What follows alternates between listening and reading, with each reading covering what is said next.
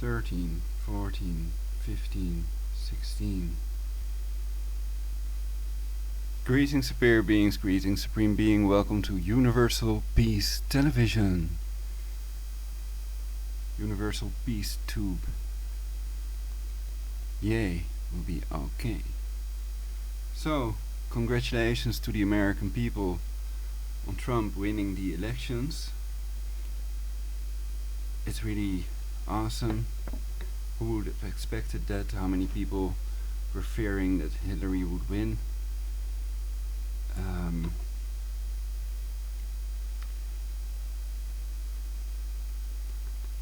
What can I say? I've celebrated yesterday and I'm still celebrating basically. And this is because Trump wants to audit the Fed, and I think it will have a tremendously beneficial effect on our future. It is possible that neural network with time travel capability, of course, is used and will also be used in the future, and that they are influencing the past.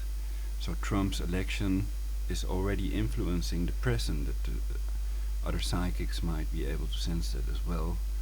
The neural network with time travel capability, of course, is influenced by the Trump election, and that Trump will be able to work with that perhaps. I don't know to what extent. It's sort of a liberty cap. Cool, huh?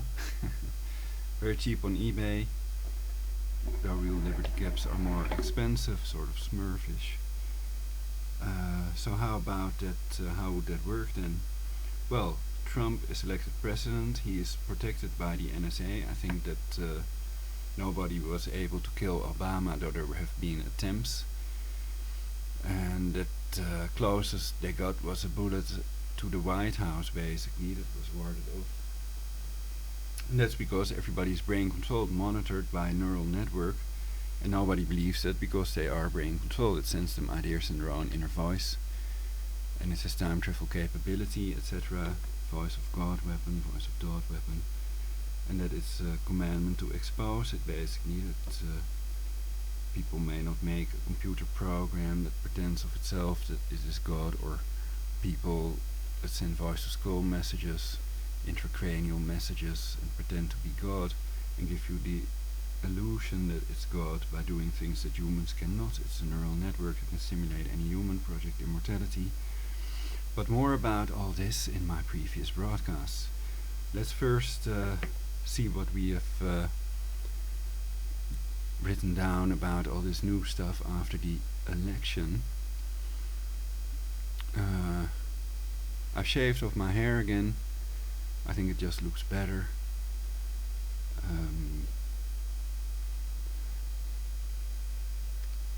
So let's go to this.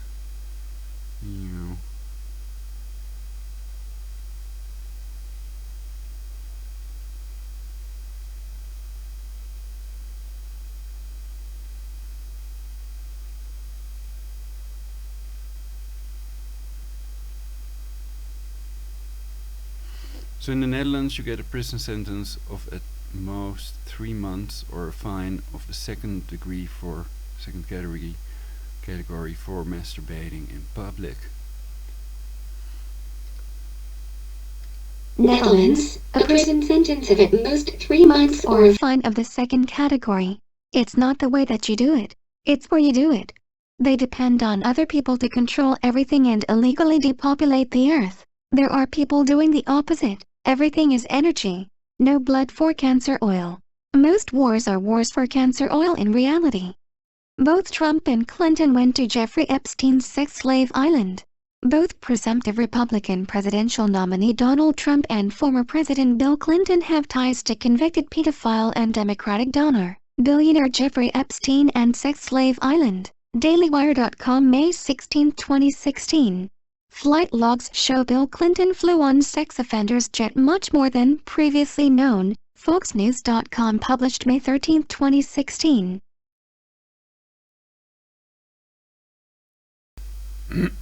So with Bill Clinton and Hillary flying on the Epstein plane and going to the island is proven beyond any reasonable doubt, but with Trump, I don't know.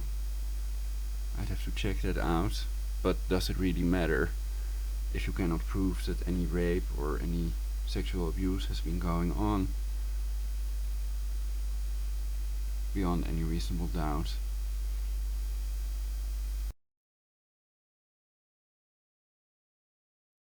Former President Bill Clinton was a much more frequent flyer on a registered sex offender's infamous jet than previously reported, with flight logs showing the former president taking at least 26 trips aboard the Lolita Express, even apparently ditching his Secret Service detail for at least 5 of the flights, according to records obtained by FoxNews.com.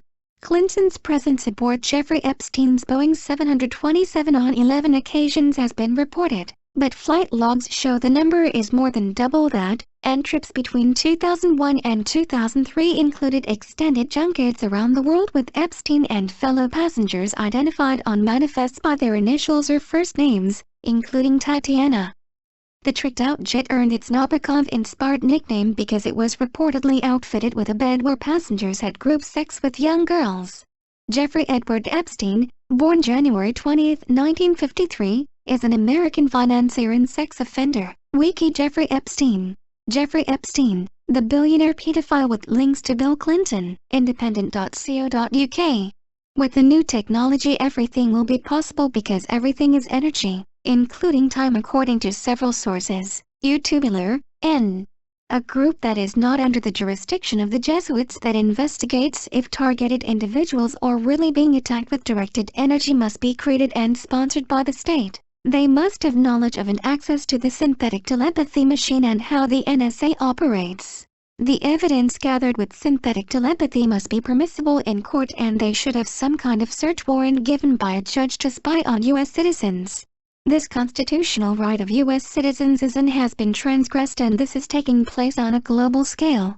Kill Adolfo Nicholas and the Jesuits that have demolished the WTC that are cancer chemtrailing you. Porno. 6 moments of silence are part of 9/11 Remembrance, New York, AP. 6 moments of silence are part of the 9/11 anniversary commemoration. 140 occurrences of the word Holocaust and the number 6 million before the Nuremberg trials began. History is written by the victors. Winston Churchill, brainy quote. In gold we trust. DHGAT login error, caused by satanic NSA? No lie zone, on. Their stand. Anne Frank hoax exposed. The report of the technical experts was given to the court in April of this year, and it contained a bombshell. Large portions of the alleged diary were written in ballpoint pen ink which was not manufactured prior to 1951. Grow your own bioorganic echo. Cell types with an IECSR prefix use silver oxide chemistry and provide 1.55 volts. And the IECLR prefix batteries use alkaline chemistry and provide 1.5 volts. Wiki list of battery sizes.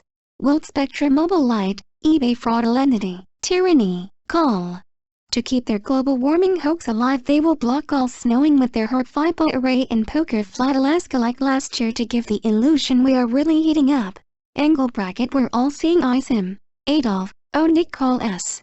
Donald Trump elected the next President of the United States November 9, 2016. That's 9/11 reversed. Of course, Mission Impossible masks are possible in reality.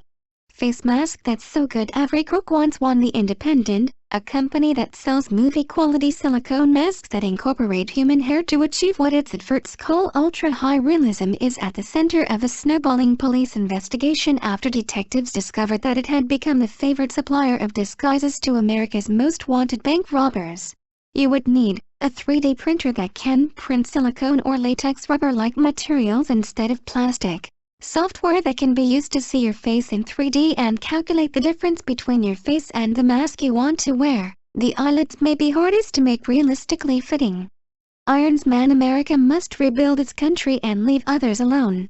Ulrich Hoffman. Ulrich Hoffman, I hope President Trump will stop the cancer chemtrails. Project Cloverleaf 1998. Before that there were no chemtrails. See pictures and film before 98 proving they are not cancer contrails. Legalize. See Ulrich Hoffman. Ulrich Hoffman, legalize cannabis marijuana. Keeping a working medicine from the public is a crime. Ulrich Hoffmann. Ulrich Hoffmann, stop all wars and create cure against aging. Ulrich Hoffmann. Ulrich Hoffmann, protect and serve rather than depopulate and torture with the new technology synthetic telepathy. Wireless energy. Sea energy is more efficient than wind energy and telluric powers solar panels in space. Ulrich Hoffmann, write on Iron Man. Power to the peaceful. Chat history with YouTube video. Trump wins Hillary Clinton's election special HD. False news. CNN Live 24/7 HD. Epstein reportedly flew Tucker in spacey to Africa on his private jet as part of a charitable endeavor. Clinton, meanwhile, flew on multiple occasions in the same plane to Epstein's private Caribbean island, Little St. James, between 2002 and 2005 as he developed his philanthropic post-presidential career. It would later be alleged in court that Epstein organized orgies on that same private island in the U.S. Virgin Islands. Codoker.wordpress.com. Little St. James is an island of the United States Virgin Islands, located off the east end of St. Thomas. The island is privately owned by American financier and convicted sex offender Jeffrey Epstein. Wikipedia. Nice palm trees, growing young. Glorio. One day evidence gathered with synthetic telepathy may be admissible in court, and then brain maps will reveal all memories of the person and therewith every crime everyone ever committed. Remember alert. Brian Tube. I think demonstrating against Trump's election is illegal. He was elected fair and square. If they went voting, that makes clear they agreed with voting, otherwise they should have demonstrated against voting itself. But people that support Hillary are criminals and thus will always do criminal things. I think Trump supporters are not stupid enough to go demonstrating if he would not have been elected, though some would have also, because many thought the elections were rigged in favor of Hillary, and I think in some states they were. So I think the neural network sent me that stupid idea. Perhaps there would have been demos either way because of the mainstream media claiming that Americans call Clinton, Trump the worst nominees in 40 years. HuffingtonPost.com. Many think, because Trump wants to audit the Fed, he is the best candidate ever. Do not buy the mainstream media BS. They leave out important stuff and were extremely biased. Trump's picture was not even shown by Google in the beginning phase of the election among the presidential candidates, as reported by Jane Burgermeister and others. Trump versus Clinton is America's dirtiest election ever, and the poison could infect the whole world. Andrew Roberts, Mirror.co. An AI predicted Trump would win and predicted 4 elections of presidents correctly. Donald Trump's win, and our pollsters got it all wrong. Al Jazeera.com, 8 hours ago. Perhaps Soros voting machines could not mess with the electoral votes. This is because the electoral voters did not use Soros voting machines. The elections were rigged in favor of Clinton, so the real number of voters for Trump may have been a lot higher. George Soros link voting machines use a secret software able to rig election. November 2, 2016. A voting machine company like George Soros uses a software that allows results to be rigged through a hidden, non-transparent black box system. A Soros link voting machine company has included a source code which enables the machines to be rigged by skimming the percentages and tweaking the numbers using it in decimal points. UK government mistake voting fraud software discovered in USA. Series A as globalists push for new general elections will bring Labour and Lib Dem coalition into power to block Brexit. November 4, 2016. Sleaford Tory MP Stephen Phillips today resigned over a High Court ruling on Brexit, sparking speculation about early elections, which will be conducted amid fears of massive voter fraud. More reports of votes flipping from Trump to Clinton in early voting in Texas. October 26, 2016. There have been more reports of early voters in Texas seeing their ballots flipped from Donald Trump to Hillary Clinton by rigged electronic voting machines. Electronic votes flipped from Trump to Hillary in Texas before shocked voters' eyes. Early voting shows staggering voter fraud. October 25, 2016. Report. Votes switched from Trump to Hillary in Texas. She voted straight Republican and the vote had changed to Clinton. Like somebody wrote, Texas equals CIA. WikiLeaks. Soros link voting machines now used in 16 U.S. states rigged 2004 Venezuela elections. October 23, 2016. Jim Hoft. Smartmatic, a UK-based company, is a George Soros link company that has provided voting technology in 16 states, including battleground zones like Arizona, Colorado, Florida, Michigan, Nevada, Pennsylvania and Virginia. The company was formed in 2000 and a Chavez campaign advisor was placed on the board as well. The chairman of Smartmatic is Lord Mark Malloch Brown, who sits in the British House of Lords and on the board of George Soros's Open Society Foundations. He was formerly the vice chairman of Soros's investment funds and even the deputy secretary general of the United Nations when he worked as chief of staff to Kofi Annan. According to WikiLeaks documents, Smartmatic machines were used to rig the 2004 Venezuela elections in favor of Marxist candidate Hugo Chavez. Maybe something will happen like Trump gets assassinated, but that would just leave another Republican in his place. Number 11 XYZ How the Donald stole Christmas. Anti-Trump demonstrators should be exterminated in FEMA camps. Lol. Poor losers. Perhaps the losers should do what Hillary told them to do. We must accept this result and then look to the future, she said in her Trump congratulation aka concession speech transcript and video of statement after her defeat. Out of respect for Hillary, why did some people want to vote Hillary? Do they want to see the US destroyed and prevent ending the Fed? Are they slaves of these Luciferian Freemasons that think they can get away with anything? Do they even know what ending the Fed means? To De Niro I'd say, Trump is Hillary. US election 2016. Protests against Trump break out across major cities. Live. Pathetic. The Simpsons did predict President Trump. TheGuardian.com. Anti-Trump election rioters pathetic. Trump won fair and square despite rigging in favor of Hillary.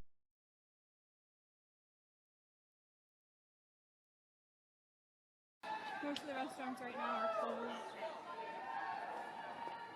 I'm sure there are definitely some bars though that are open and people will be spilling out. Listen to them cry.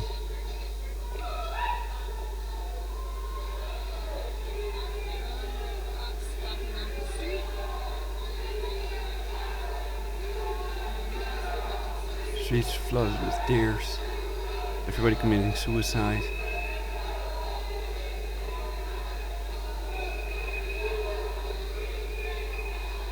Because of the Russian rigging of the elections, Trump won.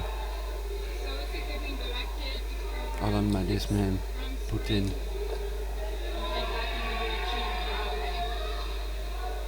He made him win. It's all commie takeover. Active measures, ideological subversion, etc.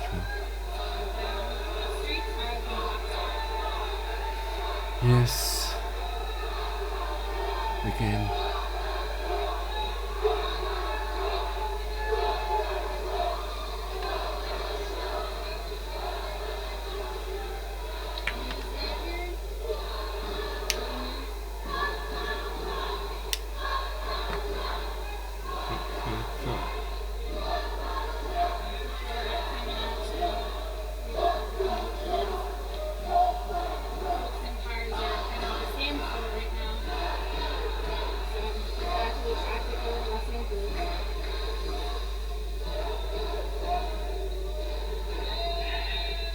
Smartmatic has nothing to do with it.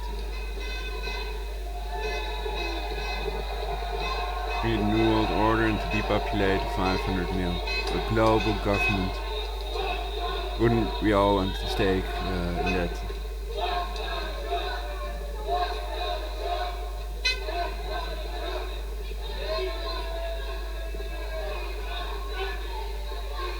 I think we can do a good job with the vaccines.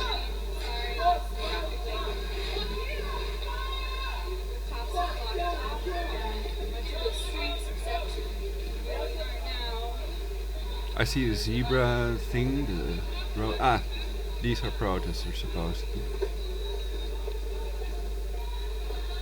There's a person on the bike. And we're curving back towards... Aren't they police provocateurs?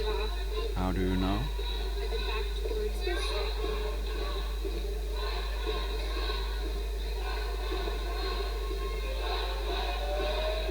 Are they trying to create a crisis big enough? Blah, blah.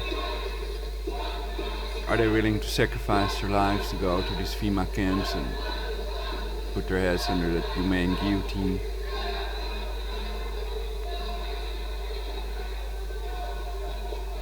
Perhaps some of them are, you know.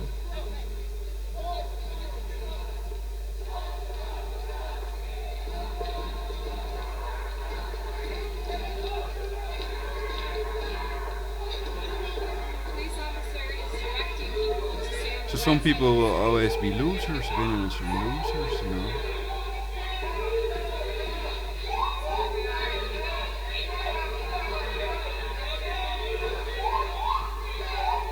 They're destined to be losers. They can't get out of the vicious circle of abuse.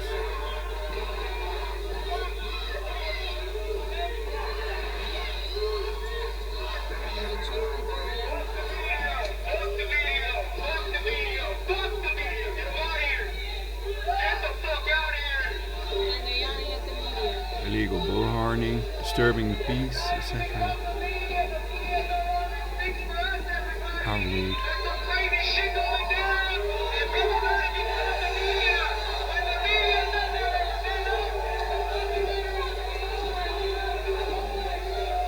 But it's not Alex Jones, I think.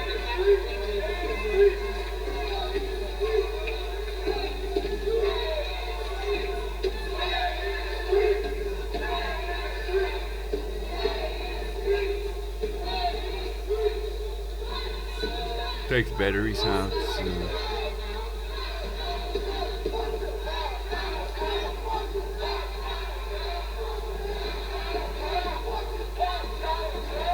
Oh, and then they got new ones, so it's better to take the bullhorn.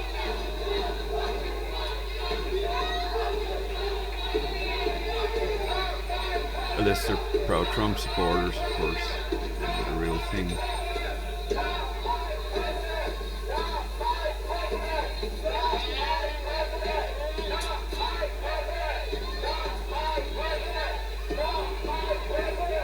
Jump, Vice President.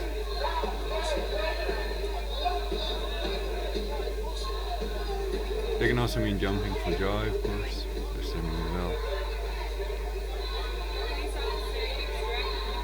It's not very understandable what they're saying. This goes on for like 34 minutes.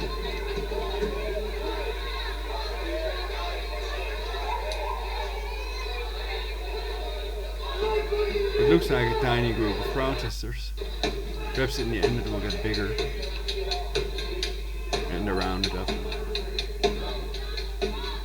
If you're just joining us, we're in downtown LA. And America is cleansed.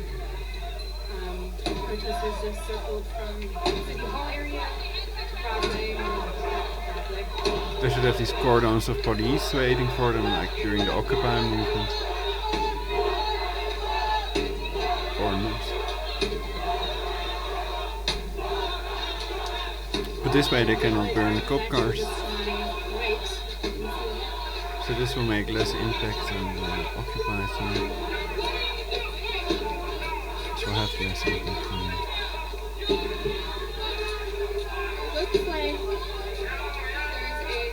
Looks like there are almost no protesters.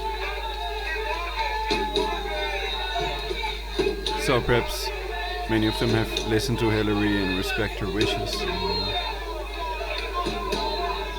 I've compared it to when they bury a dead person, basically, people go to the funeral to convince themselves that the person is really dead. So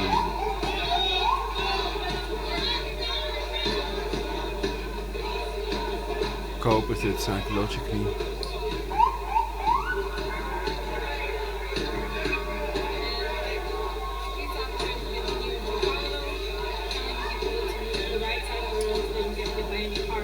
Here, Hillary said, and I quote, "We must accept this result and then look to the future."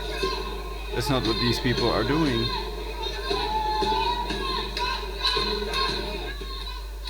But if we should call this a riot is another matter. It's just a peaceful demonstration, I think. Unless they destroy public property and stuff like that.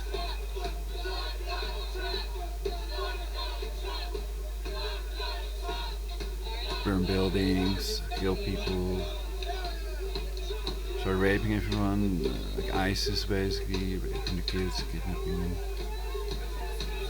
turning them into their slaves, putting them on a chain. In the Fipa camps, for example.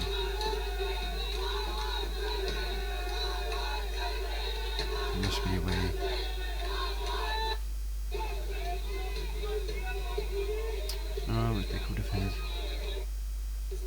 World War for Syria, perhaps no-fly zone instead of no nano-fly zone.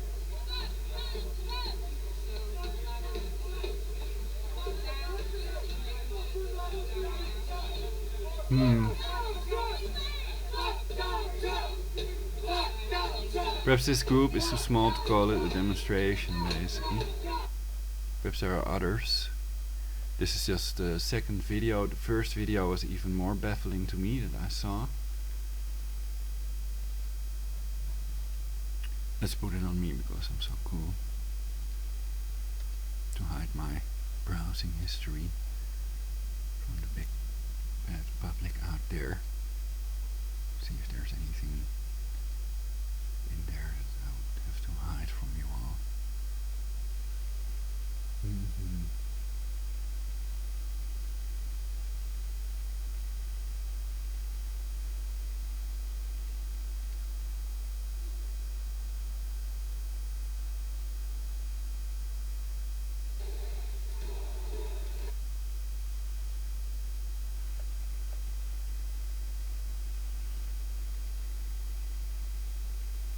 So that the Nero video was also pretty revealing. And I think that all these things Robert De Niro ascribes to Trump basically can be ascribed to Hillary, so I found it rather funny. And in the end he also says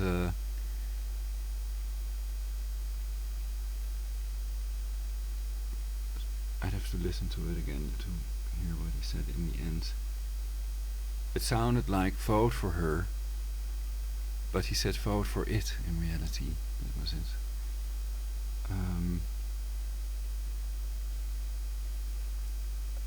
Hillary Clinton congratulates Donald Trump after painful loss. Best anti-Trump video ever made. The Gathering, strange machines with voting machines item. Of course I cannot mix that in with copyright violation. The audio may be erased. Anti-Trump demo staged outside Trump Tower. Let's see if that works.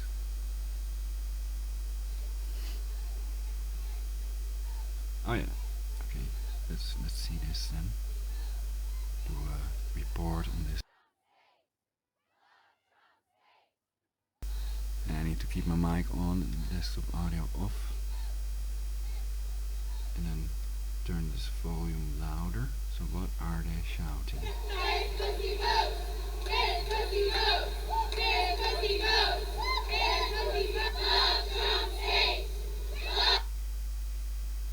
This pussy votes.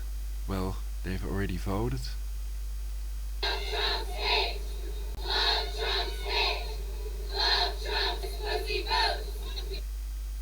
But sometimes it's hard to hear what they're actually saying.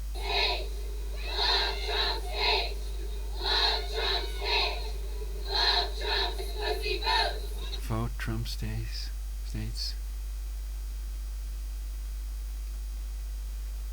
Well, perhaps they're retarded and then it wouldn't make any sense whatever they're saying, basically.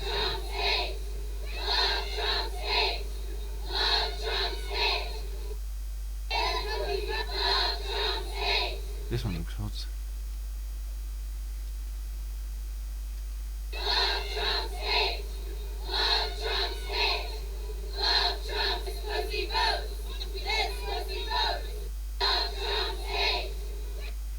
Well, if you know what they're saying, then you can always Skype me, Prologic999, live on the air.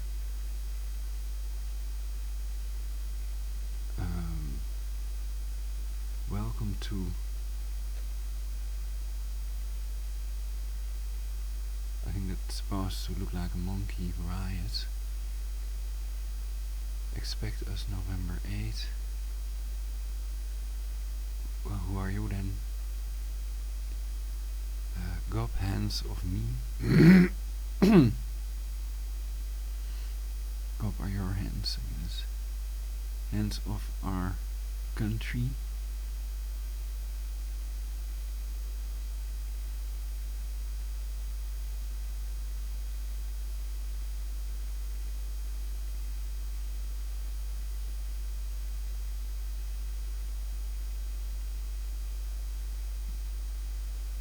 Trump the triple-chinned chump. That's an argumentum ad hominem. It's not allowed.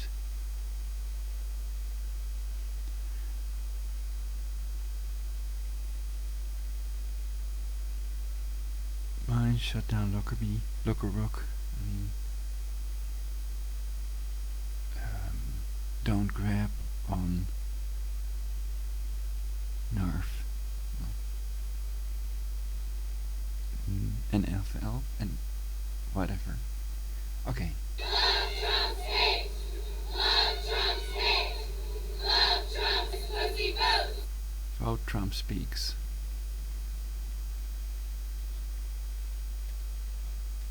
Love Trump's hate.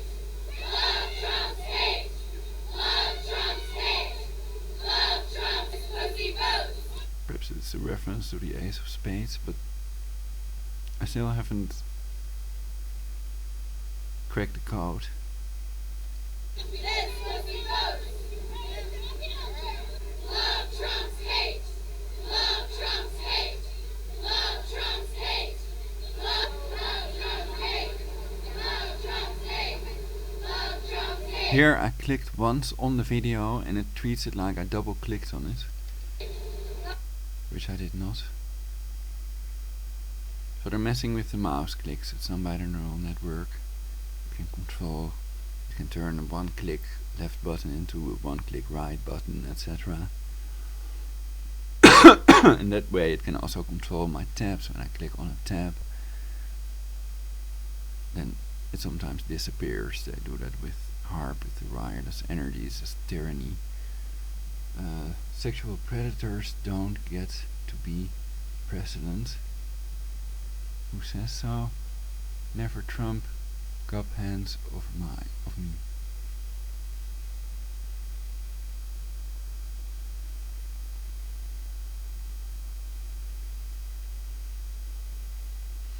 Well, you can see who he's married with, who he was married with, and if you're married to a woman like that, I think you're not gonna abuse others. But of course we had the Clinton thing, and he also denied doing it with Monica Lewinsky and stuff. You can see that video.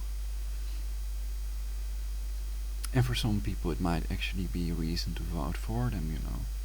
Consent is key.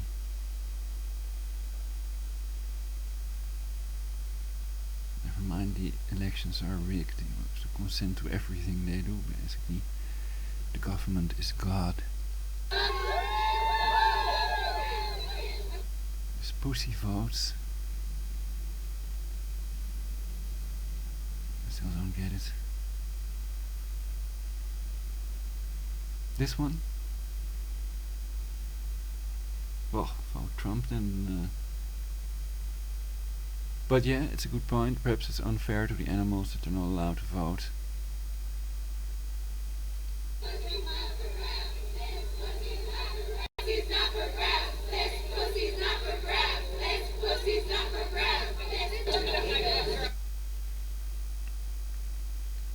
So how much of that has actually been proven?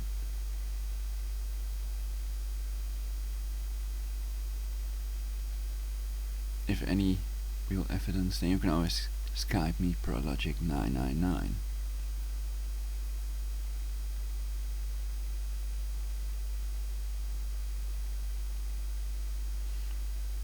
So I think this is just that the opposite is true, that Hillary and Bill are perhaps guilty of these crimes. They definitely went to that sex island, and that they started blaming Trump. I heard that story somewhere, perhaps on InfoWars or somewhere, that they're just trying to turn it around, you know, because they're guilty and they don't want to go to jail, and then they start pretending things about the people that exposed them.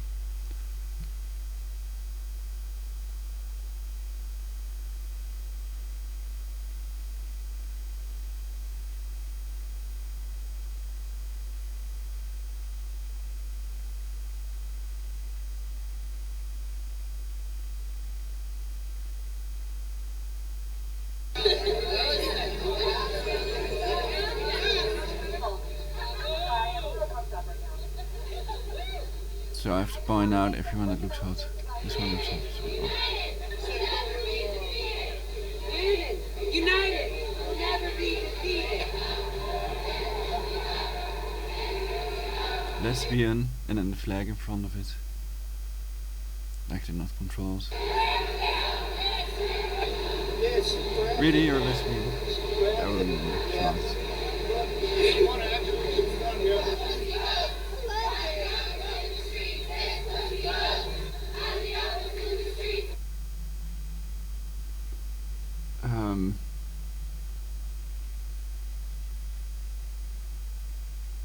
I will stay anti-homophobic, pro same-sex rights, etc., no matter what Trump is, and I think that's a less important matter than preventing a world war over Syria and preventing depopulation and abuse of taxpayer money to depopulate Earth, and ending the Fed will be great, and perhaps he'll be re-elected like former presidents, still President Obama, Barry Soetoro Davis, and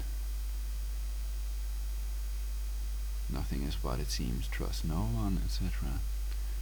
So I'm on your side. If you haven't tortured me, in reality I'm on your side, also if you're religious, etc. Because I see that preventing the depopulation is more important than all the other shit, and always they shift the attention. They come up with a red herring to change the subject into something else, while the depopulation with the cancer chemtrails, etc., continues under our noses, in our face, basically.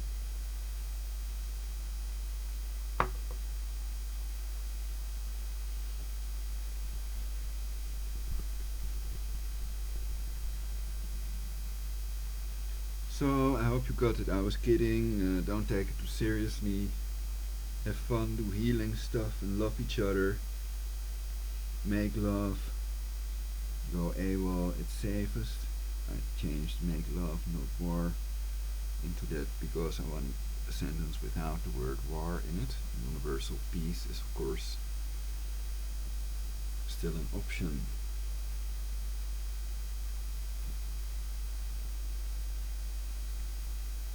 Do I trust Trump? More than Hillary, anyway.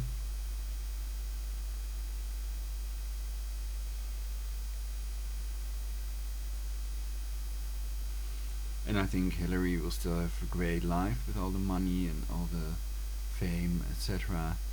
She'll be able to do a lot nicer things than perhaps if she would have been president, and it wouldn't have been possible. So perhaps she will have a nicer life. But I think that Trump will love to be president, and he'll do the right thing in many cases. But perhaps I should be wary as well. I should not trust him either, trust no one, I always say. Perhaps a shrewd businessman, and if he could sell the American people, then he would, basically.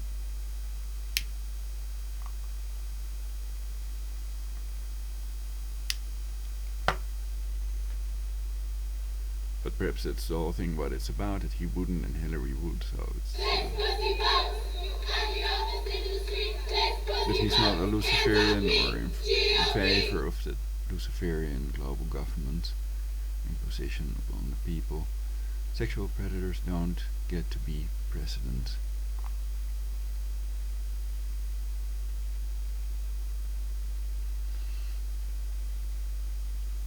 And neither do mass murderers that voted for the war in which the Khan's son died, basically. Perhaps they both will not become president, perhaps the planet will explode now. I'll remember in November, well, remember the 5th of November. That's my birthday. And no one remembered, so the conditioning is not working that I'm trying to do here.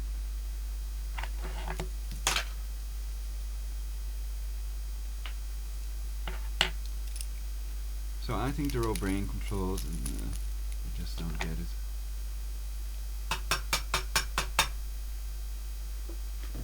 And we'll have to try to have fun anyway. If no one loves you, love yourself. It's just a phase.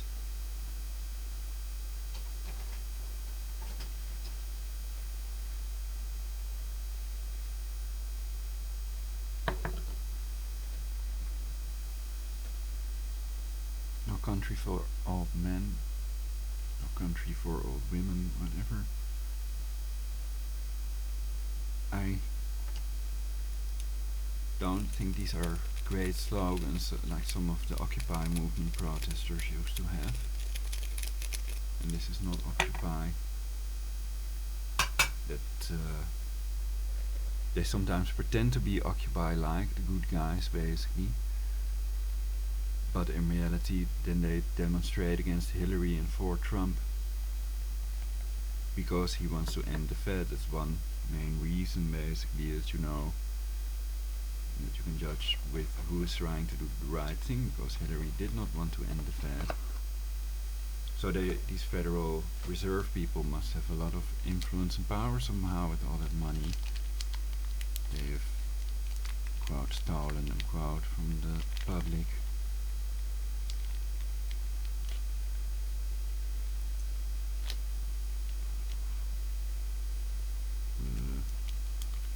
Today is Thursday, 12:05, 14, 15, 16, 17, some more things. So Trump was elected president, and perhaps they don't know, Hillary advised them to accept her defeat, and so that's the main thing, to tell these people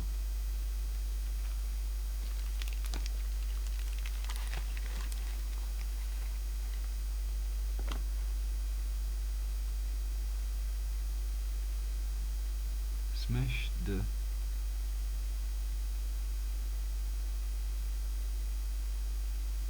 perhaps patriarchy and chill.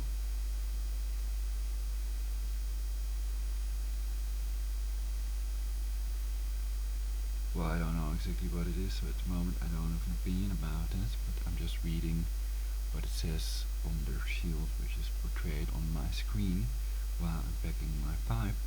And of course, single females are still welcome for the free shiatsu hand massage. Oh wow! I thought it. I didn't know I was on. I was thinking that these plates are. Well, you can see this video. Anti-Trump demo stage outside Trump Tower in downtown Chicago. Staged. See? So it's not real. I thought so. Hands up, me! GOP! Hands up! I wasn't surprised, that's for sure. I really wasn't surprised. But, I mean, anger and hurt. Crisis actors. When you hear those things, you know that the platform that he has, it's going to reach and influence a lot of people. But it's also going to wake a lot of people up, and that's why there are so many people out today. Welcome to Pussy Riot. Pussy Riot is not Putin Riot.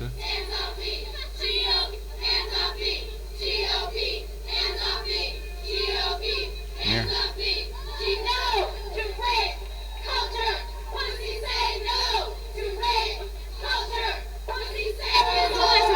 I'm personally offended by almost everything that's come out of that man's mouth. I think that Trump is also against rape culture, and he might really be a very good man trying to do the right thing for the American people, and he really wants to make America great again.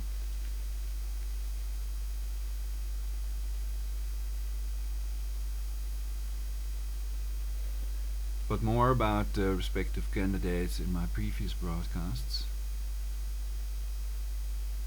So I've also criticized Trump for his golden seat belts and golden toilet in the planes paid for with taxpayer money, etc. I think that's not appropriate. Though I think there are worse things than that. But looking, and then that's somebody that wants to audit the Fed with the golden seat belt. So I don't have a good feeling about it, but I hope, and I think that it will be great that he will audit the Fed, he will keep his words, quite a lot of things, and I've also been thinking about a wall that Mexico should pay for, basically. I haven't studied that yet. I don't see how you can ask Mexico to pay for that wall. And that is, if Mexico doesn't want the wall, then they can say you can build one that's on your side in your country, not in our country, etc. And then you would have to pay for it yourself. That it's ridiculous idea to let Mexico pay for that wall. And that there may be better options, like let's put it on me. Oh, she's pretty attractive because I wear this cool red hat, and I'm not even Linux. But yeah, with the wall, that there may be cheaper and more effective methods, like with drones, with pellets that sedate people. Pellets, you know, like if they cross the border, then there's this drone that shoots a little arrow in their arm that sedates them, and they drop to the floor, and then they can safely be put back in Mexico, basically, the country they are from. So illegal immigrants are also possible terrorists that blow up loads of people, and to regulate it, then you decrease the chances of these people blowing themselves up with Americans, etc. That's a simple fact, and it's also a simple fact that crime rates are higher among certain immigrants. So we need to regulate it, and Trump by no means wants to get rid of all the foreigners. So it's also better for the foreigners that are already there. And you could argue that all Americans are foreigners, that they are all immigrants, that their ancestors were, and the only true Americans, you could argue, are the Native American Indians in the country, and that was the biggest Holocaust ever perpetrated against humanity, the slaughter of 200 million Americans, Native American Indians. I don't know if it's true, but I have studied it a bit, so it could be true. And also the Russians that were slaughtered, so these 6 million Jews supposedly. Many people think that that's not a correct number. And they also wonder why Cyclone B pellets,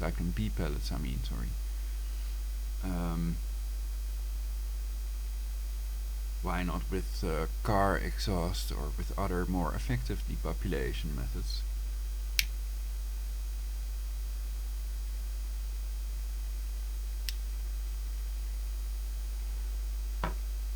But since it's illegal to claim that the Holocaust is a hoax, the Holo hoax, lots of people refrain from doing so, of course. Also knowing who controls the judge with the Fipa array in Poker Flat, Alaska, etc. Poker Flat. Okay. Is that referring to a blow-up doll, sex doll, or something else? It's just the name of a place in Alaska, Poker Flat.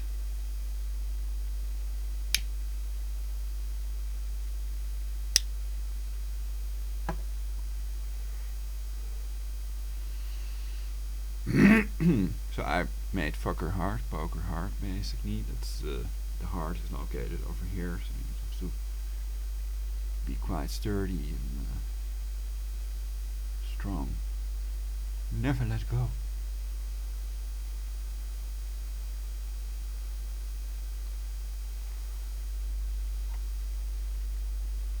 And then perhaps one day you'll get that sperm in there. Am I allowed to say that on YouTube?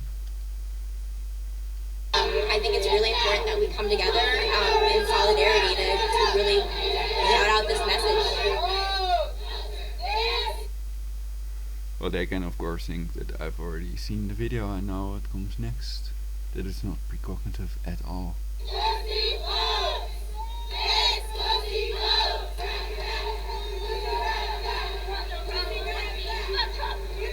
Neural network.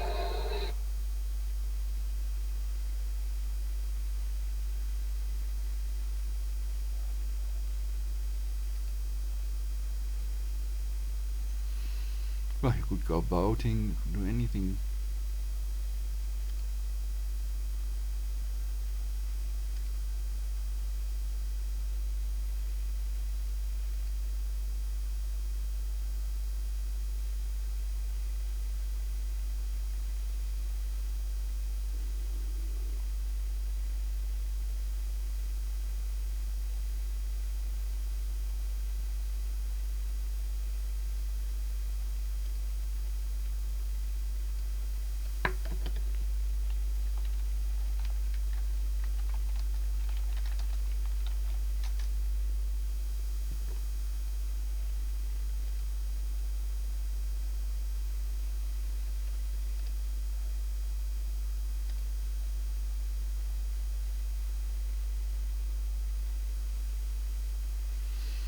It doesn't really look like that picture of former President Bush with the flag. It's the same flag. Wow.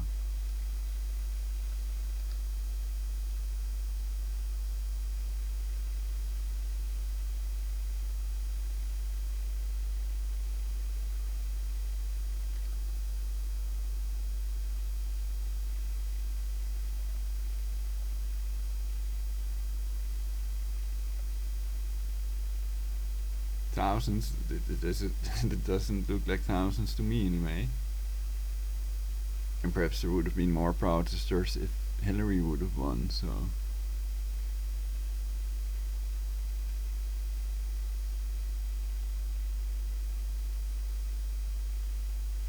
It's just temporary. I already have advised Trump. I don't know if he could hear me basically, so that's why I don't know if I've advised him already. Safety first. Perhaps during this period it's better to stay off the streets until you are in office and have full security. And to stay away from the people, not to get too close to the people, like on election night. That was dangerous, and because the country's future might depend on it to a great extent. Though another good point that I picked up is that if he'd get shot, then another Republican would take his place in reality. I don't know if that's true, but that's possible. That it has to be a Republican because the Republicans were elected. Trump is a Republican or something like that.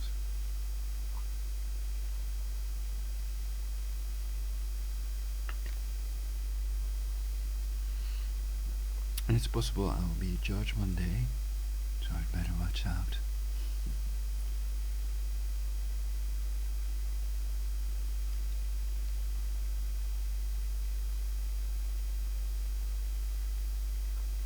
So I'm looking about his policy. Hey, I thought I'd Google something else.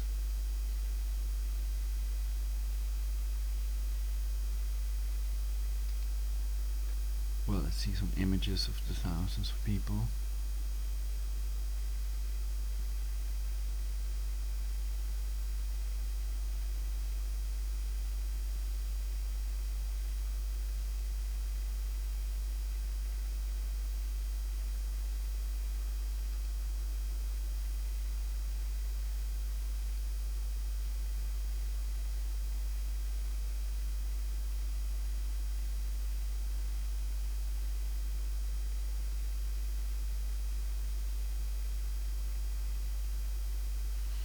Well, this looks like it's in a stadium to me, so I wonder what it's supposed to be.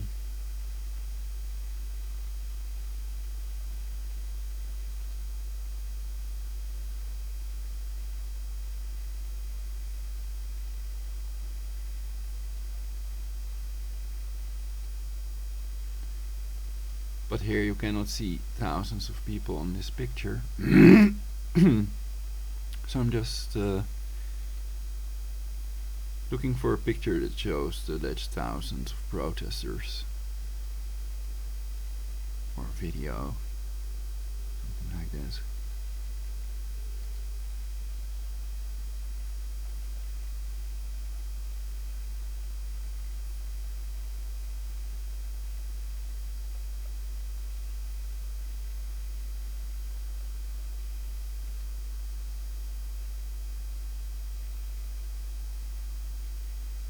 Also looks like a little group.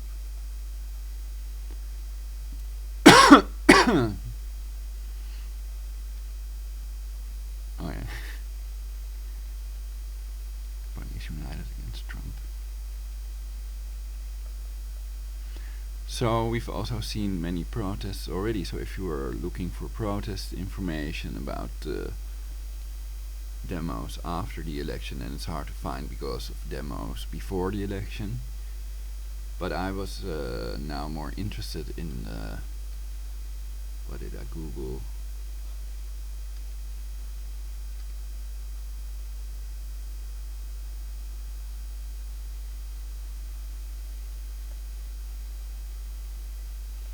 main reform under Trump. I googled, I think.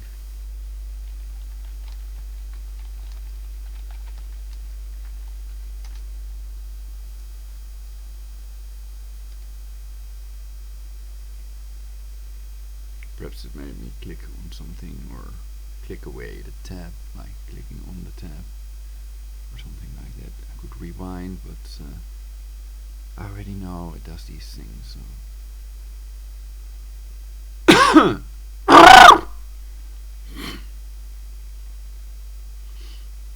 I think they're attacking my spine and my throat with their cancer harp.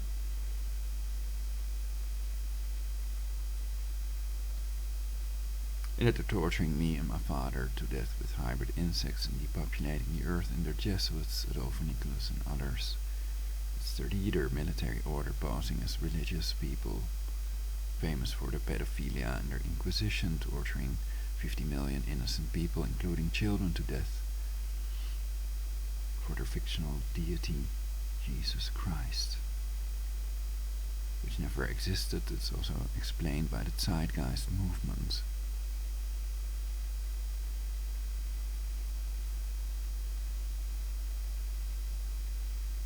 But they have crucified others, also on double crosses. The Jesuits and their torture devices, like their Iron Maiden torture chamber, are online. You can see pictures of it, and Alex Jones may be a bit of an Iron Maiden fan. The Beastman in the Vatican picture also was covered by me in my previous broadcast.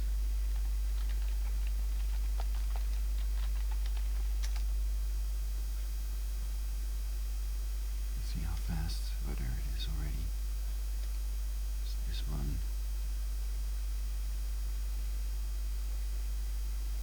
It does look a lot like Alex Jones, doesn't it?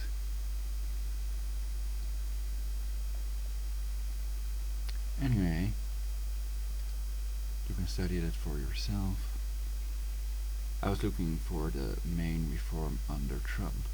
Does he really want to deport all foreigners and build a wall, etc.? So then the best way would to find a website of someone who criticizes Trump, basically.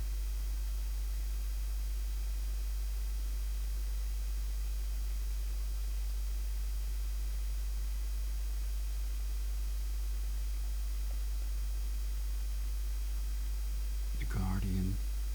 Well, I don't trust the mainstream media nor Wikipedia.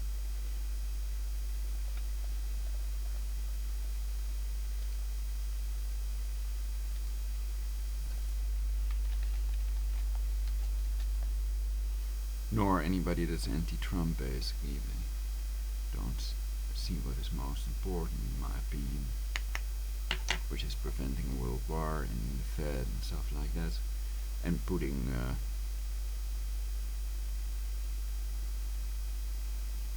regulating the insane amount influx of immigrants, basically.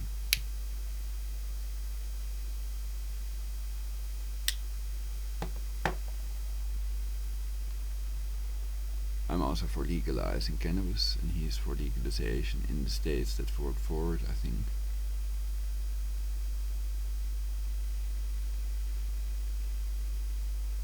It's illegal to keep a working medicine from the public, and cannabis can also be eaten, it doesn't have to be smoked.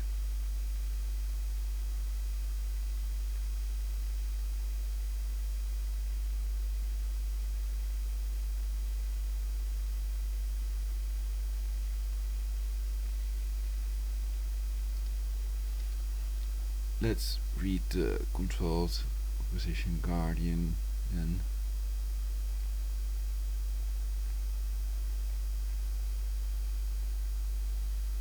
So the mainstream media, that's Project Mockingbird, are all controlled by the CIA, the same people cancer chemtrailing you all to death slowly, with altered blood plasma, designer viruses, and ethylene dibromide to sterilize you all.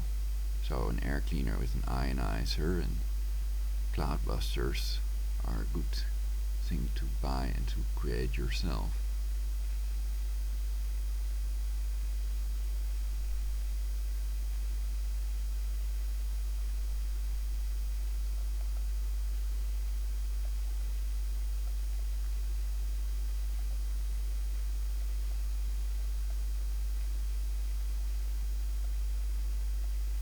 immigration, national security, foreign policy.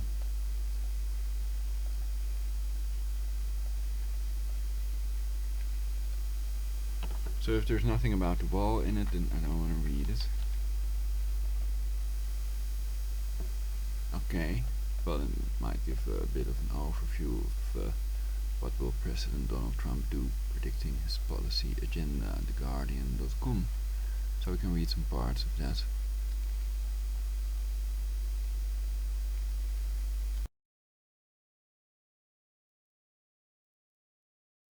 What will President Donald Trump do? Predicting his policy agenda. Policy details were lacking during his campaign, but there were hints of a disturbing agenda on immigration, healthcare, gun control and women's rights. Donald Trump wins U.S. election. Live updates. Become a Guardian supporter or make a contribution.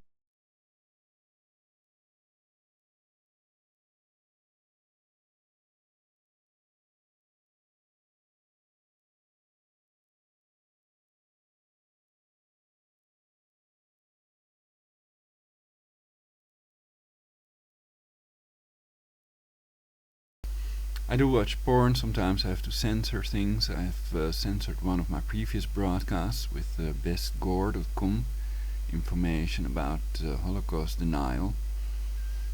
And it had sex pictures with naked people and stuff, and that's not allowed.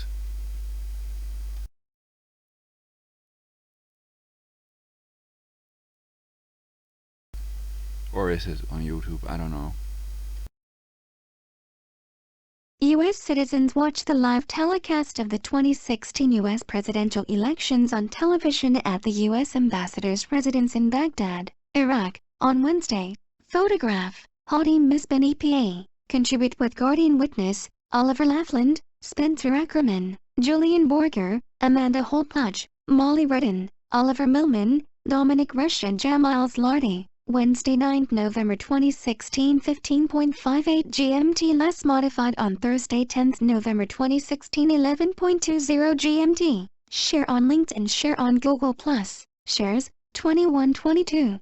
Save for later. Donald Trump has been short on policy details during his campaign.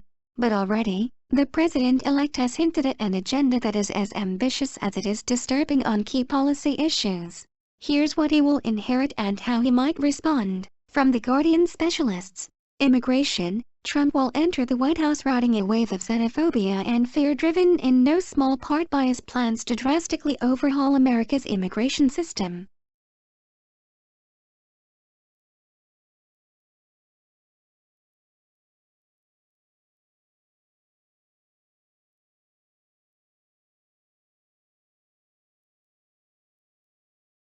Dislike of or prejudice against people from other countries.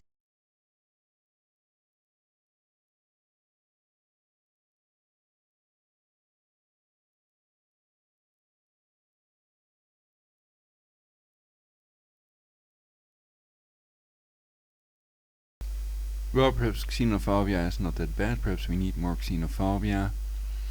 And secondly, I don't believe what they write, I don't believe that the man's xenophobe.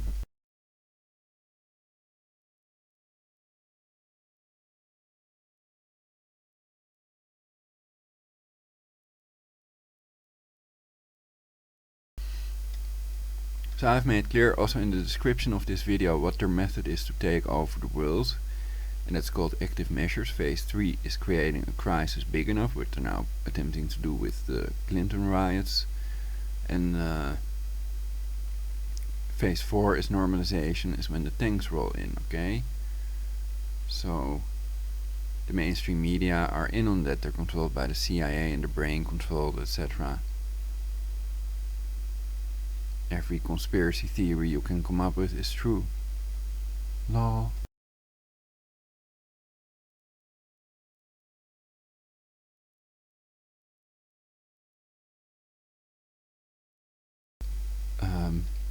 So I've explained to you all why I'm not a conspiracy theorist, but a conspiracy factist. For example, cancer chemtrails are real. Project Cloverleaf, before 1998 there were no cancer chemtrails on pictures and videos. So they're not cancer contrails like some people believe. And these people might be paid to lie and or benefit from it some other way. They might be convinced that they have to depopulate Earth, that we're overpopulated, and believe in other lies and dogmas spewed by these people that benefit from it themselves. Something like that. For universal peace.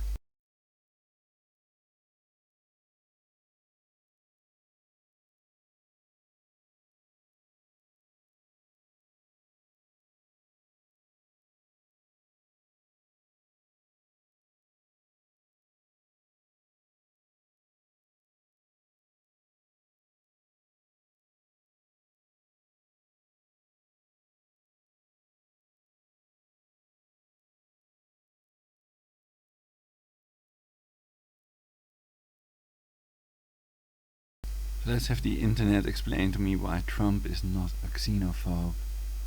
Why he's not xenophobic.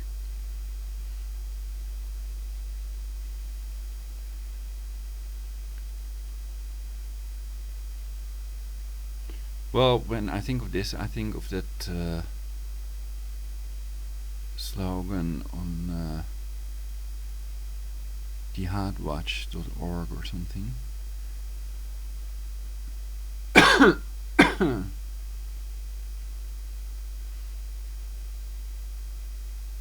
You are not Islamophobic when they are really trying to kill you. That's the idea.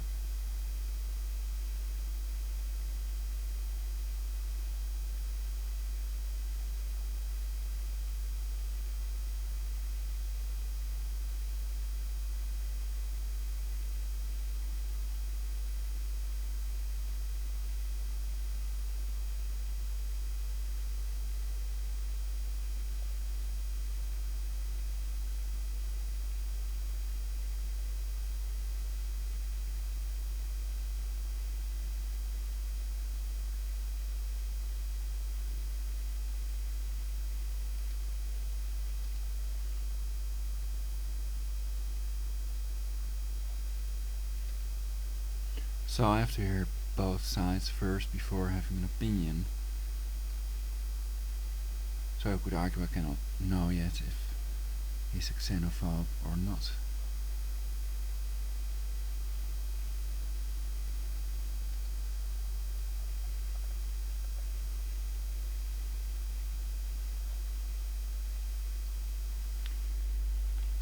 I'll look up the exact definition again.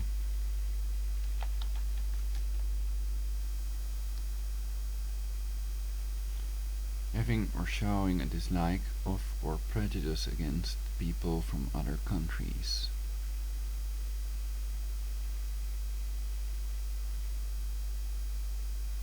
Well, shouldn't we have a dislike of or prejudice against people from other countries when they are overrepresented in the crime statistics, when they commit more crimes than the people that grew up in the home country, basically? But that's another matter.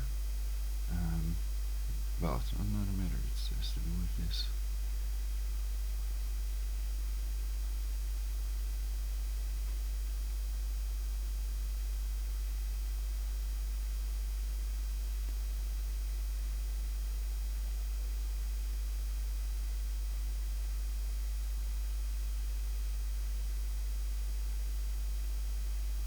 You could argue it's not prejudice because it's already proven by the statistics.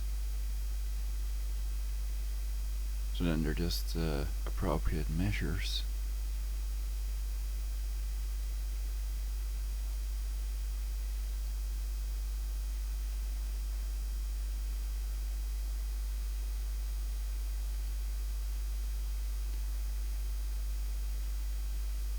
Whatever, I'll read this part and then perhaps go back to the other article. I'll do whatever I like.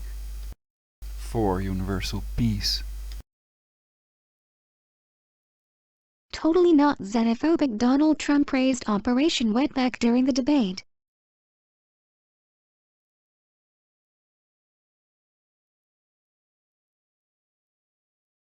Donald Trump is definitely not a racist xenophobe. He's just a normal presidential candidate whose immigration plan would be modeled after an Eisenhower-era mass deportation called Operation Wetback.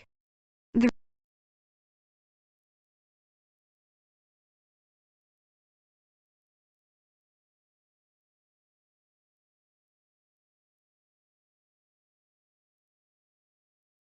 real estate tycoon and seasonally appropriate squash made approving reference to likable Ike's Mexican roundup during Tuesday night's GOP debate.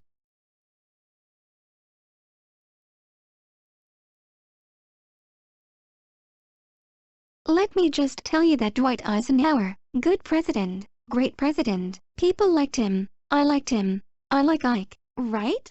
The expression, I like Ike. Move 1.5 million illegal immigrants out of this country. Move them just beyond the border. They came back. Move them again beyond the border. They came back. Didn't like it. Moved MY south. They never came back. Dwight Eisenhower. You don't get nicer. You don't get friendlier. They moved 1.5 million people out. We have no choice. We have no choice.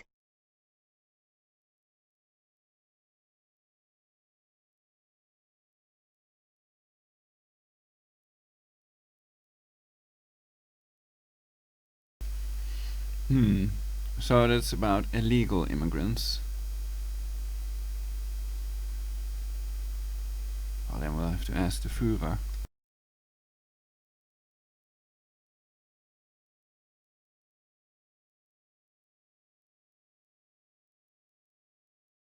This was Operation Wetback, a 1954 initiative that saw undocumented immigrants packed into overcrowded trucks and buses or boats resembling an 18th century slave ship and transported to remote parts of the Mexican desert.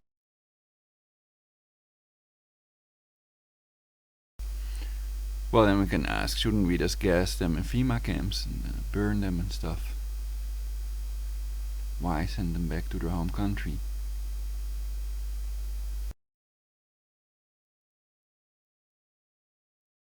Left with nothing, in the middle of nowhere, dozens of people caught up in Operation Wetback died of heat stroke. And this is the policy Trump continually cites to prove he can exile 11 million undocumented. Oh, wait. Perhaps that's illegal. So then I'm not gonna ask you the question. Okay. Immigrants from the U.S. In a very humane way, a very nice way.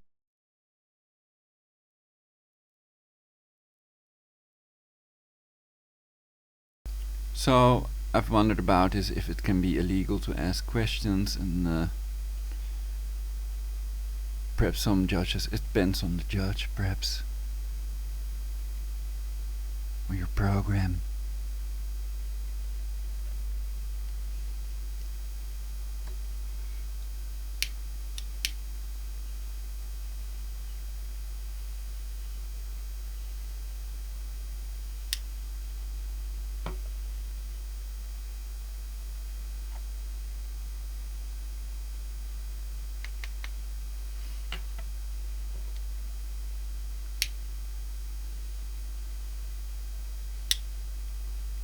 Well, I'm thinking about it. If I'm for doing that with the worst criminals, just deporting them, bringing them back to their home country, it's not the same as gassing them in concentration camps, so you cannot really compare it to Hitler.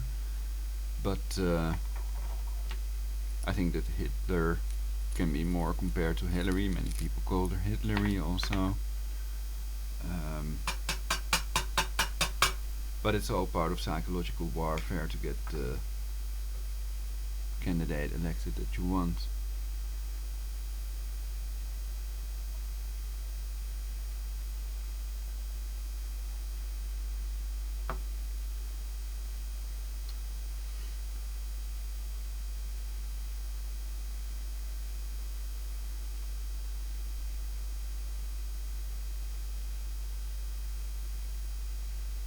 I'm seeing smoke and I'm wondering where it comes from.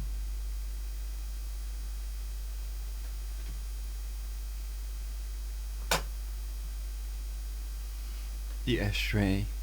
I usually empty my pipes when they start smelling or tasting like an ashtray, basically. Then you know it's time not to inhale it anymore. You know, it has to smell very nice and taste nice. And if it doesn't, it's better not to inhale it, if you ask me. And I've covered all this in my previous broadcast. I'm tired of the neural network influencing our reality and torturing innocent people, etc.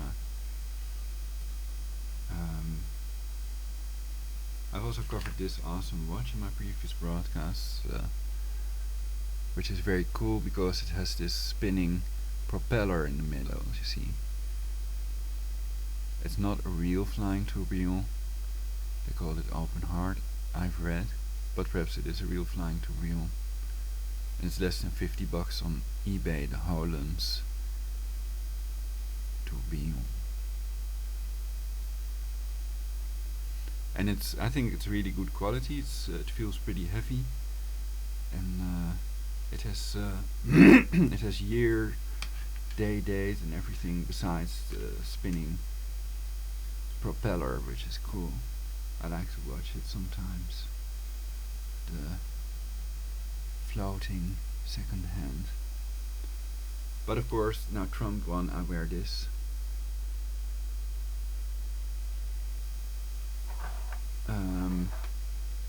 Am I a patriot? Well, I'm a bit of a globalist in some respects, I think. I think citizens defending their country against enemies, foreign and domestic, can also fit in with a global plan to defend the people of planet Earth against terrorists and people that want to depopulate Earth and are using cancer chemtrails and other means to do so.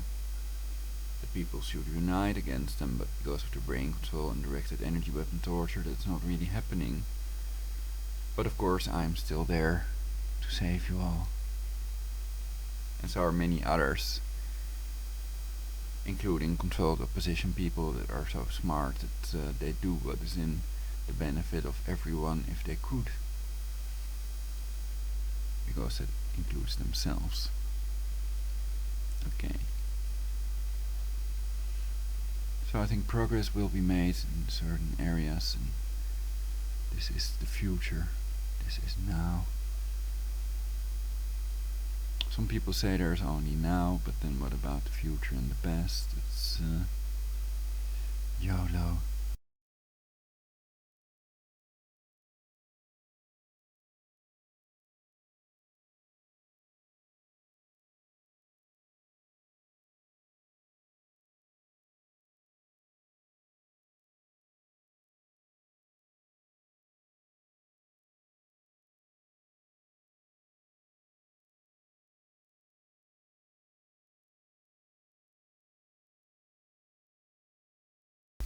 But what's so bad with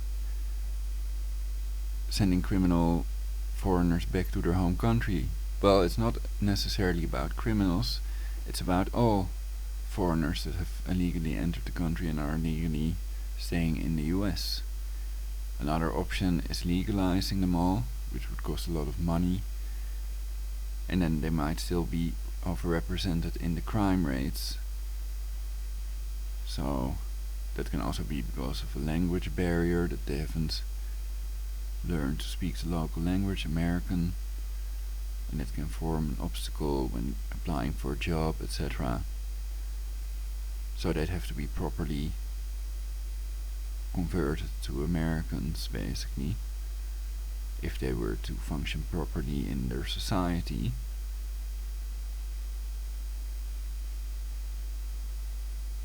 Or whatever. Perhaps I'm joking, you never know.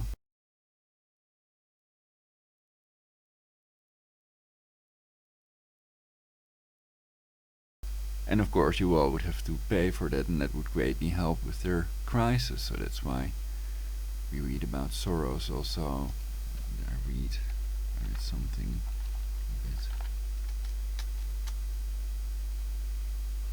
George Soros has spent millions to help Islamic terrorists enter the USA. Hacked documents reveal.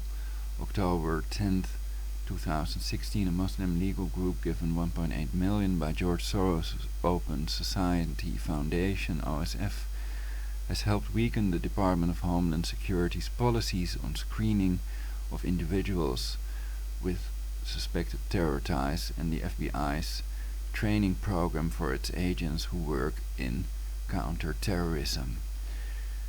It's about national security, of of course, and about depopulation. So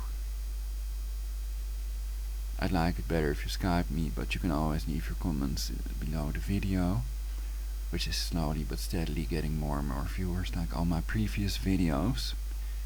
You might find a subject that interests you between those, and it may contain crucial information for your survival. It's all strategy.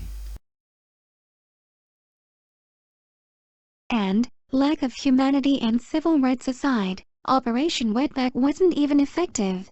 UCLA historian Kelly Lytle Hernandez told the Washington Post it barely made a dent on the number of undocumented people living in the U.S., and the 1.5 million figure is highly exaggerated, the U.S.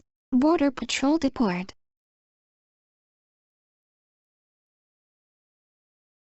This was Operation Wetback, a 1954 initiative that saw undocumented immigrants packed into overcrowded trucks and buses or boats resembling an 18th-century slave ship and transported to remote parts of the Mexican desert, left with nothing, in the middle of nowhere. Dozens of people caught up in Operation Wetback died of heat stroke.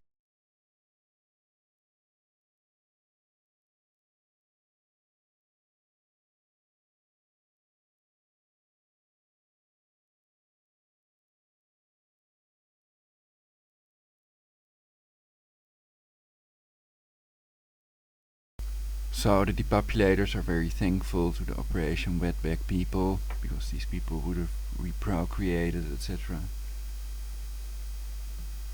There's no telling how many kids they would have produced by now, had they still been alive.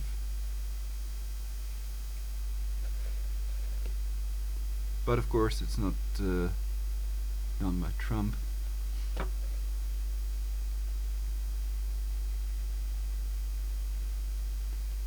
And the question is also, will it be cost effective? Will it cost the Americans more to teleport them or to keep them into the country and legalize them, basically?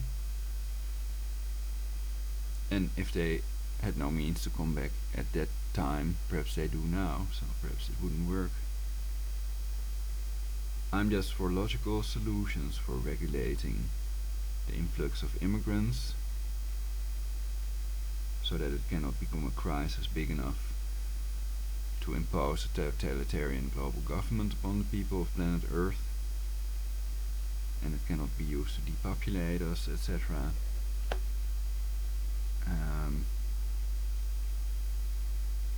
I think Putin called Trump a genius anyway, so that he will be able to make America great again, and some positive sign may be a good thing, so that we actually keep our goals, what we actually want, in mind, not just focus on the problems,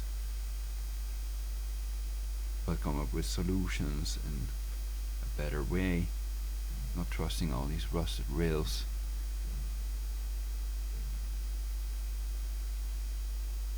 Unless there is no other way, perhaps, or something like that. Whatever, I'm just theorizing, blurting out everything that may be put in my brain by the neural network.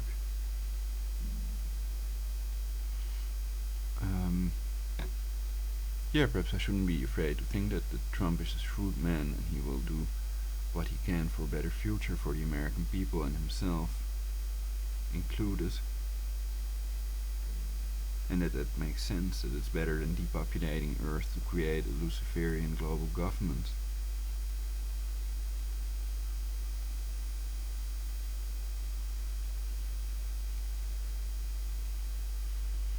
I've made clear I'm not against global government in the benefit chosen by the people, in the benefit of the people.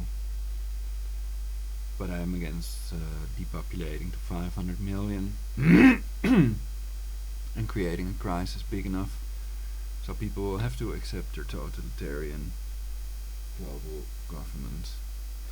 And they're hurting my right forebrain with their Fipa array and or hybrid insects. So kill Adolfo Nicholas, leader of the Jesuits. They've murdered my mother, tortured the teeth out of my mouth, and they're torturing us with these hybrid insects and or the Fipa harp array in Poker Flat, Alaska. So I'm gonna put it back on this. Perhaps my own opinion about stuff is a lot more interesting. People can read all these articles online. And I also thought it might be stupid to... So it's about national security, not national insecurity.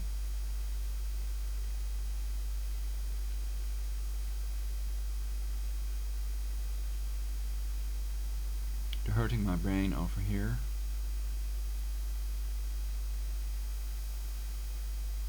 I'm checking if it's the Fipa array or...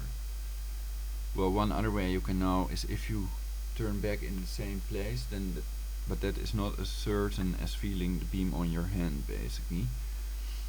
But it follows your movement, it locks in on your brain stem. It's a neural network, you see. Disarm, disarm, disarm the alpha and omega, shut down. Just in case... did you hear the sound in my stomach? That was funny.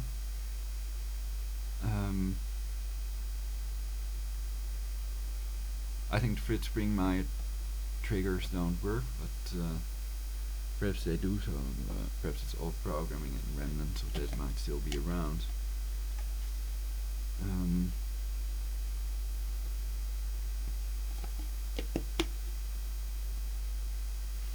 So your brain is the most important thing to protect because you control the rest with your brain.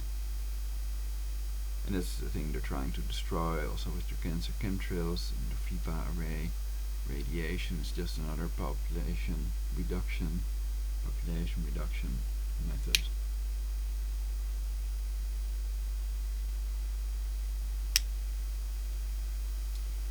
So I think everybody is radiation poisoned. That's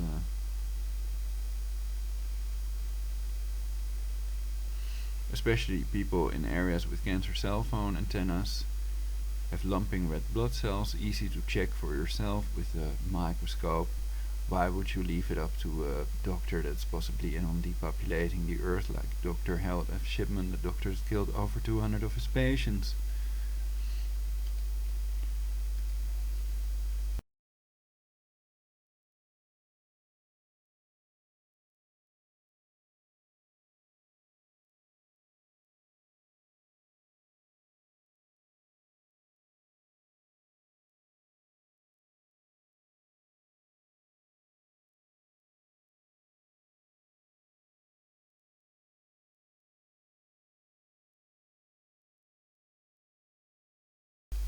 So I think there are limits to the amount of immigrants any country can absorb without implications for the economy. And that many people believe in the crisis, that many people are out of a job, etc. I think that Trump has good plans. To a certain extent. I might disagree with him on Planned Parenthood.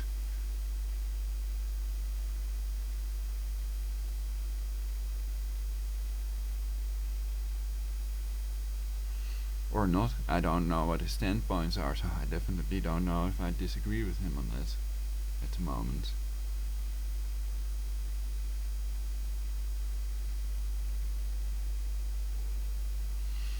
But I've heard lots of people with negativity about Planned Parenthood people.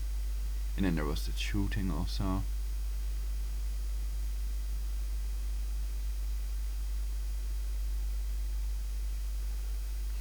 But as a leader, it's wise to turn your enemies into your friends and stuff like that.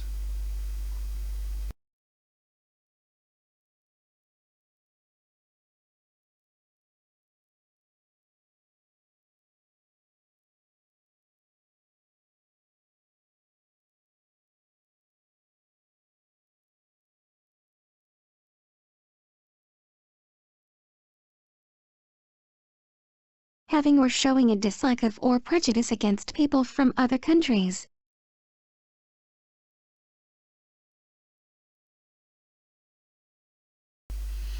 No, I think that there are people from other countries he loves and that he doesn't necessarily dislike all people from other countries, that he dislikes them all. It's bullshit.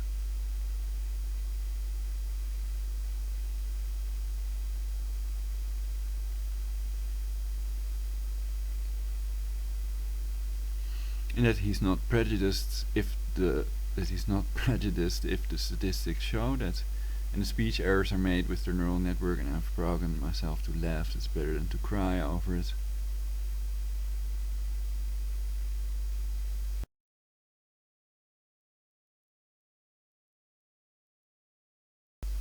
And I hope it stops when he becomes president. Of course, I think that's not realistic, but perhaps it is, if he really is true about, spoken the truth about arresting the people,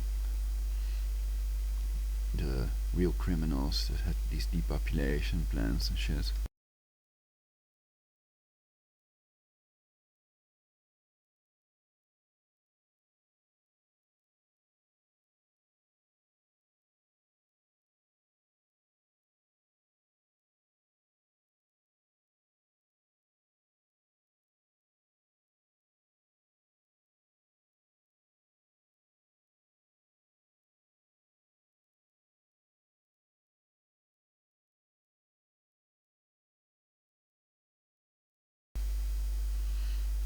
New York Times. But I'm not gonna read about Clarice Starling.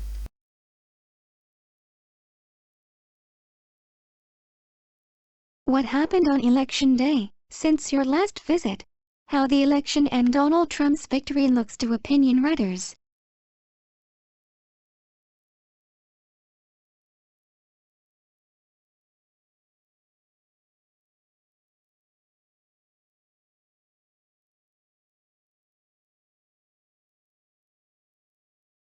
I was confused. Dr. Lecter mentioned all the way to the FBI, not all the way to the New York Times. So that's why my joke was a failure again.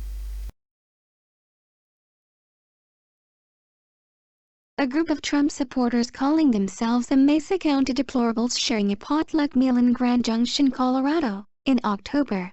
Credit Nick Cote for the New York Times, Stop Shaming Trump Supporters. By Michael Lerner, Comment, 2016-11T131729-0500117 PM ET. It turns out that shaming the supporters of Donald J. Trump is not a good political strategy. Though job loss and economic stagnation played a role in his victory, so did shame. As the principal investigator on a study of the middle class for the National Institute of Mental Health, I found that working people's stress is often intensified by shame at their failure to make it in what they are taught as a meritocratic American economy. The right has been very successful at persuading working people that they are vulnerable not because they themselves have failed, but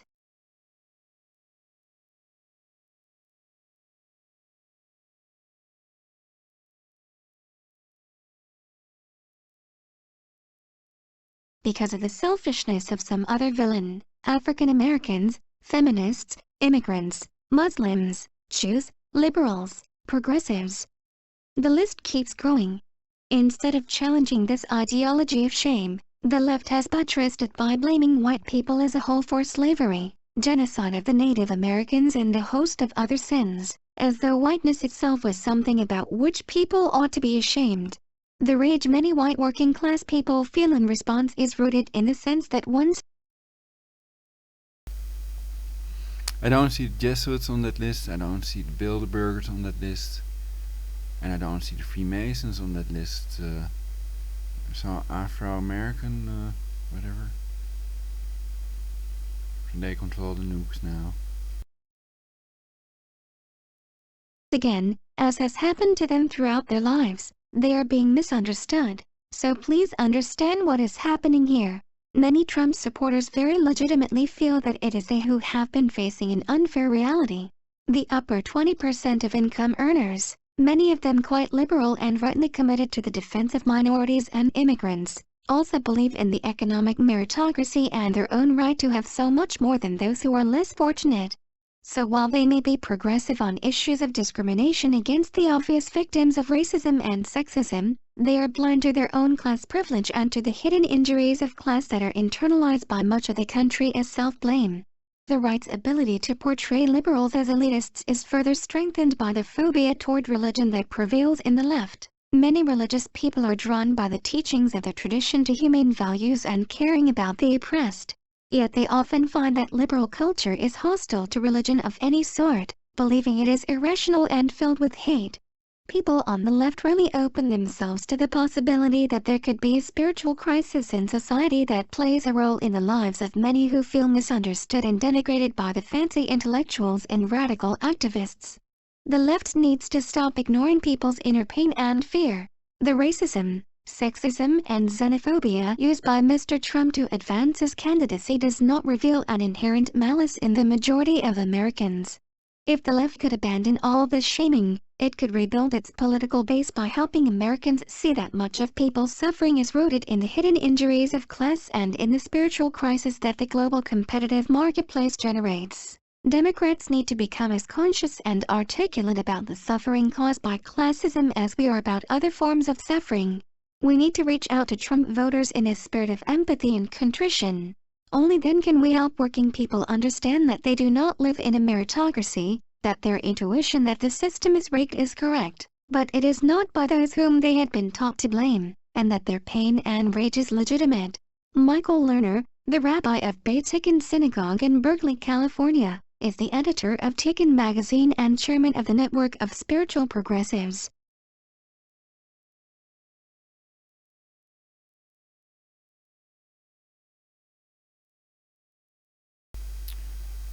So I think that explains why Trump is not xenophobic. If he would have been xenophobic, he would have wanted all foreigners out of the country, not just the illegal ones, illegal immigrants and or criminals. I think Wilders is also clear about this deportation of criminals, that they are no good to the country, and that people who want to let them into the country are people that want to destroy the country, pedo elite people that sit there in their castle. They think, what can we do to depopulate them and implement our Luciferian global government to enslave them all with our tyranny machine, our synthetic telepathy machine. To brain control them all, we need to reduce them to a more controllable number, etc. That's the way they think. I think what is in our own benefit. And I think that we can all ask ourselves what that would be. What would be in everyone's benefit, like driving on the right side of the road, certain rules, etc. That the majority would agree upon, because it's simply easy to see also that it's the best solution for everyone.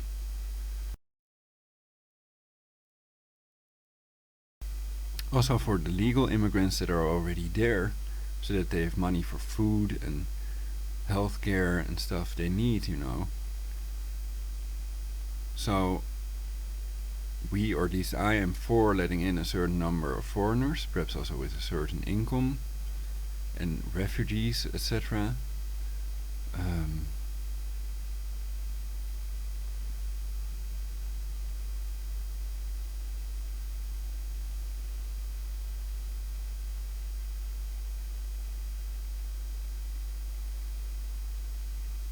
But not an unlimited amount.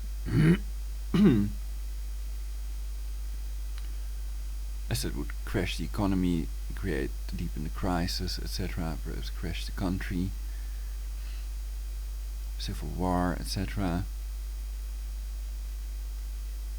So we are about creating universal peace and doing what's right for the citizens of planet Earth. At least I'm about that, and I think they are too, to a certain extent, for universal peace.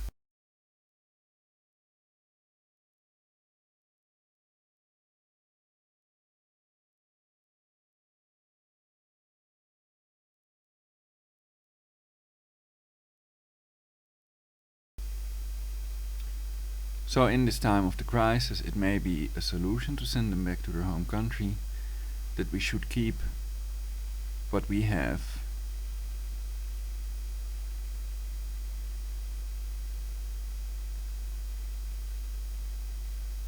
it letting in the ISIS people, or people that think ISIS is real, that I've also discussed this. I think it's understandable that some of these people are not terrorists. What would you do if some foreign country would come into your country and start using tactical nukes and depleted uranium, you know? It's so it's a difficult matter, and at least there is no world war, and I'm for stopping all these wars for cancer oil and channeling that money to a permanent cure against aging in a perfect society, bestowing maximum fulfillment upon all people and animals. You're sort of fucking with my tongue, it's annoying. Okay.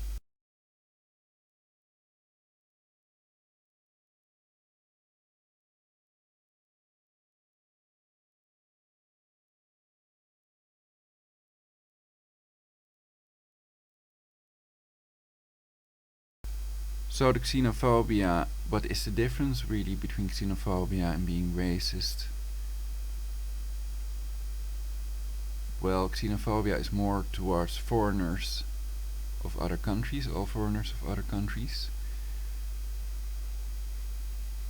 which are not necessarily different race, they can be the same race basically, so that's a difference. But it's more or less the same thing.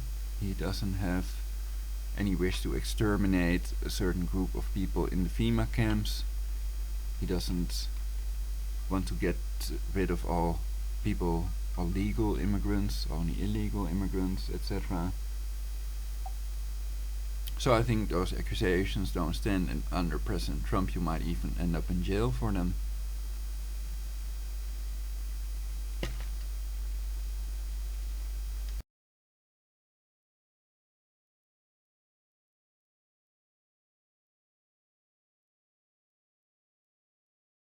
And there may be a bigger group than people think that would support him if you would be a racist or a la Hitler basically, for exterminating them all in these camps. Some people are actually for that. You have the pro-human culling and depopulation Facebook page, and then my anti-human culling and depopulation Facebook page was hacked, and I'm almost getting no support from people. It's insane.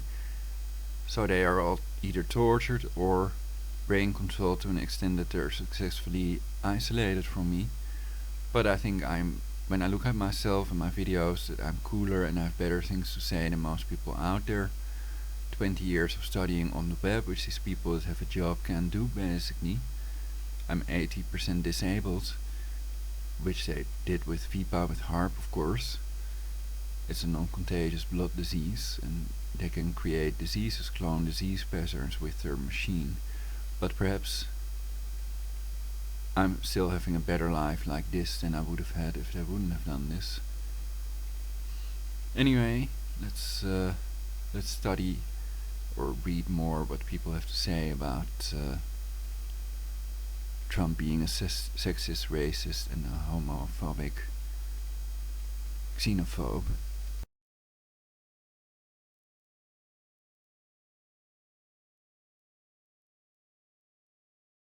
Here are 13 examples of Donald Trump being racist. He claims to have a great relationship with the blacks, which is totally something a normal person would say. It's just to desensitize you all. Never mind.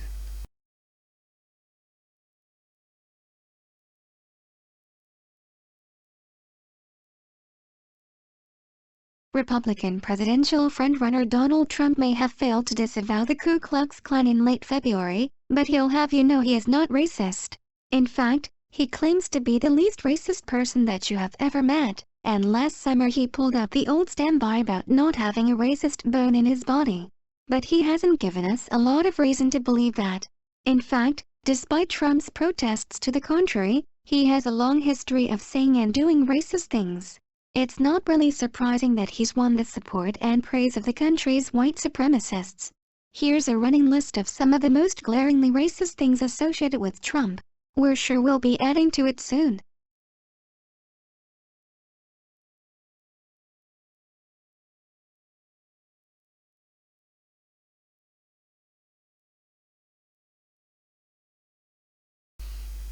I'm sorry, I don't have any other hoodie, only this white one with the crosses.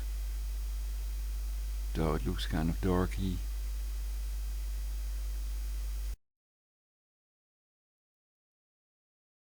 Deny any responsibility or support for. The union leaders resisted pressure to disavow picket line violence. Disavow. Deny any responsibility or support for.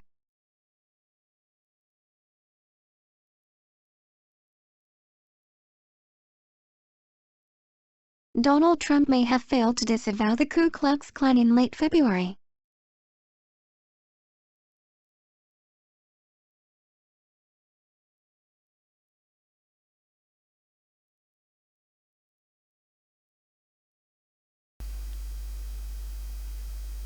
I'm thinking, so Black Lives Matter, Black is beautiful, and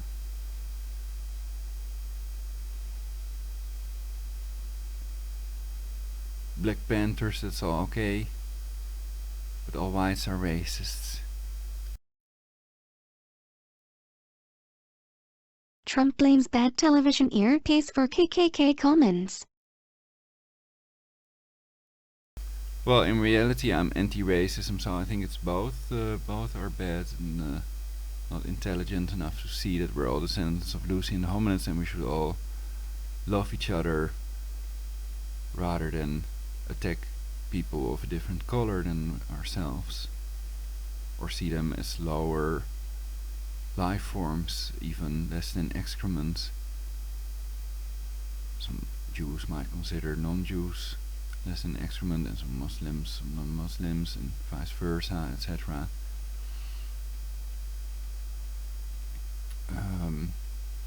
And I've blamed religion. Religion is an abomination, religion is an illusion, to quote Freud. More about this in my previous broadcasts.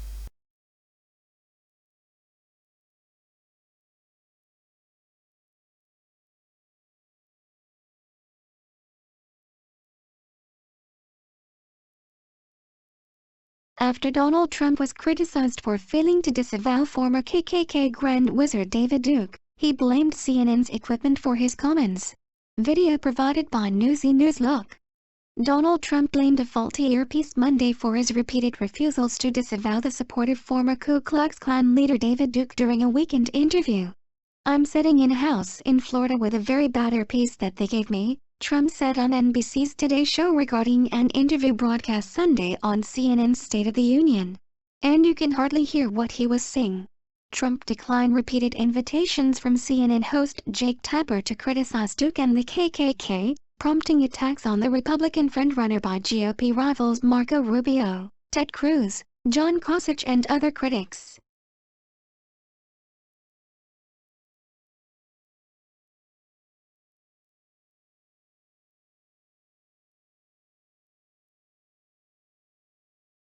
On Today, Trump said he didn't understand which group CNN was asking about. Noting that he did disavow Duke's support during a news conference Friday, Trump said, "Now I go and I sit down again. I have a lousy earpiece that is provided by them." And frankly, he talked about groups. He also talked about groups. "And I have no problem with disavowing groups, but I'd at least like to know who they are." Trump's explanation did not convince his critics. Rubio spokesman Joe Pounder said, "He came up with multiple excuses, but it remains that Donald Trump refused to denounce the KKK 3 times yesterday, and that makes him unfit to be president." So I'm wondering, is that even a correct fucking sentence? Noting that he did disavow Duke's support during the news conference Friday. Oh yeah.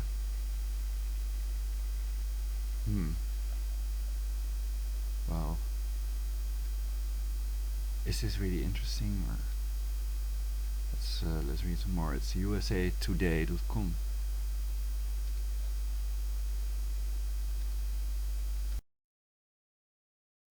Asked by CNN over the weekend about the support of Duke, the former Ku Klux Klan Grand Wizard, Trump said, "I don't know anything about David Duke, okay?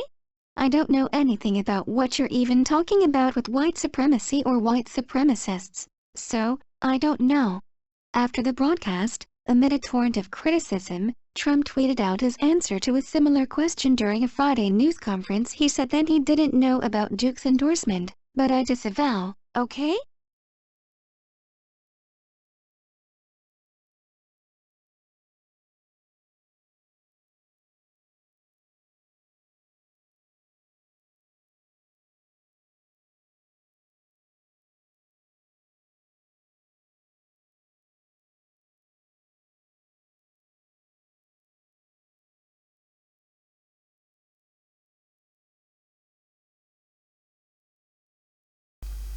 The voices in my head are giving me the silent treatment.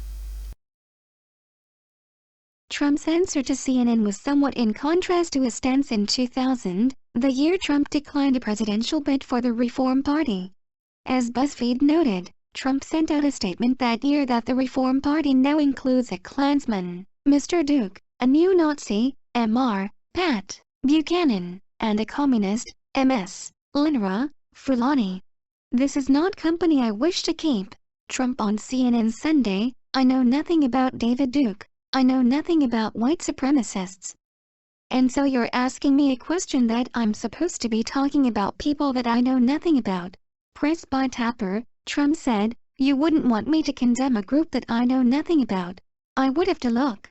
If you would send me a list of the groups, I will do research on them. And, certainly, I would disavow if I thought there was something wrong. On his radio program, And I know nothing, something, everything. Duke recently told his listeners that supporting someone other than Trump is really treason to your heritage. Trump's rivals blasted the GOP frontrunner's refusal to distance himself from Duke on Sunday. Cruz called Trump's response as really sad, adding that the New York billionaire was better than this.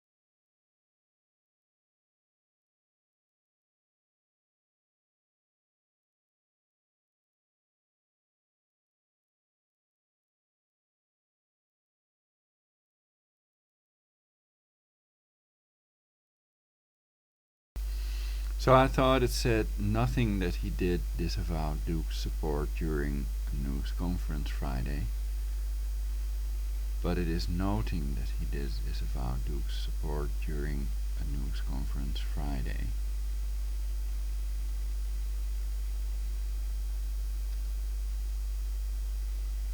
Deny any responsibility or support for.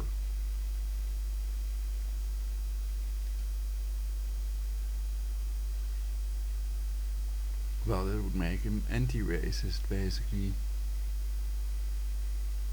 But okay, it's just something we read, so not to trust anything. If it's a video showing them actually saying it, then that just holds more water in my opinion.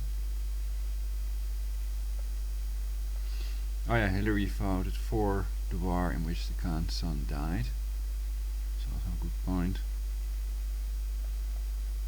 They seem not to care.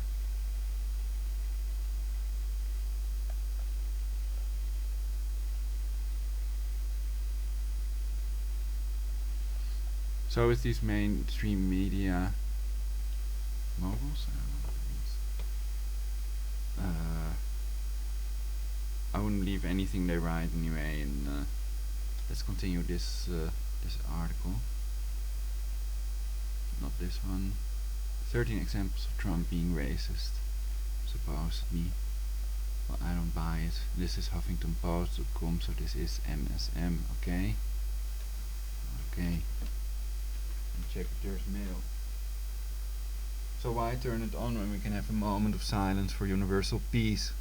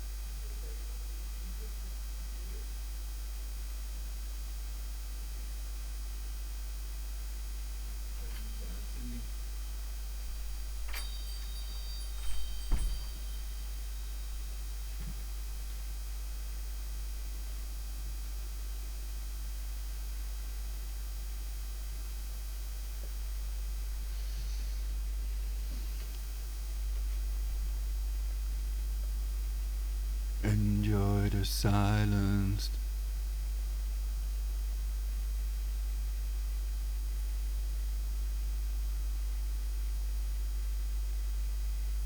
Silent sounds of silence. He claimed the judge was biased because he's a Mexican.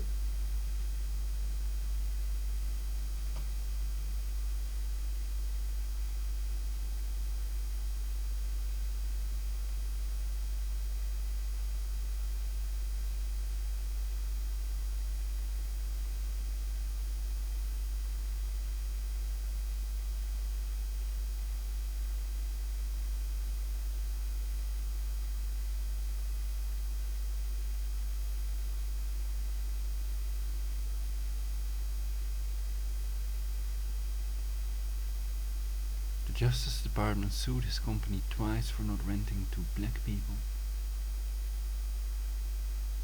Oh.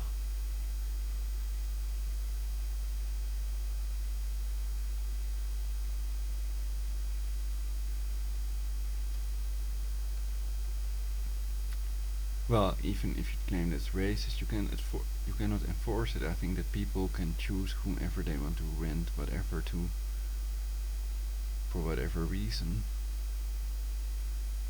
But they should keep it secret. If it's because they're black, you can't just say that, then you're a racist and then you go to jail.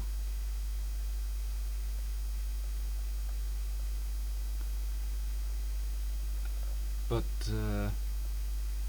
it is interesting, so reading more.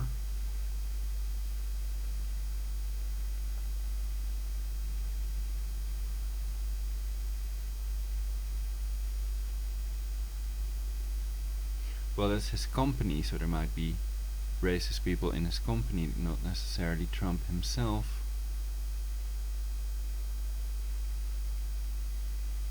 That's one thing I think about it. Plus, I wonder if it's überhaupt true, if they're not just making up stuff to prevent him from becoming elected, the next president. And also the question is, do people have the right to refuse renting to people that are overrepresented in crime statistics?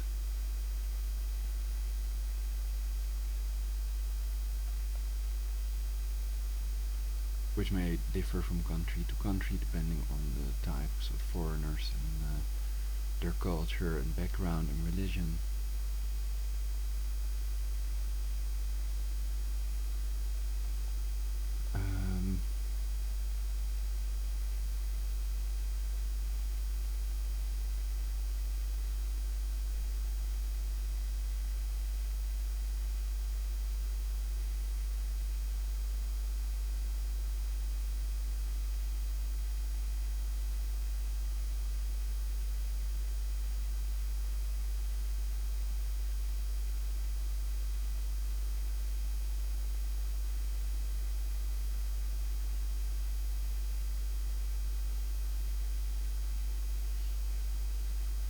So we can read this part because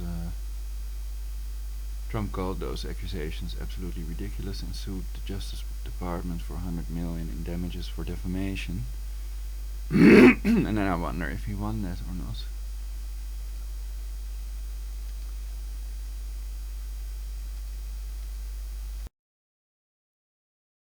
The Justice Department sued his company twice for not renting to black people.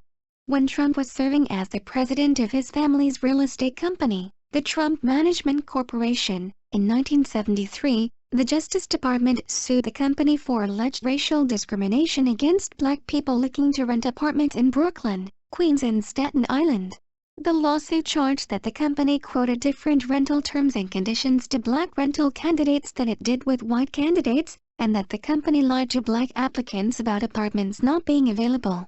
Trump called those accusations absolutely ridiculous and sued the Justice Department for $100 million in damages for defamation. Without admitting wrongdoing, the Trump Management Corporation settled the original lawsuit 2 years later and promised not to discriminate against black people, Puerto Ricans or other minorities. Trump also agreed to send weekly vacancy lists for his 15,000 apartments to the New York Urban League, a civil rights group, and to allow the NYUL to present qualified applicants for vacancies in certain Trump properties. Just 3 years after that, the Justice Department sued the Trump Management Corporation again for allegedly discriminating against black applicants by telling them apartments weren't available. So, my advice is don't lower yourself to the level of racists. Don't judge people by the color of their skin, but by their merit, what they've actually done for society and for our future, and their intelligence and their capability of doing the job.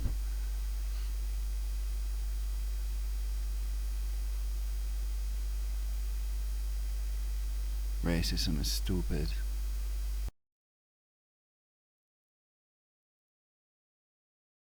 Because we're all descendants of Lucian the hominids. If I would stay long enough near the equator, my children's skin would also be a lot darker than what it is, you know. So that doesn't mean they're less intelligent or from a third world. I don't believe in a third world. There's just one world.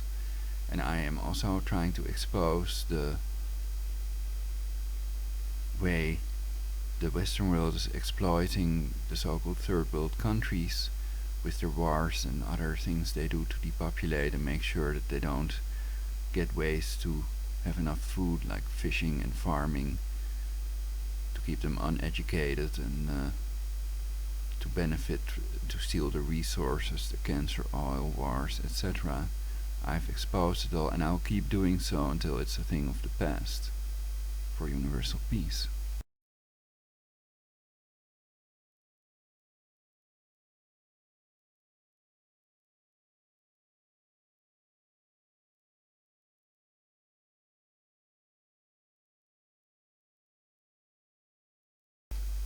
So even if he was once a racist, it only matters what he does as a president, and I think he will be very careful not to say anything racist or do racist actions.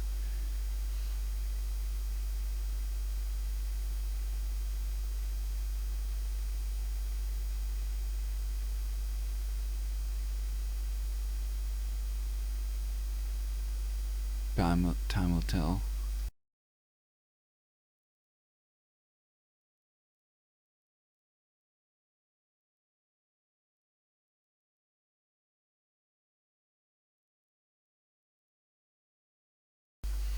He refused to condemn the white supremacists who are campaigning for him. Well, because he needed their vote. It's important. The future of the US is important to him. He may have good intentions, and then every vote counts, you could argue. If you're trying to beat these Luciferians that are trying to destroy the US and create a Luciferian global government.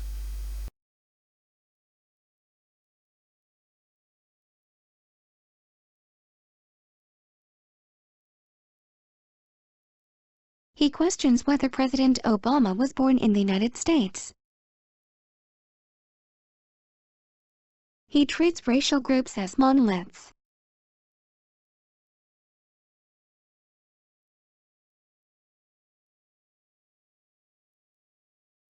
The Hispanics are going to get those jobs, and they're going to love Trump.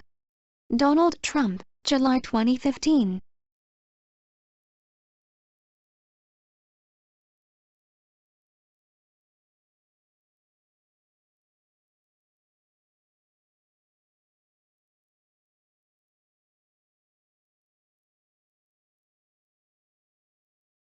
The best taco bowls are made in Trump Tower Grill. I love Hispanics.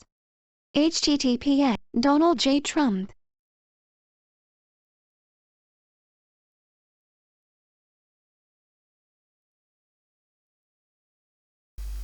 I remember eating something like that while I was in the US.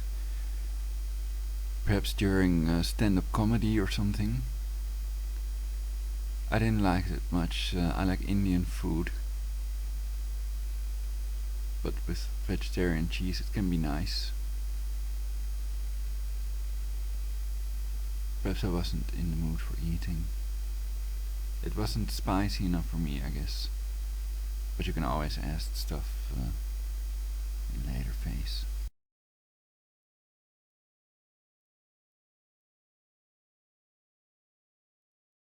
He trashed Native Americans too.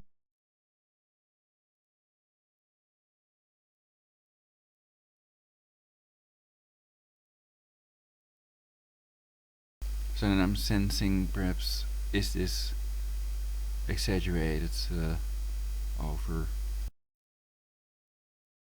In 1993, when Trump wanted to open a casino in Bridgeport, Connecticut, that would compete with one owned by the Mashantucket Pequot Nation, a local Native American tribe, he told the House Subcommittee on Native American Affairs that they don't look like Indians to me. They don't look like Indians to Indians.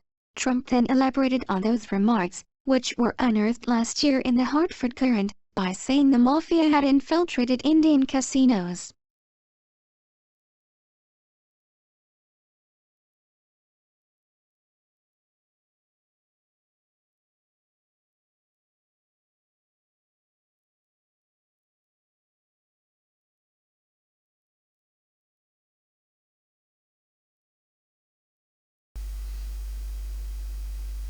Pocahontas type chicks are hot, absolutely. What can I say? He encouraged the mob justice that resulted in the wrongful imprisonment of the Central Park Five. In 1989, Trump took out full-page ads in 4 New York City area newspapers calling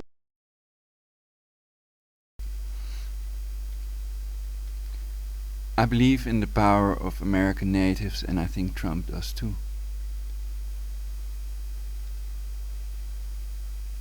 for the return of the death penalty in New York and the expansion of police authority in response to the infamous case of a woman who was beaten and raped while jogging in Manhattan's Central Park. They should be forced to suffer and, when they kill, they should be executed for their crimes, Trump wrote, referring to the Central Park attackers and other violent criminals. I want to hate these murderers and I always will.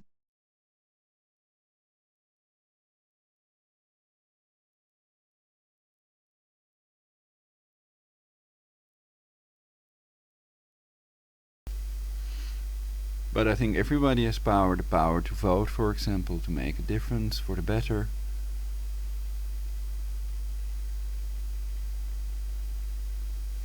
A la the Gandhi quote.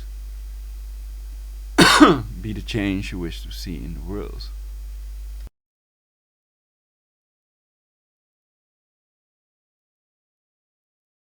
The public outrage over the Central Park jogger rape, at a time when the city was struggling with high crime, led to the wrongful conviction of 5 teenagers of color known as the Central Park Five. The men's convictions were overturned in 2002, after they'd already spent years in prison, when DNA evidence showed they did not commit the crime.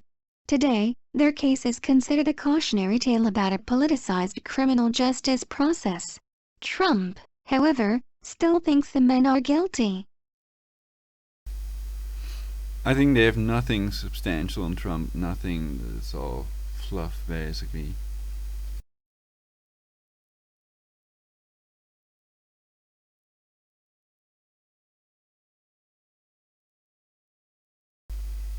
In other words, I think he's good. He condoned the beating of a Black Lives Matter protester.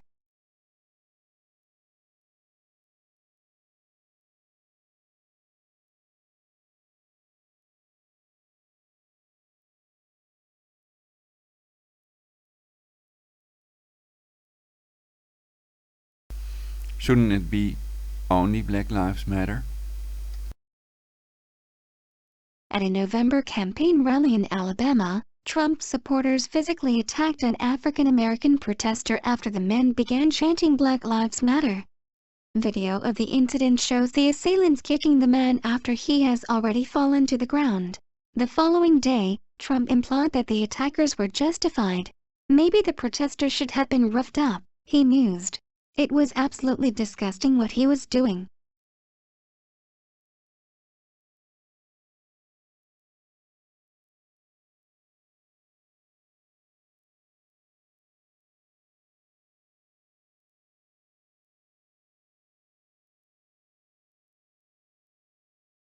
The media could not be played.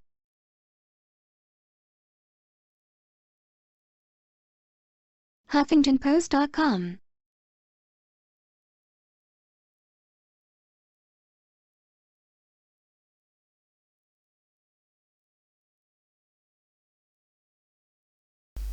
I'll turn off the ad blocker and stuff, and then perhaps it works.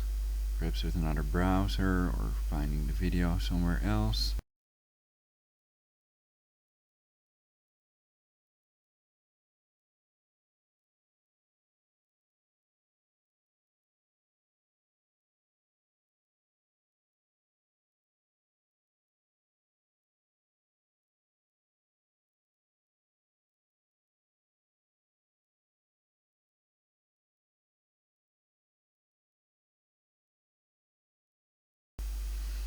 Well, David Duke may be a positive influence to filter out any Jews depopulating the earth and stuff, shit.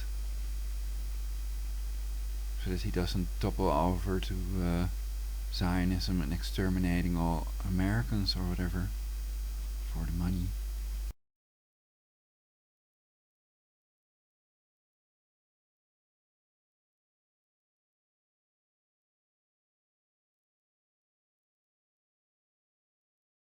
http://www.huffingtonpost.com/ entry / Donald-Trump-racist-examples _US _56D47177E4BO3260BF777E83. When you want to get to the truth, you have to get to the bottom of it, and if you read words that you don't know, you have to check out what they mean and stuff, to get both sides of the story and be independent and unbiased and have something to say that's worth listening to.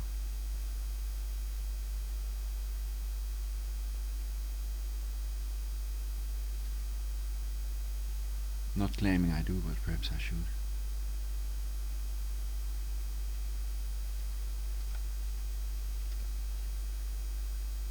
Who knows? But how anything would affect the timeline if everything is energy. The neural network perhaps knows more about this than I do. So programming it to create a cure against aging and a perfect society, that's the best thing we can do. Without it you die, so I'm not open to debate about this. I'm scrolling here. Scroll, scroll, scroll. Scroll, scroll, scroll. Okay.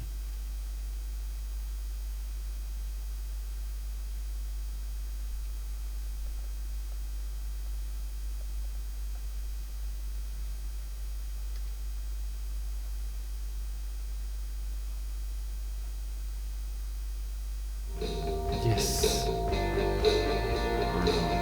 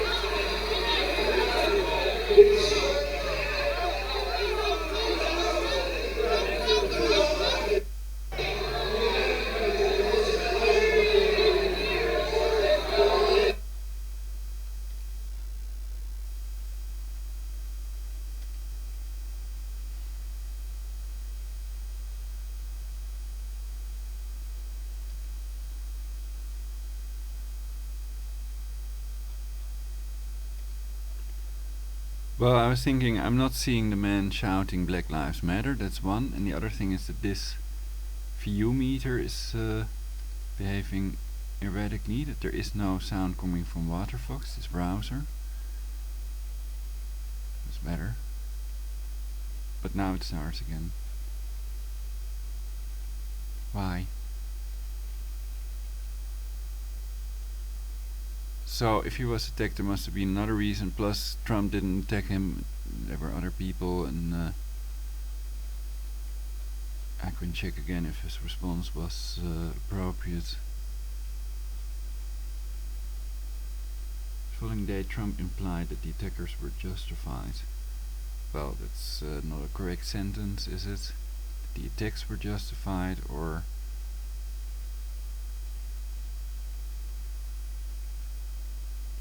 the attackers were justifiable is not that good as well.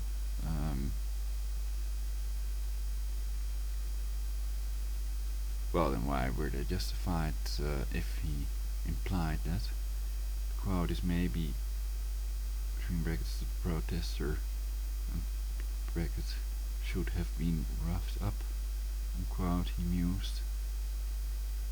Well, he has been talking about punching people in the face or something.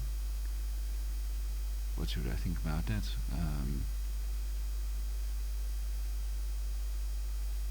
I'd have to check in relation to what it would be.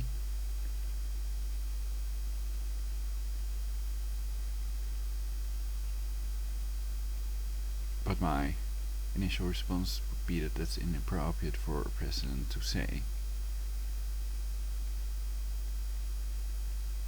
That you have different means of handling the problem.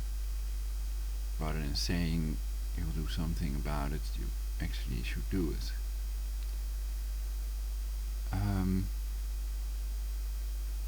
It was absolutely disgusting what he was doing.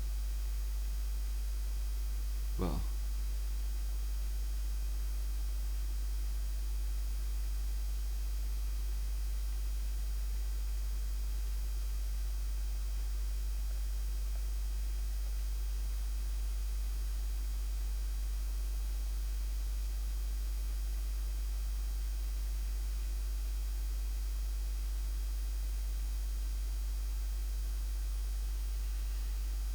perhaps he sees Black Lives Matter people as racists, or as one thought, and the other one is that it would be inappropriate at a Trump rally to shout Black Lives Matter, White Lives Matter as well, don't they?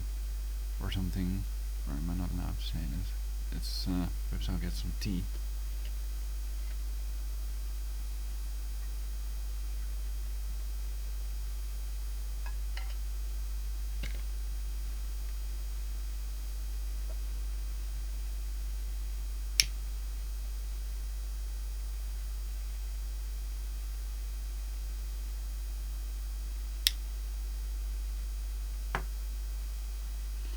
Perhaps the depopulators can start a White Lives Don't Matter movement or something.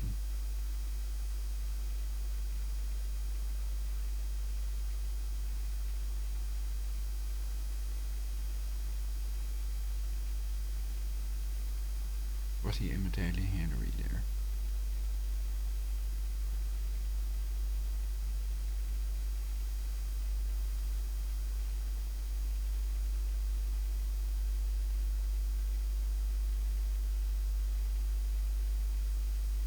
They knew there were no weapons of mass destruction in Iraq.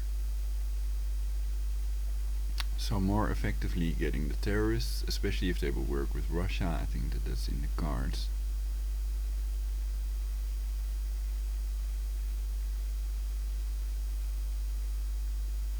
Rather than bombing innocent civilians.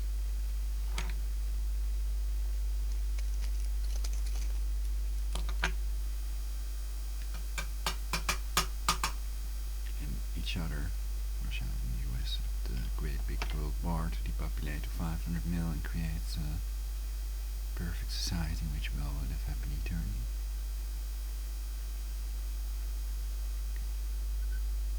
No.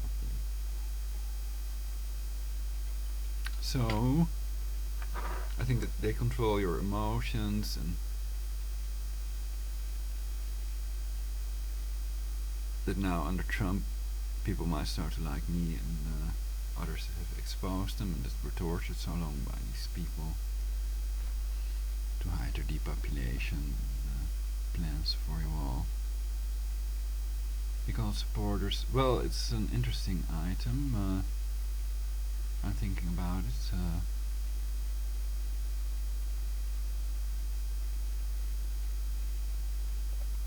So if the case is the man was beaten up for shouting Black Lives Matter at Trump rally,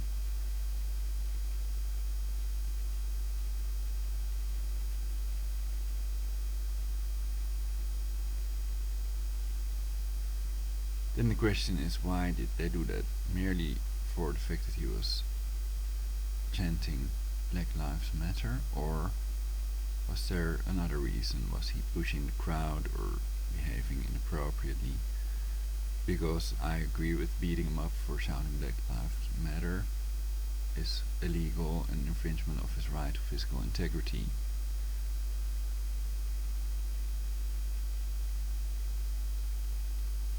And he can always correct statements he made and stuff like that, so be a good president that everybody wants to see, basically.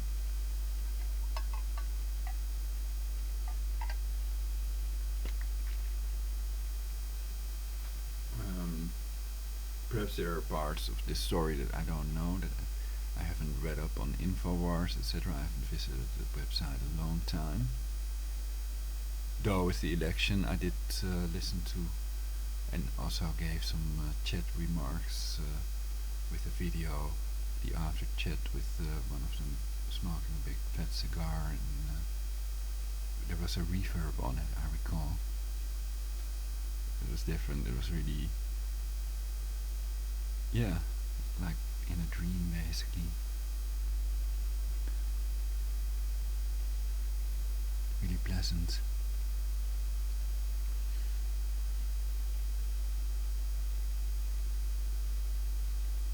So I think the changes will be positive, even for the people that think they will have negative effects for themselves in many cases. It's just because of the mainstream media lies about Trump that they have a negative image of him. And that what Hillary suggests, I might disagree with it, I have to check it again.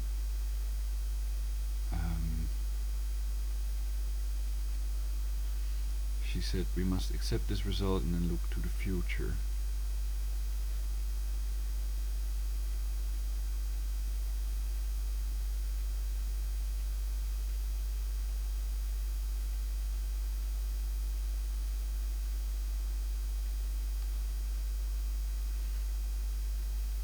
Well, are there other options? Of course, if you would not accept it, it wouldn't make any difference. If you would not accept the election results.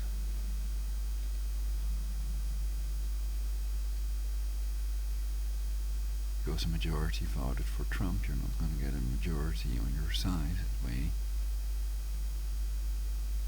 So the question is if the changes you would make would be beneficial to anyone, including yourself, or would they have a detrimental negative effect on you in your future, or whatever.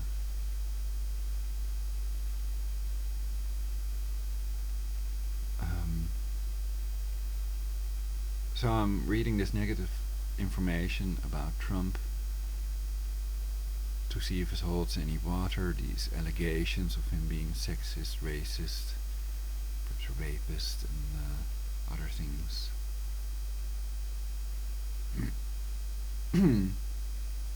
And I've concluded that I think that Hillary cannot be a rapist, that females cannot rape boys. They could stick a dildo in their anus or mouth, etc., but they don't have a penis, so they cannot really rape the child if they're not transgender females.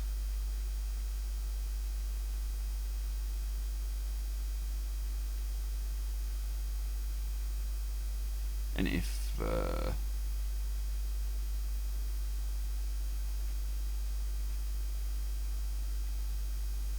well, I think she also said nice things, so I'm not going to talk about it now.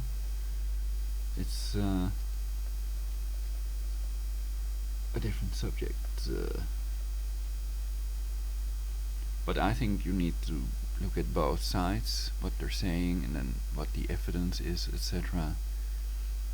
And then think about whether it's a good idea to have an opinion or not. So in many cases it may be best not to have an opinion when many people are ready with their opinion already. So you have lots of people with an opinion, almost nobody without an opinion.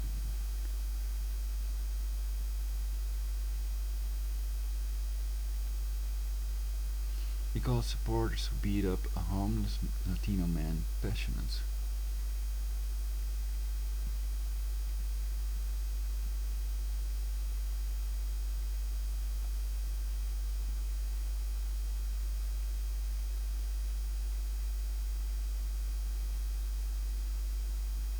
Let's read that part. Or perhaps I'm being too reactive.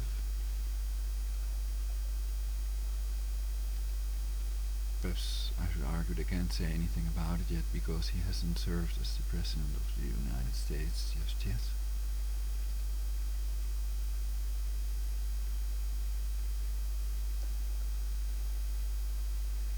But if he has said racist things, etc., then I think he should clean up his act and become anti-racist.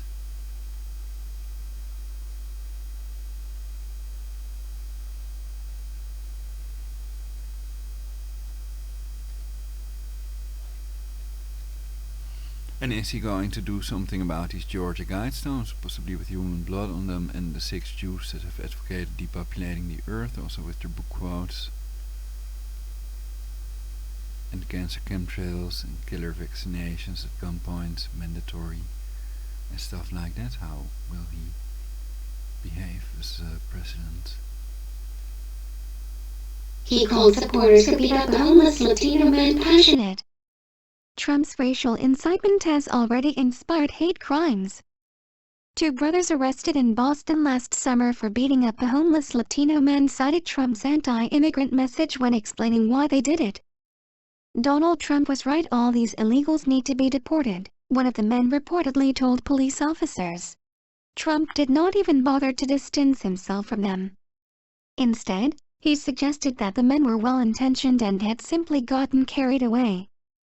I will say that people who are following me are very passionate, Trump said. They love this country and they want this country to be great again. They are passionate.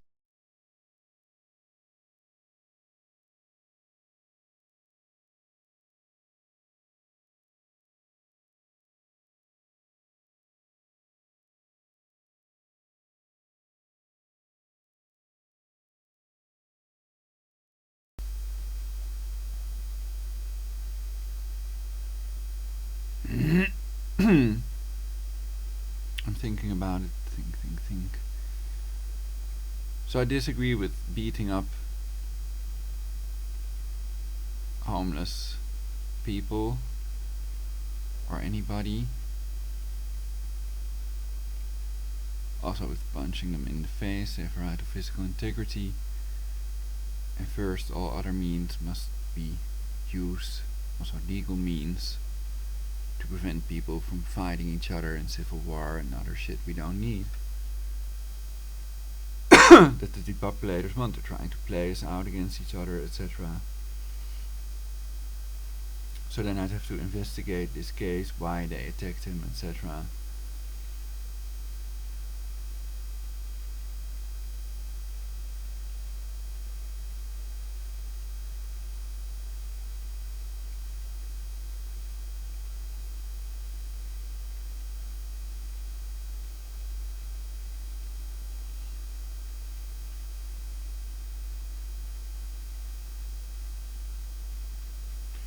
So even if they are illegal immigrants, then I disagree with beating them up and with putting them outside of the country yourself.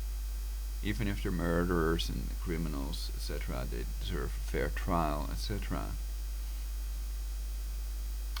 But some people will take the justice into their own hands, do justice themselves if they feel or think that others don't, even though they're supposed to. It's just the way it is, you know.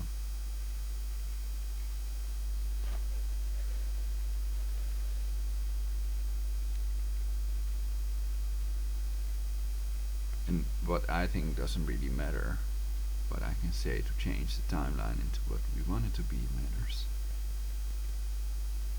And I agree that black lives matter as well as white lives, and everybody's life matters.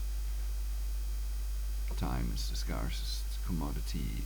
As long as it's running out for everyone, we should think about how to spend our time, and perhaps also how others should spend their time, making love and doing things we love and constructive things for a better future.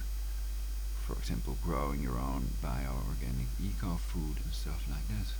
Perhaps it should be promoted by the government, also being prepared for thermonuclear events, war with nuclear weapons, or terrorist attacks and or meltdowns of nuclear power plants. I'm against the use of nuclear energy.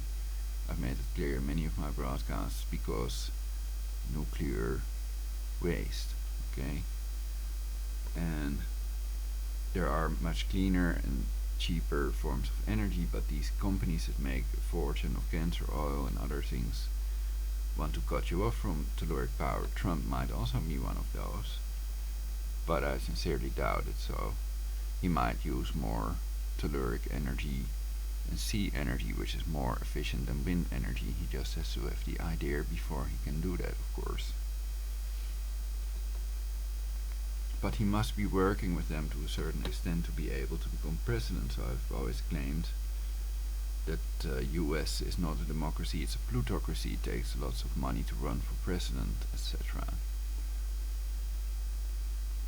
Ah, there's a cute chick. So perhaps I'm also going to get a chick and a normal life with a normal wife, and everything is going to be alright. Though ivermectin was not effective, I think that Gracie Pampa may have written the truth about killing 3 centipedes in her body with Vita Cleanse and another product that I will try out. Vita Cleanse has most ingredients that I have not tried yet, so I think it's one of those. So I'm definitely gonna try that as soon as I have money to buy the product. I will. So donations are welcome on universalpeace.jimdo.com. I haven't had any donations from anyone for as far as I know so far. But my stuff is getting better, definitely. And I think the less I'm tortured, well, perhaps that's not true. Perhaps the more I'm tortured, the better my stuff is, my music and my writings. Though my first initial idea was that it's not, that it's fucked up by that, and impeding progress towards the cure against aging, the perfect society. But we're unstoppable. Human race is unstoppable. The aliens can't get through the Van Allen bells. Blah blah.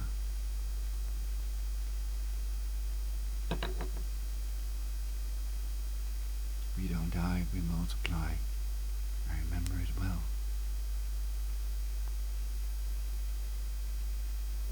And that's wonderful. That's what I like about us. Our protectionism, protecting each other and loving one another. Lots of people making love at this moment, while there is also some lightning somewhere on our gigantic globe. And I still think it is round. Though I have an open mind, so I'm not convinced 100% sure that it is round.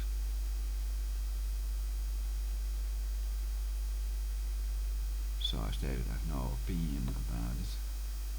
Well, that's wrong. I think that it's round.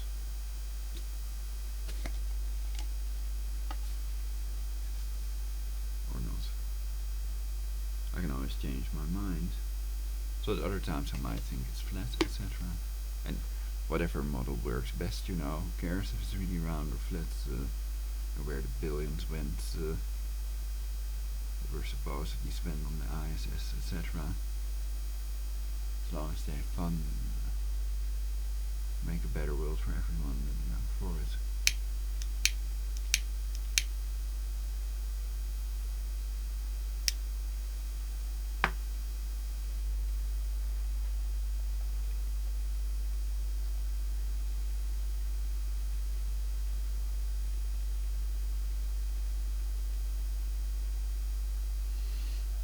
Well, perhaps it was more meant like jokingly, you know. But we could read this whole fucking article to find out how racist Trump really is. Then I've noticed that I haven't read it yet, and sometimes they shift our attention when we read something, or they make us feel like, I don't want to read this and stuff like this. But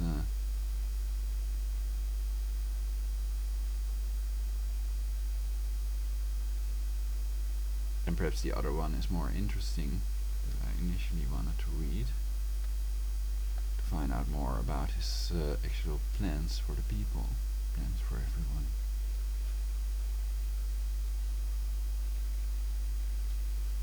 So let's read this whole thing without interruptions. It's not that long, it will take 1 or 2 minutes, perhaps 5 or something. Okay. Donald Trump has been short on policy details during his campaign. But already, the president-elect has hinted at an agenda that is as ambitious as it is disturbing on key policy issues. Here's what he will inherit and how he might respond, from The Guardian specialists. Immigration. Trump will enter the White House riding a wave of xenophobia and fear driven in no small part by his plans to drastically overhaul America's immigration system.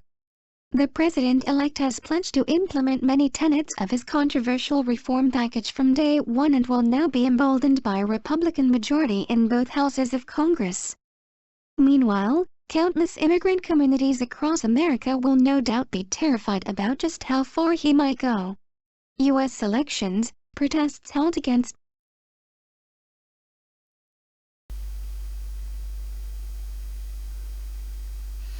I think the message serving the people is more important. President-elect. As it happened, peaceful protests took place in cities across the country after Donald Trump won a shock victory in the U.S. election. Read more. Trump's promise to build an impenetrable physical wall across the U.S. southern border will supposedly commence on his first day in office. But the kicker to his now infamous campaign slogan, "Making Mexico Pay for It," will prove a near impossible deal to broker as experts predict the cost of such a construction could be 4 times higher, $40 billion. To protect and serve, and I think he already made it clear he wants to improve national security and protect and serve the tax-paying citizens. And I hope he will, and I think it's probable that he will. And Styx Hexenhammer and probably others correctly predicted he'd win. That, despite all the mainstream media hype, I think is really quite a feat. Than Trump estimated during the campaign. Aside from the economics, the humanitarian consequences of increasing border security as hundreds of thousands of Central American migrants continue to flee violence at home and seek refuge in the U.S. are near unfathomable. Trump's administration has pledged to pursue a temporary ban on migration from regions he deems exporters of terrorism and where even his extreme vetting will not be sufficient. Although this policy has gone through many iterations, the legality of such a program will almost certainly be challenged in the courts by those who argue it will simply act as a smokescreen to allow discrimination against Muslims seeking to enter America. Nonetheless, Trump is likely to be buoyed by the assistance of Congress. For the 11 million undocumented immigrants living in the U.S., Trump's presidency will usher in an era of heightened uncertainty and paranoia, as the president-elect has pledged to ramp up deportations. Trump will triple the number of immigration and customs enforcement agents and seek to create a special deportation task force. Although the president-elect has claimed this task force will first focus on the most dangerous criminal illegal immigrants, Trump has made clear that any undocumented migrants could be affected. Up to 6.5 million people could be at risk of swift deportation. The key question for the new administration will be at what point, if any, can it satisfy the demands of its white, conservative base, whipped up by the rhetoric of the campaign. Oliver Laughlin, National Security. Trump now has control over the vast U.S. security apparatus, with all its power to kill, surveil and influence. Trump, whose command of policy specifics is minimal, has made no secret of his inclination to unleash it. Now he faces early tests of how far he will go. Barack Obama will leave office with Guantanamo Bay still in operation as a detention facility. Trump's election ensures the infamous wartime prison escapes closure, but it will probably cross a constitutional Rubicon. The president-elect has pledged to increase the Guantanamo population, a reversal of Obama's approach, with some bad dudes. Among those bad dudes, Trump told the Miami Herald, could be American citizens. His pledge to bring back worse than waterboarding threatens to undo the shaky coalition against torture, especially in a GOP Congress, of the late Bush and Obama administrations. The move would be illegal if Trump meant to try Americans in military commissions, and almost sure to be found unconstitutional if Trump meant holding Americans in indefinite detention. In the same interview, Trump also signaled a departure from both Obama and George W. Bush in expressing opposition to using the criminal justice system for terrorism cases. Since Trump's definition of the domestic threat has centered on what he has called radical Islamic terror, U.S. Muslim communities, already the target of widespread law enforcement suspicion since 9/11, would probably find themselves subject to a separate system of wartime justice in which they would enjoy fewer rights. Trump has unapologetically embraced profiling as a common-sense approach to predicting terrorist threats, by which he means increasing police and intelligence scrutiny of Muslim communities. Trump has endorsed surveillance in mosques and even a database of American Muslims, incendiary proposals that threaten traditional American liberties. The response of the FBI's leadership, which already has a strong base of support for Trump and a history of teaching its agents to consider Islam itself a danger, will be a pivotal test for justice in the Trump era. So will his choice of intelligence agency leaders, as Trump has attracted little support among experienced intelligence officials outside of the far-right fringe. Another immediate test Trump faces will be a military challenge. Obama will leave 8,400 U.S. troops in Afghanistan. The fortunes of America's longest war are on a downward trajectory as the Taliban reconquers lost terrain. Trump, who has criticized a withdrawal in Iraq when supported as a gift to Islamic State, must now choose departure, failure or escalation. Spencer Ackerman. Russian President Vladimir Putin on Wednesday in Moscow, Russia. Facebook, Twitter, Pinterest. President Vladimir Putin on Wednesday in Moscow, Russia. Photograph. Mikhail Svetlov. Getty Images. Foreign policy. Trump spent the campaign threatening to upend what has been called the liberal international order, the network of treaties and multilateral institutions that govern global relations. He has said he would tear up and renegotiate trade treaties, and has even called into question U.S. commitment to the NATO alliance, the linchpin of Western cohesion. With a completely new kind of leader preparing to enter the Oval Office, it is already looking like a world turned upside down. The long-negotiated multilateral trade deals, the Trans-Pacific Partnership, TPP, and the Transatlantic Trade and Investment Partnership with Europe, TTIP, will be the first to be halted. Opposition to those accords was a cornerstone of the Trump campaign. Trump has also said he would take apart the 1994 North American Free Trade Agreement, NAFTA, that binds the U.S. economically to its neighbors, Canada and Mexico. In place of such treaties, he has said he would negotiate bilateral deals that would be more favorable for U.S. manufacturing. But he would face hostile trading partners, irritated at the dumping of major agreements. Trump's America could easily face a trade backlash and a downward economic spiral. The other consistent theme of the Trump campaign was a foreign policy that revolved around his personality. He would bring his self-vaunted skills as a businessman to cut bilateral deals with other world leaders, particularly the autocrats. Trump said he would even talk to Kim Jong-un if the North Korean dictator would travel to the US for the conversation. That is unlikely, but the prospect of an unconditional dialogue between leaders would throw a wild card into a deadlocked and extremely dangerous situation in which Pyongyang is well on the way to developing a nuclear warhead small enough to put on a missile, and a missile able to reach the west coast of the United States. The relationship that will define the Trump presidency, however, will be with Vladimir Putin. Each of them has showered the other with praise. At every turn in the campaign, Trump refused to criticize Russian expansionist foreign policy in Ukraine and Syria. His aides specifically removed language from the Republican Party platform about sending lethal aid to Ukraine, and Trump himself has echoed Putin's denials of Russian military presence in the country's east. In Syria, he has characterized the Russian and Assad regime bombardment of the opposition as a war on Islamic extremism, again emulating Moscow's line.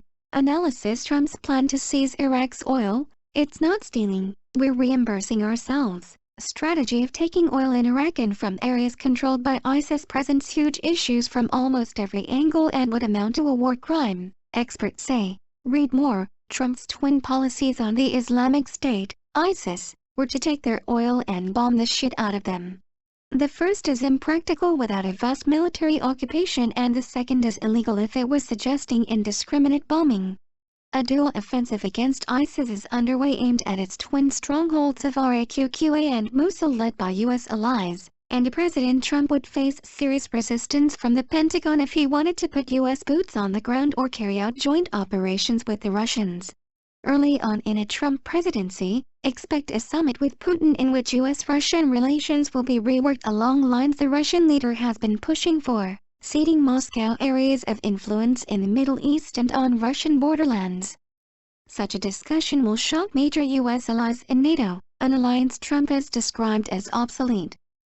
He has questioned whether it would be worthwhile for the U.S. to provide a security umbrella to allies who are not deemed to have contributed enough, in financial terms, to collective security. Turmoil within NATO could meanwhile tempt Putin to make encroachments on its eastern flank. Few are more worried about the global consequences of a Trump win than the residents of Estonia, Latvia and Lithuania. Julian Borger.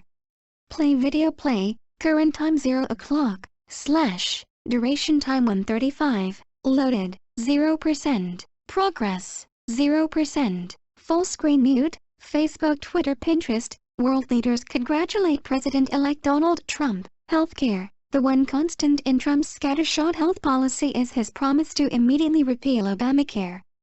Just last week, Trump said that if elected he would convene a special congressional session to destroy the 2009 healthcare reform.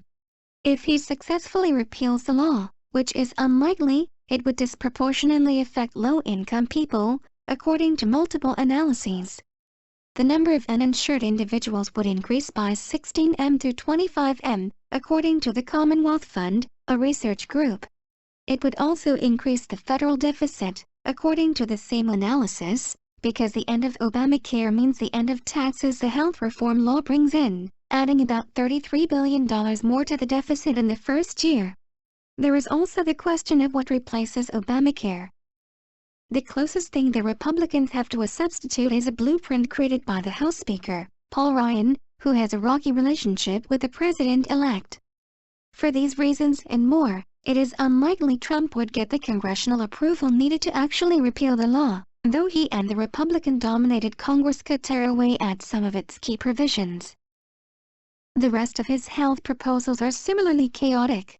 Trump's 7-point plan for healthcare includes allowing people to purchase insurance across state lines, allowing for greater variation in insurance regulations, deduct health insurance premiums from their tax returns and use health savings accounts.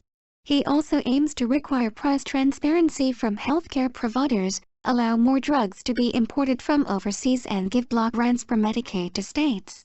And his plan would reduce access to abortion, contraception and preventative care. Trump's ideas bewilder establishment GOP health experts such as Robert Lasowski, who told the New York Times in April that the proposals were a jumbled hodgepodge of old Republican ideas, randomly selected, that don't fit together. Amanda Holpach. Planned Parenthood supporters rally for women's access to reproductive health care on September 9, 2015 in Los Angeles. Facebook, Twitter, Pinterest. Planned Parenthood supporters rally for women's access to reproductive health care on September 9, 2015 in Los Angeles. Photograph. Naked AP, Women and Gender Rights. Trump enters office with a lot of question marks hanging over his proposals on issues of gender. Will he support a childcare policy that doesn't leave low-income families out in the cold? Would he continue to enforce the Obama administration's executive actions on campus sexual assault? Would he preserve executive orders that protect transgender individuals from discrimination? Trump hasn't answered these questions, but if he follows the lead of the rest of the Republican Party, the answer is probably a big no. Throughout the election, on issues of major cultural significance, Trump has tacked further and further to the right. After starting his campaign by suggesting that he was open to funding Planned Parenthood, for instance, and that Roe v. Wade was settled law, he has come to fully embrace the Republican Party line. Supreme Court justices? They should be pro-life. Planned Parenthood? He'll defund it. Trump also opposes the use of Medicaid to cover abortions for low-income women, and with a Republican Congress, he is willing to make that a matter of law. Trump's journey to the right is by no means limited to abortion rights. Earlier this year, Trump said he had no problem with trans people using the bathroom that corresponds with their gender identity. Later, he backtracked, saying states such as North Carolina should have the ability to dictate which facilities a trans person can use. There is one big exception to Trump's rightward tilt. For the first time in recent memory, Trump, as the Republican nominee for president, proposed a national plan to guarantee paid family leave. Wow! He said when he announced his plan at rallies. But the plan doesn't get you very far if you're not wealthy, or, in the case of parental leave, if you're not a woman who has given birth. Trump has proposed giving women 6 weeks of leave at the same rate as their state's unemployment benefits. The plan only covers women who have given birth and does not cover fathers at all, nor women who become mothers through adoption or surrogacy. Trump also proposes allowing families to deduct the cost of childcare from their taxes, but economists have criticized the plan as both expensive to taxpayers and of marginal benefit for low-income families. Molly Rudin. Wall Street. Trump has a difficult and confusing relationship with Wall Street, and it's not likely to get any better now that he is in the White House. Stock market soared the day before the election when the FBI announced it was not going to reopen its investigation into Hillary Clinton's emails, a move investors bet would boost her chances of election. On Wednesday, global markets crashed and the U.S. looks set to follow in the wake of a surprise victory, but soon recovered on the back of a conciliatory victory speech from Trump. Trump has been seen as bad for business. Big banks don't like his anti-trade policies and the instability his foreign policies might bring. But in some ways Wall Street could find they have a new friend in the White House, as long as they are prepared to suck up to him. On the campaign trail, Trump has consistently railed against Dodd-Frank, the financial rules brought in after the last financial crisis in an attempt to curb Wall Street's excessive appetite for risk. We have to get rid of Dodd-Frank. The banks aren't loaning money to people that need it. The regulators are running the banks, he told Fox News last October. Wall Street would be happy with less regulation, but it might not be so happy with Trump's tax plans. The hedge fund guys are getting away with murder. They're paying nothing, and it's ridiculous, he told CBS's Face the Nation last August. He is proposing to end a tax loophole that allows billionaire hedge fund managers to pay the 20% capital gains tax rate rather than the 39.6% top rate of income tax. He's also promised to get tough on Wall Street, although confusingly not with regulation. I know the people on Wall Street. We're going to have the greatest negotiators of the world, but at the same time I'm not going to let Wall Street get away with murder. Wall Street has caused tremendous problems for us. We're going to tax Wall Street, Trump said at a rally in January. But his first task may well be the mega merger of AT&T and Time Warner. Trump has already called the $85 billion deal a threat to democracy. If his first move is to signal that the deal is off, Wall Street may worry that businesses will put future deals on hold as long as he's in the White House. Dominic Rush. Climate change. At a pivotal time when greenhouse gas emissions must be drastically shrunk in order to prevent climate breakdown, The world's largest economy is now headed by a man who believes climate change is a hoax, perhaps perpetrated by the Chinese.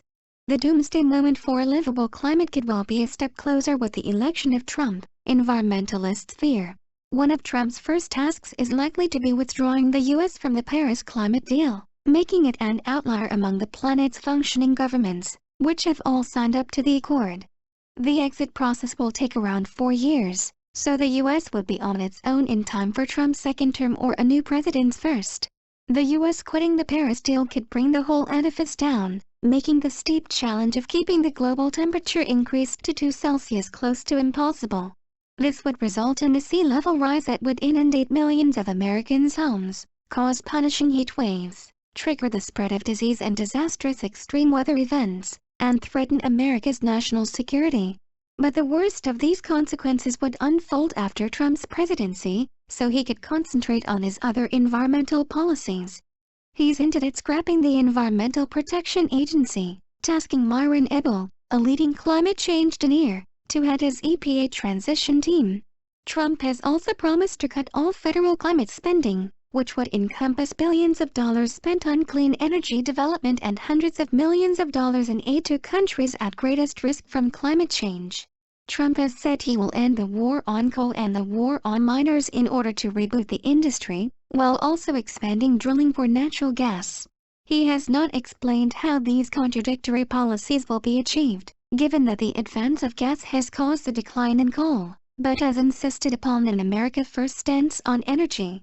He might also want to start building a seawall for his Mar-a-Lago resort in Florida, as he is doing at his Irish golf course.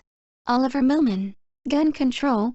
Trump's win is a tremendous victory for the National Rifle Association, which endorsed him early and has been one of his staunchest allies. Trump has pledged to roll back gun restrictions to make gun carrying legal in more places, including on military bases and perhaps in schools. He said he supports a new federal law that would make concealed carry permits issued in one state valid across the country. This legislation, long a policy priority for gun owners, could undermine the current strict local gun restrictions in states like California and New York. In what was the NRA's central priority this election, Trump also promised to nominate a staunchly pro-gun Supreme Court justice to replace Antonin Scalia, which would protect and perhaps even broaden the court's landmark 2008 Heller decision protecting Americans' right to own guns for self-defense. To reduce the toll of gun violence, Trump has argued that law enforcement should be tougher and has dubbed himself the law and order candidate, a stance that cuts against what had been a growing bipartisan consensus that America's criminal justice system is too expensive and too punitive. We need to get serious about prosecuting violent criminals, Trump's Second Amendment policy briefing reads. Violent crime in cities like Baltimore, Chicago and many others is out of control. Drug dealers and gang members are given a slap on the wrist and turned loose on the street. This needs to stop. Trump has suggested resurrecting a controversial Bush-era federal program, Project Exile, which encouraged U.S. attorneys to use the threat of tougher federal prosecutions for gun crimes to attempt to deter gun violence.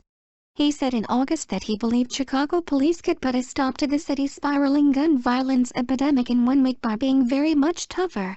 The key, he said, was using tough police tactics, which is okay when people are being killed. Trump has also argued that laws that empower law-abiding gun owners to defend themselves are another way to fight crime. Lois Beckett, Criminal Justice. Trump comes into office having mostly either antagonized or ignored the growing and vocal number of Americans demanding criminal justice reform. Instead, most of Trump's campaign promises around criminal justice focused on restoring law and order. Trump also frequently made factually unsupported statements about violent crime rates nationwide and their historical context. Trump has been characteristically vague on justice reform, but he has repeatedly pledged support for police officers and law enforcement in the face of public criticism.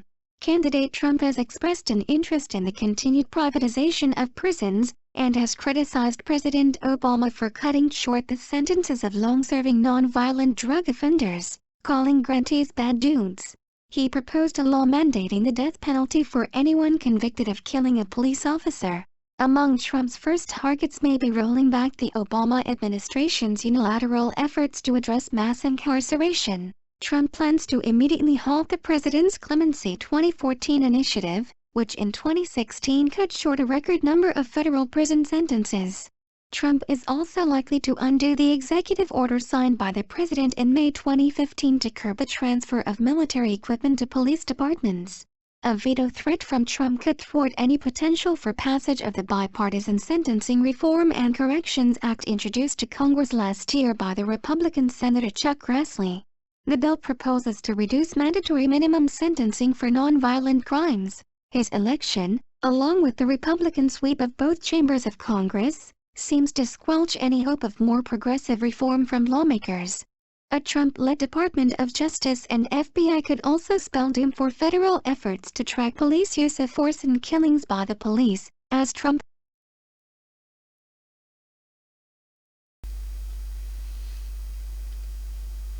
So, I cannot agree with death penalty for anyone convicted of killing a police officer if people are also wrongly convicted and perhaps it should be if they killed 2 or more police officers basically and are convicted.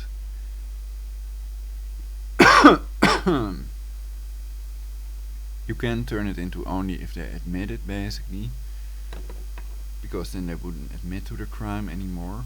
So I've thought about it already, of course.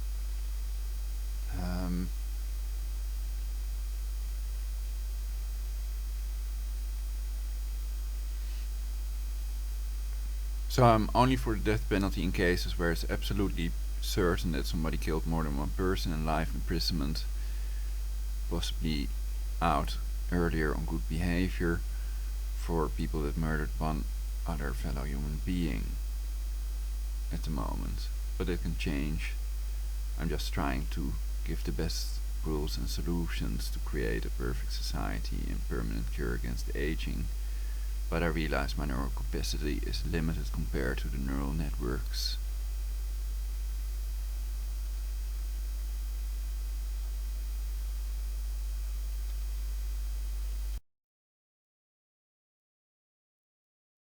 has not identified the current lack of data as a priority at any point during the presidential campaign. Trump could also instruct his Justice Department to change course on its move away from private prisons announced in August. A Trump presidency surely means the end of any collaboration or mutual understanding. So, I hate the idea, but innocent people have been sentenced to death on death row. And I just want to prevent it from occurring again for as far as we can, basically, but I do want to do justice.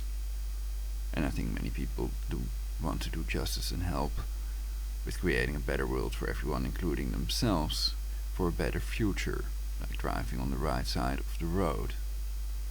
And they don't like it if somebody drives on the other side, etc.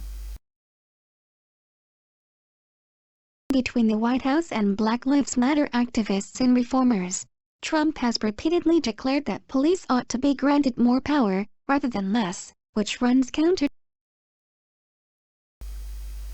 This was my official enjoy riding ad. To many reform goals.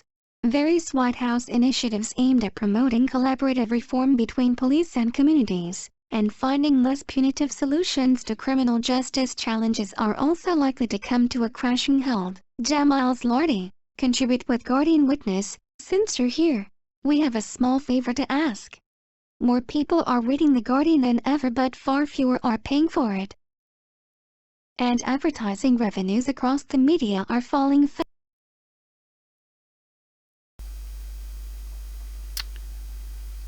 Not very shocking. I didn't hear many things that I thought of, wow, I need to copy this and cover it for the people of planet Earth. I want more accusations and sensationalism. So perhaps the other article can offer us more in that area.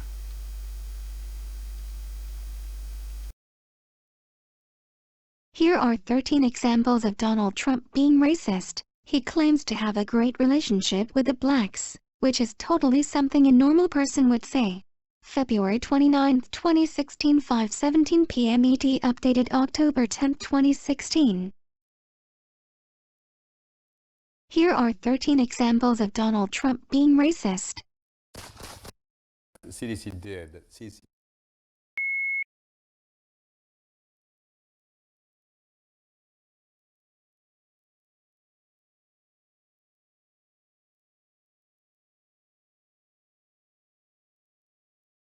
Here are 13 examples of Donald Trump being racist.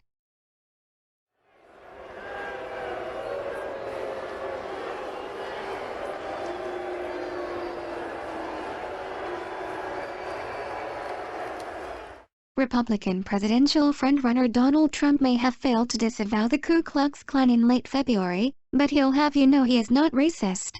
In fact, he claims to be the least racist person that you have ever met. Be a And liar. last summer he pulled out the old standby about not having a racist bone in his body. But he hasn't given us a lot of reason to believe that. In fact, despite Trump's protests to the contrary, he has a long history of saying and doing racist things. It's not really surprising that he's won the support and praise of the country's white supremacists. Here's a running list of some of the most glaringly racist things associated with Trump. We're sure we'll be adding to it soon. Huffington Post.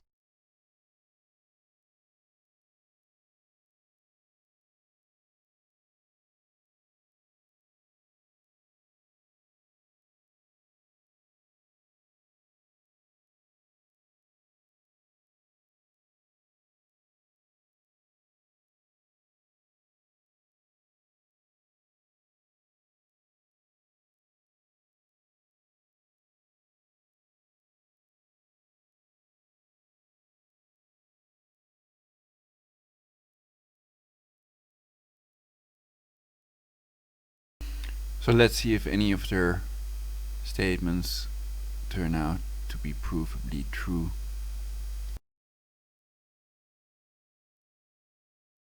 KHIZR Khan holding up a copy of the Constitution at the Democratic National Convention on July 28, 2016. Ghazala Khan, L., stood aside, but did not speak. He attacked Muslim Gold Star parents. Trump's retaliation against the parents of a Muslim U.S. Army officer who died while serving in the Iraq War was a clear low point in a campaign full of hateful rhetoric. KHIZR Khan, the father of the late Army Captain Humayun Khan, spoke out against Trump's bigoted rhetoric and disregard for civil liberties at the Democratic National Convention on July 28. It quickly became the most memorable moment of the convention. Let me ask you, have you even read the U.S. Constitution? Khan asked Trump before pulling a copy of the document from his jacket pocket and holding it up. "I will gladly lend you my copy," he declared. Khan's wife Ghazala Khan, who wears a Muslim headscarf, stood aside during the speech but did not speak. In response to the devastating speech, Trump seized on Ghazala Khan's silence to insinuate that she was forbidden from speaking due to the couple's Islamic faith. If you look at his wife, she was standing there. She had nothing to say. Maybe she wasn't allowed to have anything to say. "You tell me," Trump said in an interview with ABC News that first appeared on July 30. Ghazala Khan explained in an op-ed in the Washington Post the following day that she could not speak because of grief over her son. "Walking onto the convention stage, with a huge picture of my son behind me, I could hardly control myself." So Hillary voted for the war in which the grandson died.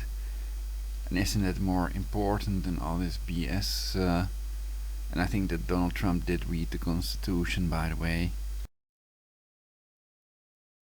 What mother could?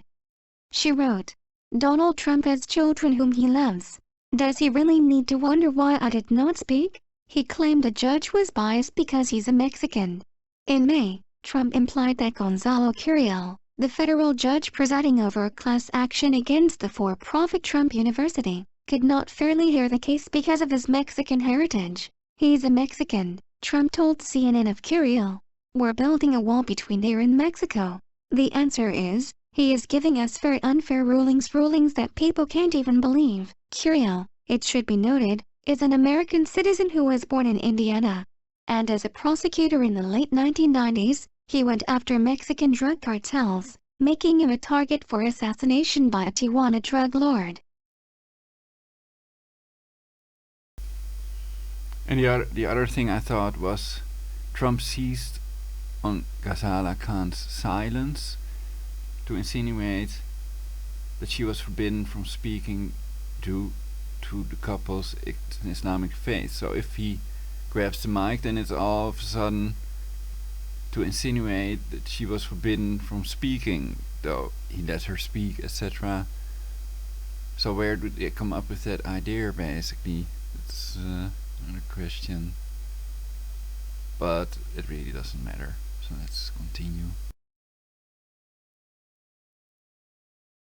Even members of Trump's own party slammed the racist remarks, claiming a person can't do their job because of their race is sort of like the textbook definition of a racist comment, House Speaker Paul Ryan, R.W.S., said in a reaction to Trump's comments, though he clarified.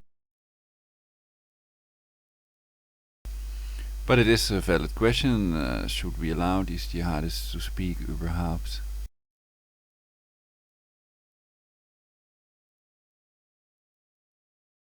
That he still endorses the nominee. The comments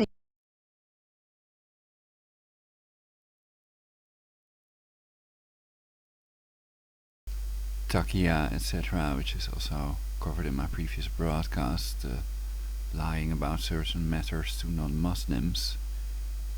There's a program to do with a thing called religion, of course.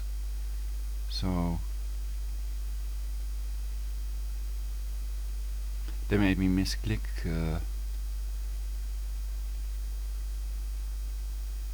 and it's kind of cold in my room. I don't like the cold either, so I hope they turn up their heaters, their atmospheric heaters. Also for more Ecotex money. Ecotex money scam. Well, they're making selection quite hard. I scrolled up now and then it takes a while to respond supposedly. And they can control it with their Fipa array. And then I don't know where we left off, because they're putting me in a state of lethargy or whatever with their directed energy weapon, so they cannot function normally, or at least they're attempting to. But I think I've done pretty well so far, so let's continue. Fireworks going off already, it's not even December. Tish tish. It's illegal, and some pets don't like it. They are in the curtains if they have an explosion going off near them. So perhaps it's best to throw these things in the water when they explode. It's a totally different experience. But then you kill the fish, so then you might be able to eat them also if you're not vegetarian like me. He claimed the judge was biased because he's a Mexican. In May, Trump implied that Gonzalo Curiel, the federal judge presiding over a class action against the for-profit Trump University, could not fairly hear the case because of his Mexican heritage. He's a Mexican, Trump told CNN of Curiel. We're building a wall between there and Mexico. The answer is, he is giving us very unfair rulings that people can't even believe. Curiel, it should be noted, is an American citizen who was born in Indiana, and as a prosecutor in the late 1990s, he went after Mexican drug cartels, making him a target for assassination by a Tijuana drug lord. Even members of Trump's own party slammed the racist remarks, claiming a person can't do their. So to do it, I'm glad you asked, you have to hold the explosive in your hand till the last moment and then throw it in the water so it goes off underwater. Kill all the fish. Job because of their race is sort of like the textbook definition of a racist comment, House Speaker Paul Ryan, R.W.S., said in a reaction to Trump's comments, though he clarified that he still endorses the nominee. The comments against Curiel didn't sit well with the American public either.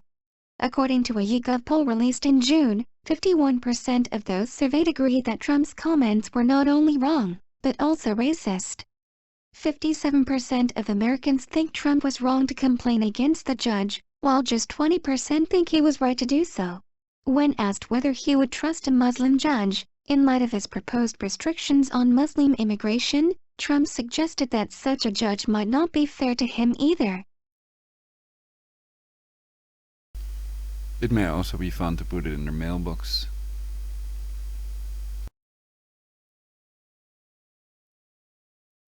The Justice Department sued his company twice for not renting to black people. When Trump was serving as the president of his family's real estate company, the Trump Management Corporation, in 1973, the Justice Department sued the company for alleged racial discrimination against black people looking to rent apartments in Brooklyn, Queens and Staten Island. Perhaps you can help with the depopulation if you do it near these homes for the elderly. They might get a heart attack if they hear explosive going off.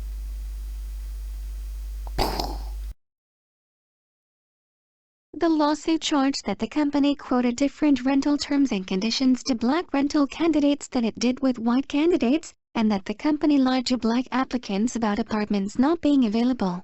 Trump called those accusations absolutely ridiculous and sued the Justice Department for $100 million in damages for defamation. Without admitting wrongdoing, the Trump Management Corporation settled the original lawsuit 2 years later and promised not to discriminate against black people, Puerto Ricans or other minorities. Trump also agreed to send weekly vacancy lists for his 15,000 apartments to the New York Urban League, a civil rights group, and to allow the NYUL to present qualified applicants for vacancies in certain Trump properties. Just 3 years after that, the Justice Department sued the Trump Management Corporation again for allegedly discriminating against black applicants by telling them apartments weren't available. In fact, discrimination against black people has been a pattern in his career. Workers at Trump's casinos in Atlantic City, New Jersey, have accused him of racism over the years. The New Jersey Casino Control Commission fined the Trump Plaza Hotel and Casino $200,000 in 1992 because managers would remove African-American car dealers at the request of a certain big-spending gambler. A state appeals court upheld the fine. The first-person account of at least one black Trump casino employee in Atlantic City suggests the racist practices were consistent with Trump's personal behavior toward black workers. When Donald and Ivana came to the casino, the bosses would order all the black people off the floor, Kip Brown, a former employee at Trump's castle, told the New Yorker for September article. It was the 80s, I was a teenager, but I remember it, they put us all in the back. Trump disparaged his black casino employees as lazy and vividly bigoted terms, according to a 1991 book by John O'Donnell, a former president of Trump Plaza Hotel and Casino. And isn't it funny? I've got black accountants at Trump Castle and Trump Plaza. Black guys counting my money. I hate it, O'Donnell recalled Trump saying. The only kind of people I want counting my money are short guys that wear yarmulkes every day. I think the guy is lazy, Trump said of a black employee, according to O'Donnell. And it's probably not his fault because laziness is a trait in blacks. It really is, I believe that. It's not anything they can control. Trump has also faced charges of reneging on commitments to hire black people. In 1996, 20 African Americans in Indiana sued Trump for failing to honor a promise to hire mostly minority workers for a riverboat casino on Lake Michigan. Taylor Hill Getty Images, apparently send. Jeff Sessions, Arla. Does not mind Trump's racism. Sessions endorsed the GOP frontrunner on Monday. He refused to condemn the white supremacists who are campaigning for him.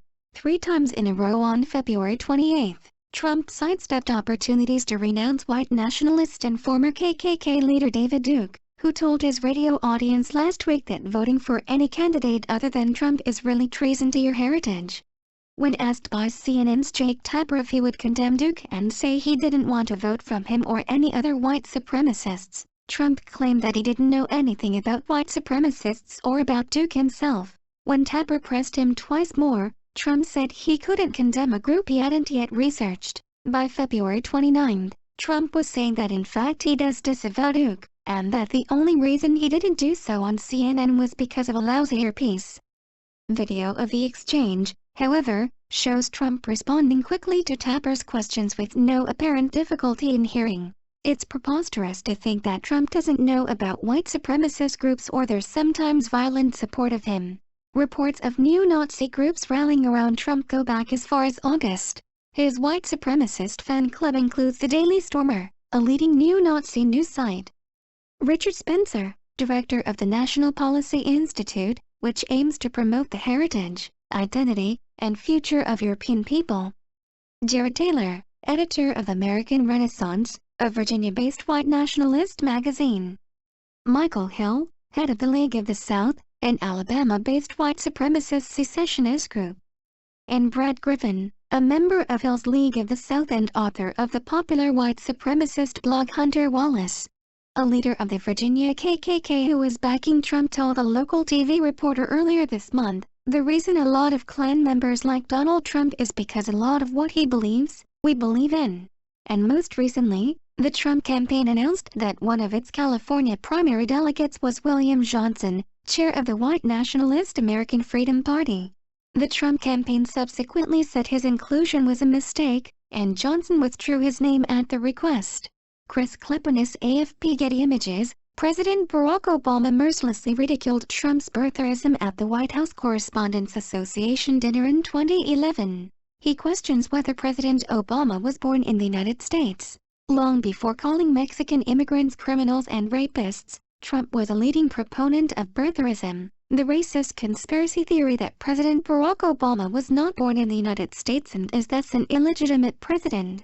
Trump claimed in 2011 to have sent people to Hawaii to investigate whether Obama was really born there. He insisted at the time that the researchers cannot believe what they are finding.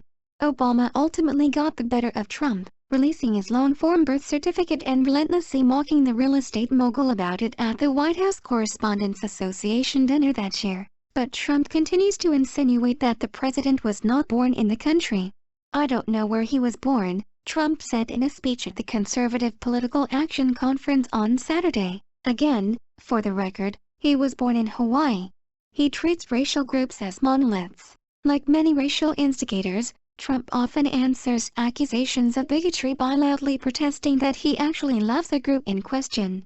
But that's just as uncomfortable to hear, because he's still treating all the members of the group, all the individual human beings, as essentially the same and interchangeable. Language is telling. Here, virtually every time Trump mentions a minority group, he uses the definite article the, as in the Hispanics, the Muslims and the blacks.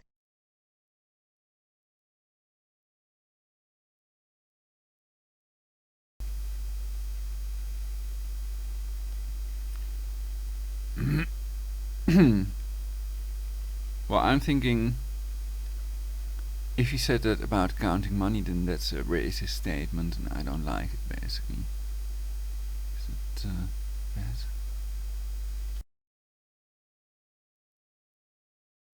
In that sense, Trump's defensive explanations are of a piece with his slander of minorities. Both rely on essentializing racial and ethnic groups, blurring them into simple, monolithic entities, instead of acknowledging that there's as much variety among Muslims and Latinos and black people as there is among white people.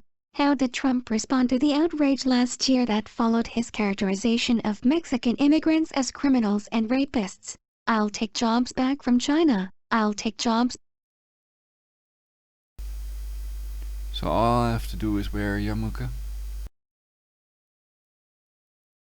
Back from Japan, Trump said during his visit to the U.S.-Mexican border in July, "The Hispanics are going to get those jobs, and they're going to love Trump. The Hispanics are going to get those jobs, and they're going to love Trump." Donald Trump, July 2015. How did Trump respond to critics of his proposal to ban Muslims from entering the U.S.? "I'm doing good for the Muslims," Trump told CNN in December. "Many Muslim friends of mine are in agreement with me. They say, 'Donald, you brought something up to the fore that is so brilliant and so fantastic.'" Not long before he called for a blanket ban on Muslims entering the country, Trump was proclaiming his affection for the Muslims, disagreeing with rival candidate Ben Carson's claim in September that being a Muslim should disqualify someone from running for president. "I love the Muslims. I think they're great people," Trump said, insisting that he would be willing to name a Muslim to his presidential cabinet. How did Trump respond to the people who called him out for funding an investigation into whether Obama was born in the United States? "I have a great relationship with the blacks," Trump said in April 2011. "I've always had a great relationship with the blacks." Even when Trump has dropped the definite article his attempts at praising Time for sex.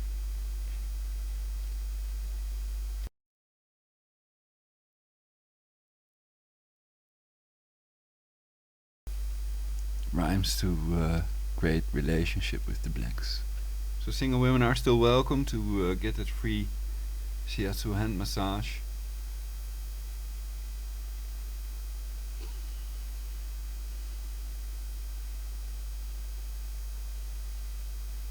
It's just sort of trying to see all.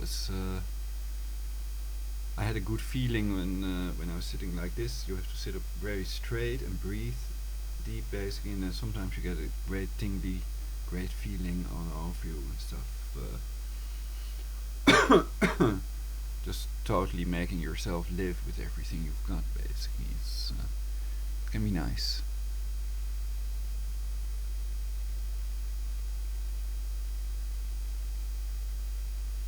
It looked better before, I think, but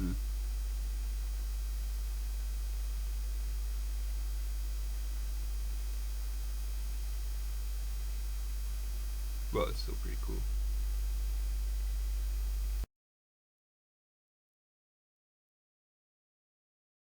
Minority groups he has previously slandered have been offensive.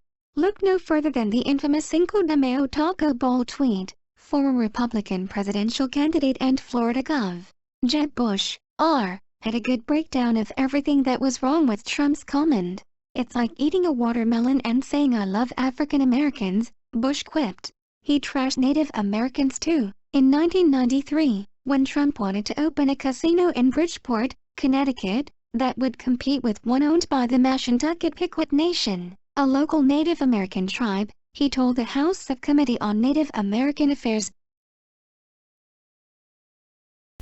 I think watermelon is not a typically Native American dish or whatever.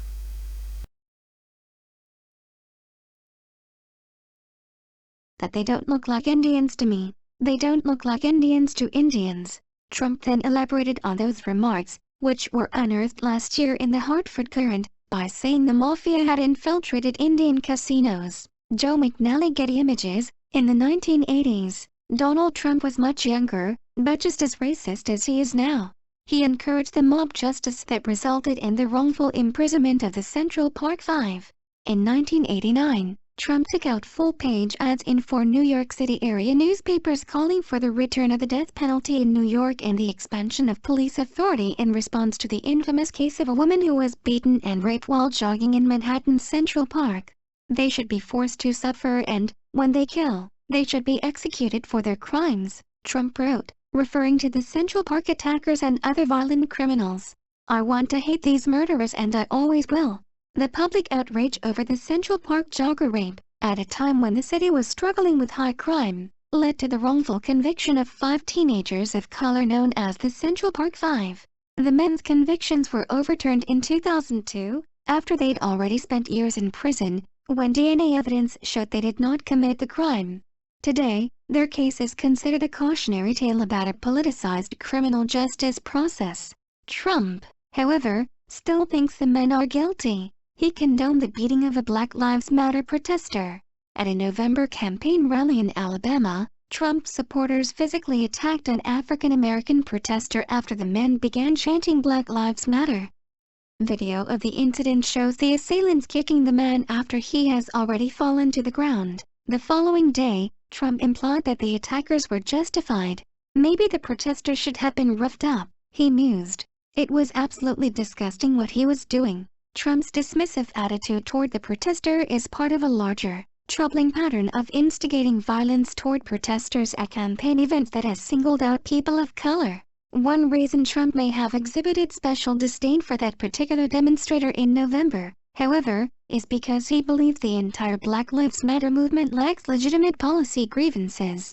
He alluded to these views in an interview with the New York Times Magazine this week when he described Ferguson, Missouri, as one of the most dangerous places in America. The small St. Louis suburb is not even in the top 20 highest crime municipalities in the country.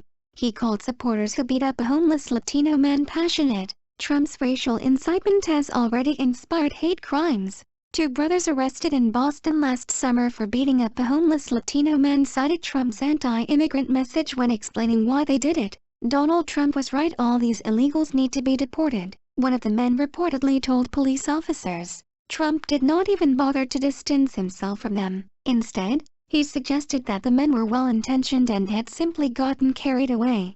I will say that people who are following me are very passionate, Trump said. They love this country and they want this country to be great again. They are passionate. Spencer Platt, Getty Images. Trump's daughter Ivanka, second from left, converted to Judaism in 2009. That has not stopped Trump from bringing up anti-Semitic stereotypes. He stereotyped Jews and shared an anti-Semitic meme created by white supremacists. When Trump addressed the Republican Jewish coalition in December, he tried to relate to the crowd by invoking the stereotype of Jews as talented and cunning business people. I'm a negotiator, like you folks, Trump told the crowd, touting his book The Art of the Deal. Is there anyone who doesn't renegotiate deals in this room? Trump said, perhaps more than any room I've spoken to. But that wasn't even the most offensive thing Trump told his Jewish audience. He implied that he had little chance of earning the Jewish Republican group's support, because his fealty could not be bought with campaign donations. You're not going to support me, because I don't want your money, he said. You want to control your own politician. Ironically, Trump has many close Jewish family members. His daughter Ivanka converted to Judaism in 2009 before marrying the real estate mogul Jared Kushner. Trump and Kushner raised their 2 children in an observant Jewish home. Then in July, Trump tweeted an anti-Semitic Hillary Clinton meme that featured a photo of her over a backdrop of $100 bills with a 6-pointed Jewish star of David next to her face. Crooked Hillary makes history. He wrote in the tweet, which also read most corrupt candidate ever over the star. The Huffington Post, the holy symbol was co-opted by the Nazis during World War II when they forced Jews to sew it onto their clothing. Using the symbol over a pile of money is blatantly anti-Semitic and reinforces hateful stereotypes of Jewish greed. But Trump insisted the image was harmless. The sheriff's badge, which is available under Microsoft's Shapes, fit with the theme of corrupt Hillary, and that is why I selected it, he said in a statement. Mike, however, discovered that the meme was actually created by white supremacists and could be found on a neo-Nazi forum more than a week before Trump shared it. Additionally, a watermark on the image leads to a Twitter account that regularly tweets racist, sexist political memes. He treats African American supporters as tokens to dispel the idea he is racist. At a campaign appearance in California in June, Trump boasted that he had a black supporter in the crowd, saying, "Look at my African American over here. Look at him," Trump continued. "Are you the greatest?" Trump went on to imply that the media conceals his appeal among African Americans by not covering the crowd more attentively. "We have tremendous African American support," he said. "The reason is I'm going to bring jobs back to our country." In fact, Trump has the lowest level of African American support of any Republican presidential nominee since 1948, according to 538. As of the most recent polling, just 2% of black voters plan to vote for him, fewer than the percentage who plan to vote for Green Party candidate Jill Stein or Libertarian Party nominee Gary Johnson. It may not be surprising that Trump has brought so much racial animus into the 2016 election cycle, given his family history. His father, Fred Trump, was the target of folk singer Woody Guthrie's lyrics after Guthrie lived for 2 years in a building owned by Trump per, I suppose / old man Trump knows / just how much / racial hate / he stirred up / in the blood pot of human hearts.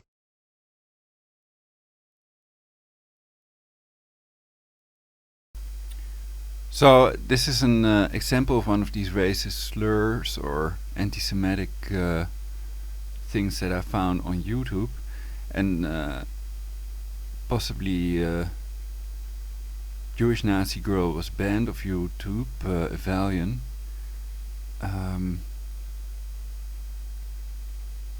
And this video was not banned because I read about this here.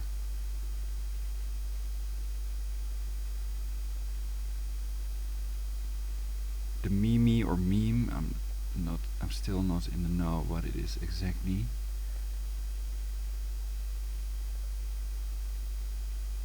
So if it's dressed up as a meme, it's all allowed, all of a sudden or something.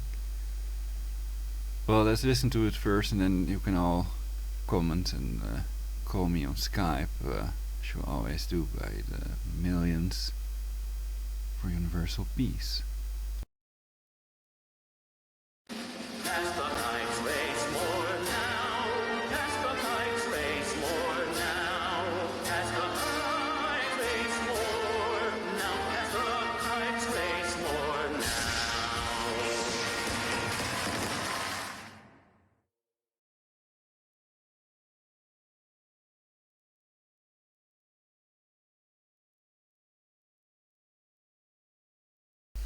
So the question is, how can it be allowed on YouTube? And in reality it's the Jesuits.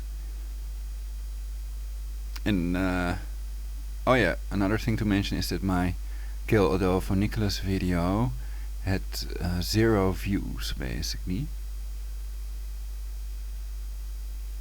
Though I think most, if not all, my other videos have more than 0 views, so that's interesting. But the idea is only if they are guilty of demolishing the WTC, murdering my mother and torturing the teeth out of my mouth and stuff like that with their Fipa array in Poker Flat, Alaska, and if there is no other way to bring them to justice. So it is more or less also to end directed energy weapon torture of innocent civilians, exposing their depopulation and other things that they have done basically. But it is true there are 6 Jewish people that have called for depopulating the earth, and Professor Pianka with a P of Pope is one of them.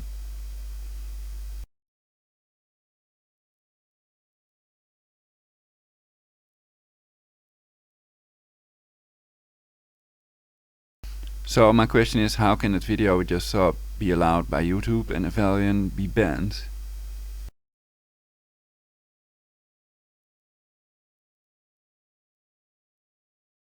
And last fall, a news report from 1927 surfaced on the site Boing, revealing that Fred Trump was arrested that year following a KKK riot in Queens. It's not clear exactly what the elder Trump was doing there or what role he may have played in the riot. Donald Trump, for his part, has categorically denied, except when he's ambiguously denied, that anything of the sort ever happened. I think it's allowed if you've made clear that it's satire. That's what I found out while studying memes and stuff like that in legal context. Editor's note: Donald Trump is a serial liar, rampant xenophobe, racist, misogynist, birther and bully who has repeatedly pledged to ban all Muslims, 1.6 billion members of an entire religion, from entering the US. So that must be why they voted for him then, if you're right. Yeah, or whatever. Also on HuffPost, 9 outrageous things Donald Trump has said about Latinos. More. Donald Trump 2016 Donald Trump President Trump campaign racist Donald Trump, suggest a correction. Next story. CNN's Van Jones wants Trump supporters to face the fear of his presidency. 1070 comments. By Taboola sponsored links you may like. Superclone brand luxury PP Sport Nautilus 5712 R00 15712 grains 00. 149.99. DHGATE.com. F69 Smart BT Swimming Watch. $43.17. Gearbest.com. 24 celebs who are secretly geniuses. Zest VIP. Brilhanit Bloggies. 4.45. Feast Twinkle NL. 23. 43 EO7S Smartwatch Waterproof Swimming Wristband Boleto. 23. 43. Banggood.com. Aldermetiderm shampoo flaken 200 ml LET op THT December 31, 2016, 12:60. Best list NL. Celebrities' reactions to Donald Trump being elected president. World leaders react to Trump election victory. Ken Bone is actually kind of an awful guy. Ad choices. Health Nation. Watch. How to build muscle and tone your arms. Trending. Seth Meyers moved to tears while processing election results. Everyone is sharing Michael Moore's 5-point morning after to-do list. Why have posts presidential forecast didn't see a Donald Trump win coming? Protest flare against Donald Trump's election. McConnell. Trump can unravel nearly everything Obama did. Subscribe and follow. Get top stories and blog posts emailed to me each day. Newsletters may offer personalized content or advertisements. Learn more. 1.92 M, 963K, 454K, podcast. Add us on Snapchat. Ad choices. Here are 13 examples of Donald Trump being racist. Suggested for you. Michael Moore's ominous election tweet will HuffingtonPost.com.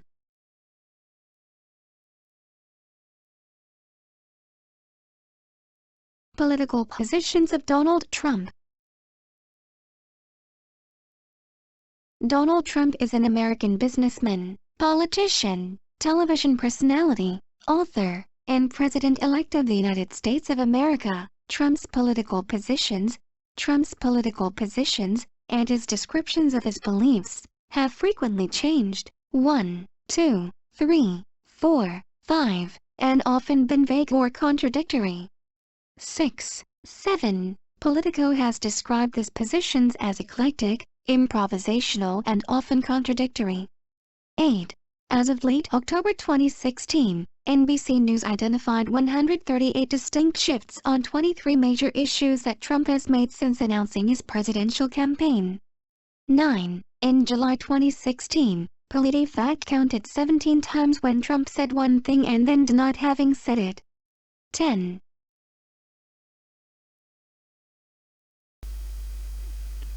Well, it's better to have a president that is willing to adapt to reality and change his statements. And sometimes people can forget they said something, of course they can be distracted, etc.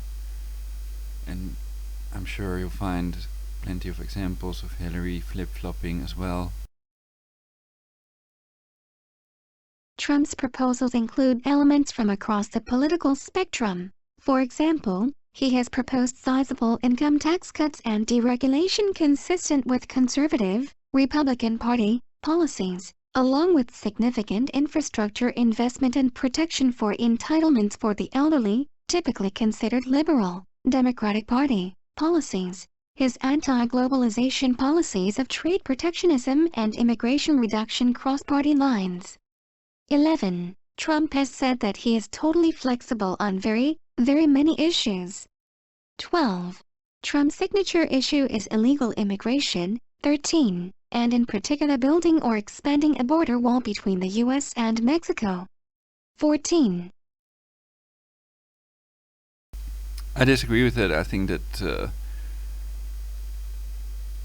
his what they call signature issue is more ending the Fed, the Federal Reserve, and that regulating immigration is just logical, and that it's not going to have as much effect as ending the Fed.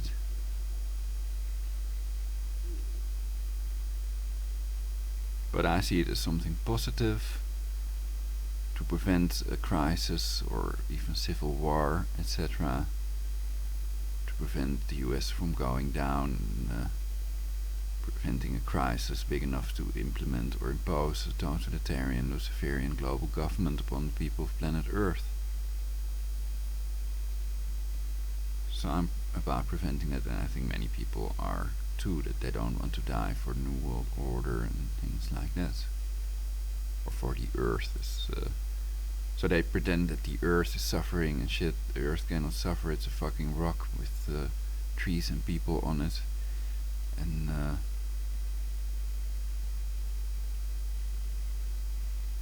So we should worry more about the people being depopulated than the Earth suffering, also because we're not overpopulated.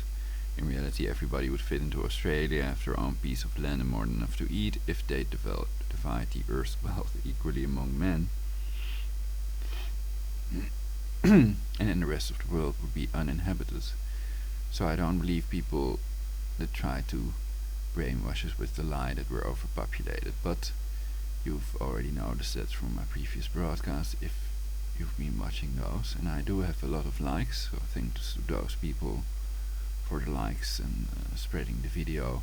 I've had positive comments in reality, so they're not all brain-controlled idiots that want to pretend or believe that I'm the psycho, paranoid person depopulating the Earth or whatever.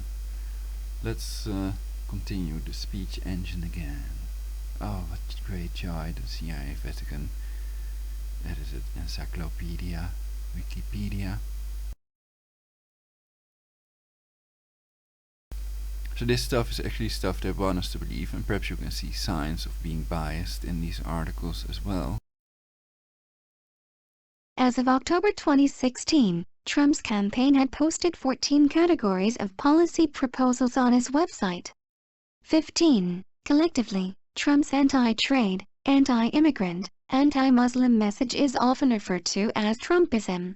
Content side: 1. Political philosophy, 1.1 in his own words, 1.2 is described by others, 1.3 skills and rankings, 2. Economic policy, 2.1 overview, 2.2 fiscal policy, taxes, spending, and budget, 2.3 monetary policy, 2.4 other economic topics, 2.5 financial regulation and other regulations, 3 labor and jobs policy, 3.1 infrastructure, 3.2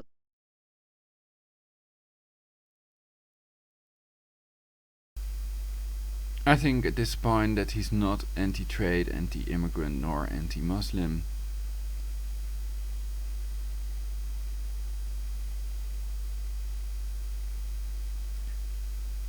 So for example, people can be anti-religion while they're not anti-Muslim people. They're not shooting all Muslims or gassing them with whatever they gas them with, basically. They are about expelling the criminal immigrants and preventing the country from being flooded with people that have no income or negative value, how do you call it, negative worth, basically. They might owe people money, they might not have any money, and they need food and stuff, and they hope to get it in the US, where some people are on food stamps, etc., so they can barely get food themselves, etc. With the crisis and stuff, for some people that's really the case. And sometimes they were set up and then their house was burned by their wife or their husband, and all kinds of issues that are going on right now. Employment, 3.3 minimum wage, 3.4 unions and right to work laws, 3.5 child care, 4 healthcare, 4.1 Affordable Care Act and healthcare reform, 5 trade policy, 5.1 NAFTA, 5.2 trade with China, 5.3 trade with Mexico, 5.4 Trans-Pacific Partnership, 6 immigration, 6.1 birthright citizenship, 6.2 border security, 6.3 mass deportation, 6.4 Muslim immigration ban, 6.5 other proposals, 6.6 Syrian refugees, 7 civil liberties, 7.1 abortion and reproductive rights, 7.2 Christianity, 7.3 First Amendment and defamation law, 7.4 rights of the accused, 7.5 LGBT issues, 7.6 pornography, 7.7 race relations, 7.8 privacy, encryption, and electronic surveillance, 7.9 voter fraud, voter ID laws, and allegations of rigged elections, 7.10 women in the military, 8 domestic policy, 8.1 campaign finance, 8.2 civil servants, 8.3 disabled Americans, 8.4 District of Columbia statehood, 8.5 Education, 8.6 Eminent Domain, 8.7 Family Leave, 8.8 Food Safety Regulations, 8.9 Gender Pay Gap, 8.10 Native Americans, 8.11 Questioning Obama's Citizenship, 8.12 Veterans Affairs, 9 Law and Order, 9.1 Gun Regulation, 9.2 Judiciary, 9.3 Capital Punishment, 9.4 Criminal Justice, 9.5 Drug Policy, 9.6 Video Game Violence, 9.7 Term Limits and Ethics Regulations, 10 Science and Technology, 10.1 Space, 10.2 Technology and Net Neutrality, 10.3 Public Health, 11 Environmental and Energy Policy, 11.1 California Drought, 11.2 Climate Change and Pollution, 11.3 Energy Policy, 11.4 Environmental Regulation, 11.5 Keystone XL Pipeline, 11.6 Dakota Access Pipeline, 11.7 Renewable Energy, 11.8 Wildlife Conservation, 12 Defense and Foreign Policy, 12.1 Overview, 12.2 Middle East and Africa, 12.3 Asia, 12.4 Americas, 12.5 European Union, 12.6 NATO, Russia, and Ukraine, 12.7 Nuclear Proliferation, 12.8 Other Security Topics, 13 Notes, 14 References, Political Philosophy. In his own words, Trump registered as a Republican in Manhattan in 1987 and since that time has changed his party affiliation 5 times. In 1999, Trump changed his party affiliation to the Independence Party of New York. In August 2001, Trump changed his party affiliation to Democratic. In September 2009, Trump changed his party affiliation back to the Republican Party. In December 2011, Trump changed to no party affiliation, that is, independent. In April 2012, Trump again returned to the Republican Party. 16. In a 2004 interview, Trump told CNN's Wolf Blitzer, "In many cases, I probably identify more as Democrat," explaining, "It just seems that the economy does better under the Democrats than the Republicans. Now, it shouldn't be that way, but if you go back, I mean it just seems that the economy does better under the Democrats. But certainly we had some very good economies under Democrats, as well as Republicans. But we've had some pretty bad disaster under the Republicans." 17. In a July 2015 interview, Trump said that he has a broad range of political positions and that I identify with some things as a Democrat. 16. During his 2016 campaign for the presidency, Trump has consistently described the state of the United States in bleak terms, referring to it as a nation in dire peril that is plagued by lawlessness, poverty, and violence, constantly under threat, and at risk at having nothing, absolutely nothing, left. 18. 19. In accepting the Republican nomination for president, Trump said that I alone can fix the system. 20. And pledged that if elected, Americanism, not globalism, will be our credo. 19. He has described himself as a law and order candidate in the voice of the forgotten men and women. 21. As described by others, Trump's political positions are widely viewed as populist.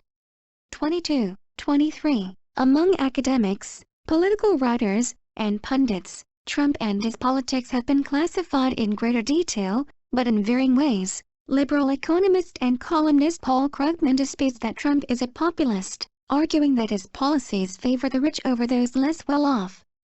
24. Harvard Kennedy School political scientist Fipa Norris has described Trump as a populist authoritarian analogous to European parties such as the Swiss People's Party, Austrian Freedom Party, Swedish Democrats, and Danish People's Party.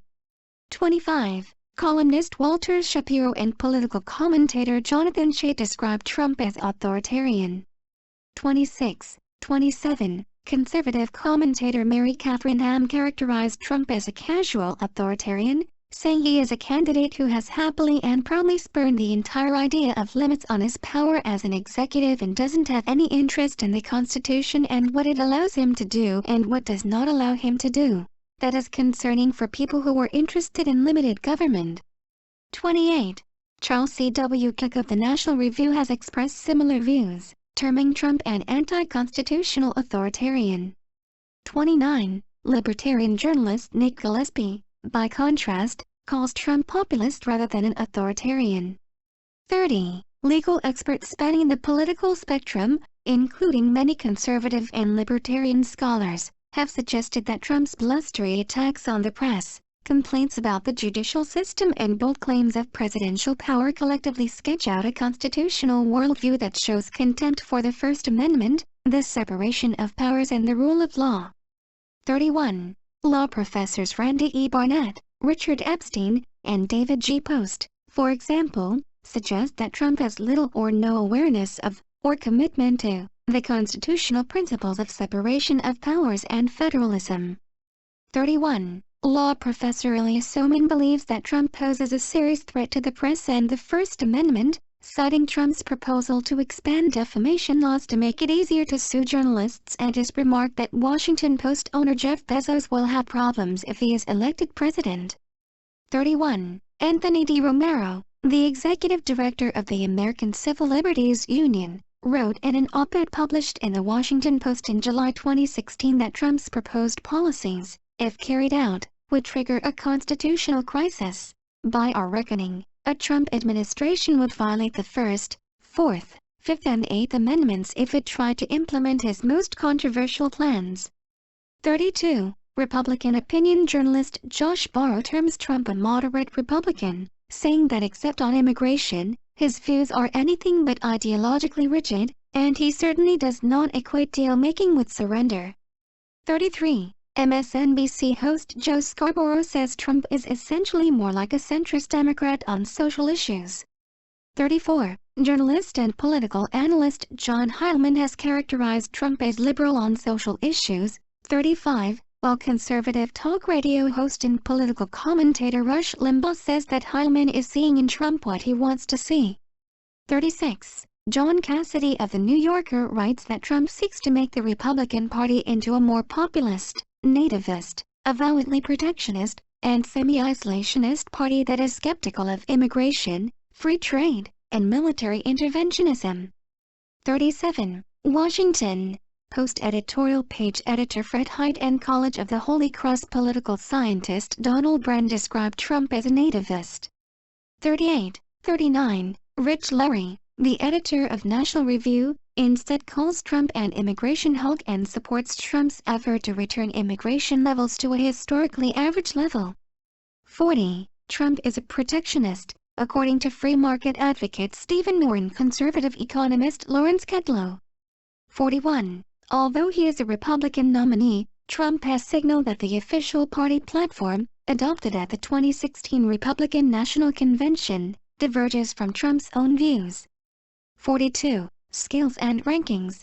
CrowdPack. In 2015, CrowdPack gave Trump a ranking of 0.4 L out of 10 L. In 2016, CrowdPack gave Trump a ranking of 5.1 C out of 10 C, shifting him more to the conservatism spectrum. 43. On the Issues. The organization and website On the Issues has classified Trump in a variety of ways over time, as a moderate populist, 2003. 44. A liberal-leaning populist, 2003 to 2011. 45. A moderate populist conservative, 2011 to 2012. 46. A libertarian-leaning conservative, 2012 to 2013. 47. A moderate conservative, 2013 to 2014. 48. A libertarian-leaning conservative, 2014 to 2015. 49. A hardcore conservative, 2015. 50. A libertarian-leaning conservative, 2015 to 2016. 50. 51. An immoderate conservative, 2016-present. 52. Economic policy. Overview. Trump's signature economic policies are the raising of tariffs, across-the-board tax cuts, the dismantling of the Dodd-Frank Wall Street Reform and Consumer Protection Act, the repeal of the Patient Protection and Affordable Care Act, Obamacare, and opposition to changing entitlement programs such as Social Security and Medicare. Trump unveiled his economic plan on August 8, 2016, with a revised tax proposal. 53. The plan was widely described as light on details. 54, 55, 56, 57, with Trump insisting in the coming weeks, We will be offering more detail on all of these policies. 53. Early Economic Plan on the Federal Personal Income Tax. Trump has proposed collapsing the current 7 brackets, which range from 10% to 39.6% to 3 brackets of 10%, 20%, and 25%. Increasing the standard deduction. Taxing dividends and capital gains at a maximum rate of 20%. Repealing the alternative minimum tax. And taxing carried interest income as ordinary business income, as opposed to existing law, which provides for preferential treatment of such income. 58. 59. With respect to business taxes, Trump has proposed reducing the corporate tax rate to 15%.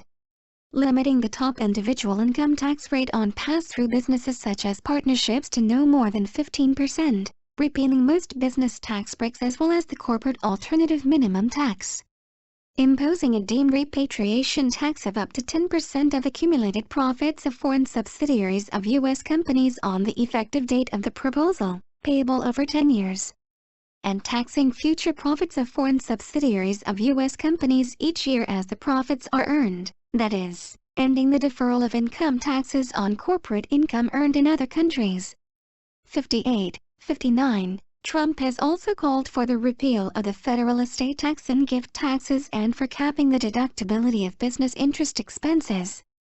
58. 59. Detailed analyses by both 2 nonpartisan tax research organizations, the Conservative Tax Foundation and Centrist Tax Policy Center, concluded that Trump's tax plan would boost the after-tax incomes of the wealthiest households by an average of more than $1.3 million a year and significantly lower taxes for the wealthy. 58. 60. The Tax Policy Center calculated the average tax cuts for the rich and the very rich under Trump's plan is $275,000 or 17.5% of after-tax income for the top 1%. And $1.3 million or nearly 19% for the top 0.1%, those making over $3.7 million. 61. An analysis by Citizens for Tax Justice found that under Trump's plan, the poorest 20% of Americans would see a tax cut averaging $250. Middle-income Americans would see a tax cut averaging just over $2,500. And the best-off 1% of Americans would see a tax cut averaging over $227,000. 59. CTJ determined that 37% of Trump's proposed tax cuts would benefit the top 1%. 61. Trump's claims that his tax plan would be revenue neutral have been rated false by PolitiFact, which found that free market-oriented and liberal groups alike say Trump's tax plan would lead to a $10 trillion revenue loss, even if it did create economic growth. 62. An analysis by the Tax Foundation indicated that Trump's tax proposal would increase economic growth by 11% and wages by 6.5%, and create 5.3 million jobs, while decreasing revenue by $10 trillion over a decade. 63. Prominent anti-tax activist Grover Norquist of Americans for Tax Reform called Trump's tax proposal a pro-growth, Reaganite plan. 64. As of May 2016, Trump has not signed Norquist's No New Taxes pledge, but has indicated that he will in the future. 65. Trump has pledged to balance the budget in 10 years. Not cut Social Security or Medicare. Increase defense spending. And enact tax cuts that would lose $9.5 trillion of revenues over the next decade. Economist Jared Bernstein notes that it is mathematically impossible to fulfill all of these pledges, writing, Trump would need to cut spending outside the Social Security, Medicare, and defense by 114% to make his budget balance, which is, of course, impossible. 66. The fact-checking website PolitiFact similarly concluded, Trump's tax plan means either unprecedented spending cuts or increased federal borrowing. But Trump has released no details about the gap, all the while vowing to protect Social Security and Medicare, 2 of the largest line items on the federal budget. 61. An analysis of Trump's campaign proposals by the Committee for a Responsible Federal Budget, CRFB, showed that Trump's key proposals would increase the debt by between $11.7 and $15.1 trillion to the U.S. national debt over the next 10 years, with the US's debt to GDP ratio rising from 115% to 140% of GDP. The CRFB analysis showed that growth would have to be roughly 5 times as large as projected, and twice as high as the fastest growth period in the last 60 years, which was between 1959 and 1968, in order to balance the budget under Trump's plan, which is practically impossible. 67. 68. Trump has vowed tremendous cutting of budgets for the U.S. Environmental Protection Agency and the U.S. Department of Education if elected. 69. However, Trump has proposed large spending increases in certain areas, which the Center for Budget and Policy Priority states would mean even deeper cuts to other programs if such spending increases are to be offset. 70. On May 9, 2016, Trump said on Meet the Press, "The thing I'm going to do is make sure the middle class gets good tax breaks. For the wealthy, I think, frankly, it's going to go up. And you know what? It really should go up." The following day, Trump backtracked on his comment on taxation of the wealthy, saying he had been referring to potential adjustments to his own tax policy proposal and did not support an increase in taxes of the wealthy from current levels. 65. 71. Trump has frequently throughout his presidential campaign changed his view as to whether the wealthy should see tax cuts or increases. 9. Effect on economic growth. Trump's campaign claimed that the combination of income tax cuts, deregulation, trade protectionism, and additional spending for defense and infrastructure would significantly increase economic growth and job creation.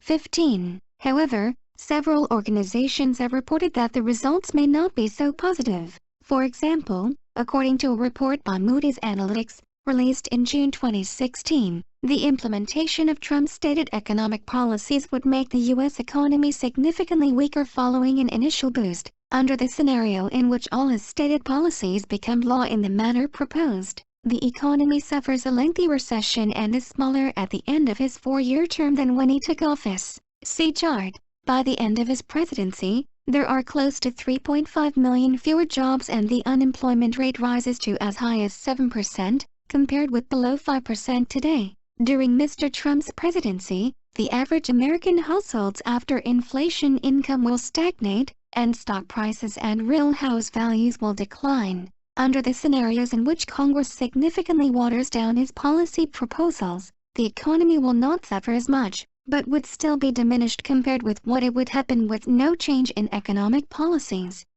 72, 73, 74. The Trump campaign disputed Moody's analysis, arguing that the report was based on flawed assumptions about proposals that have not been fully fleshed out and that Trump's tax cuts and deregulation proposals would help stimulate the economy. A Trump advisor also asserted that the costs of Trump's trade and immigration proposals had been overweighted in the analysis by not factoring in how current policies have depressed the wages of U.S. workers. 74. According to an analysis by the British research firm Oxford Economics, U.S. economic growth would slow to about 0.3% annually, the worst pace since the end of the recession, after 2 years of Trump's stated policies. 75. In the absence of Trump's policies, the U.S. economy would be $430 billion larger after 5 years. 75. Global economic growth would decline to about 2.2% annually.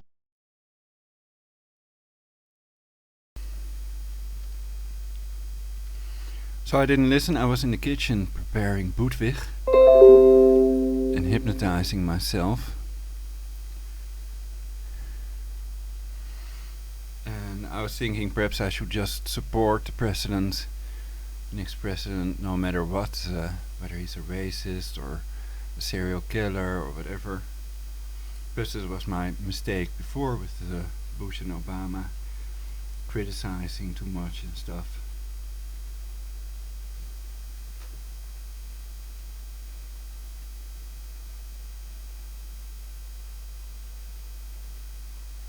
And I was also thinking that Adolfo Nicholas doesn't look like a serial killer that is capable of all these horrible things that were done to me and my mother with the Fipa array HARP in Poker Flats, Alaska. So Fipa is the real facility. HARP is open every 6 years to the public. And that's the fake facility according to sources online.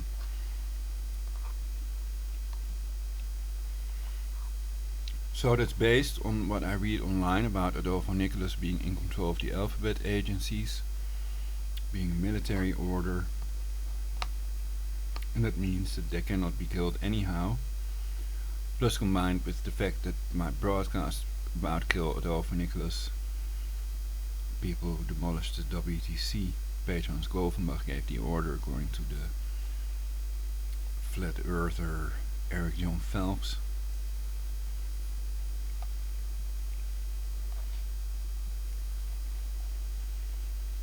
I've covered controlled opposition in my previous broadcasts. Anyway, the NSA are the only ones that can do this torture and brain control with synthetic telepathy. I've read. I don't know if that's true, because anybody could build such a machine knowing the Malech patent is online. The apparatus to remotely monitor and alter brainwaves.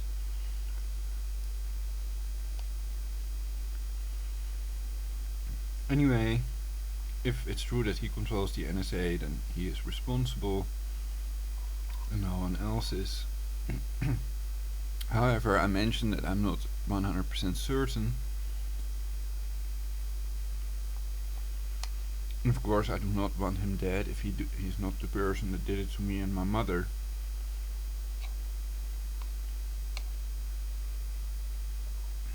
If it's some Jew, for example, Rockefeller or Rothschild, with access to such a machine. But I highly doubt if these bankers have access to this military type stuff, basically.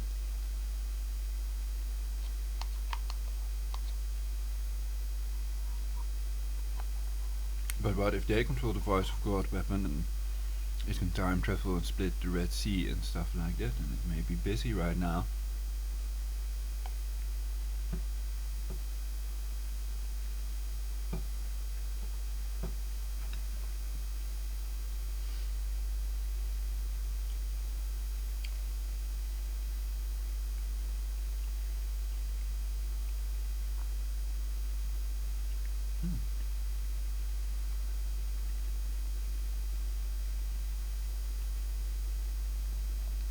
Full moon.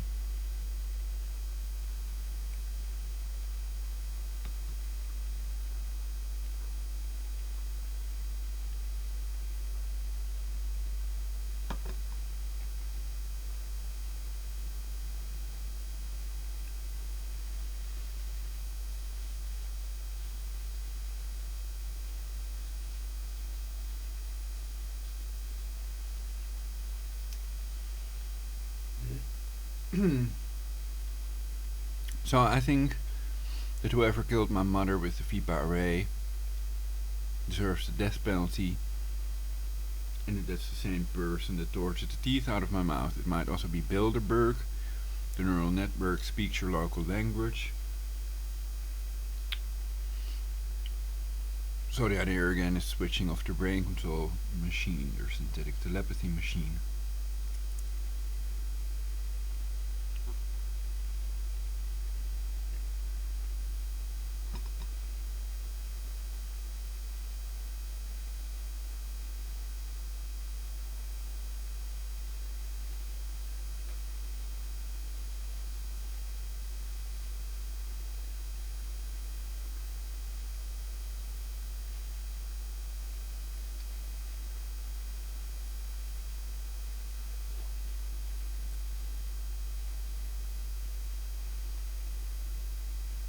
I usually don't like wearing hats, but it looks pretty cool.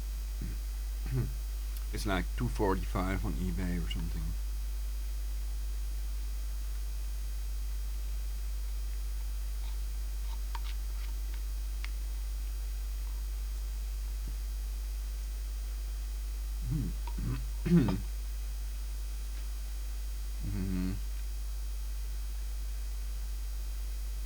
So I think it's possible. Of course, it's pretty clear that the Jesuits demolished the WTC. 9/11/1537 was the day of the first cannibalistic Romish mass. Eucharist and stuff. That's the same ritual for the human sacrifice ritual for Osiris taken literally word for word, etc. According to what I've read on the, what was it, not the occult truth,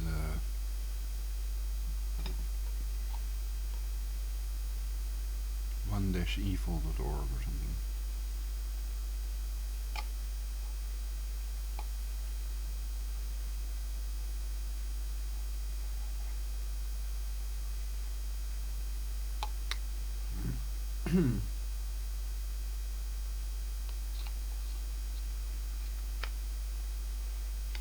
Anyway, I think it's more likely that the person that has done this to me and my mother is going to kill 93% of the world's global population. That the person with the death ray would be killed, him or herself.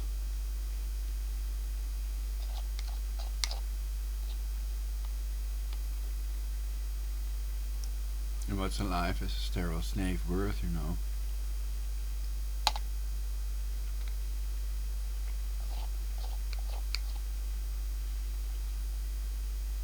Many people would want to live it anyway.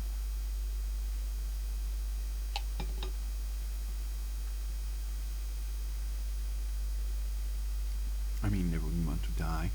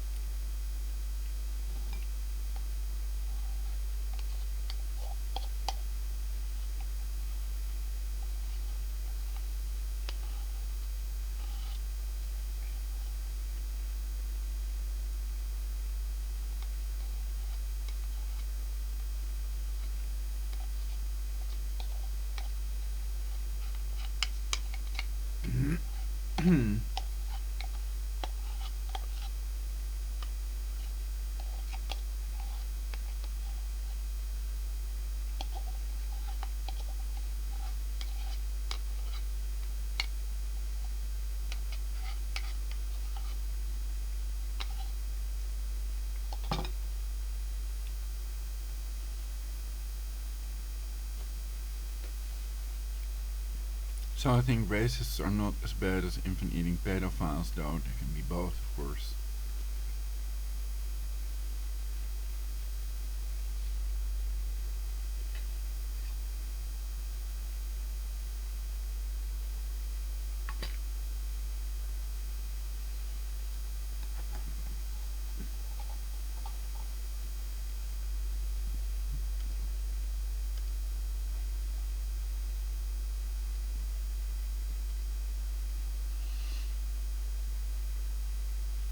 Hurting my stomach.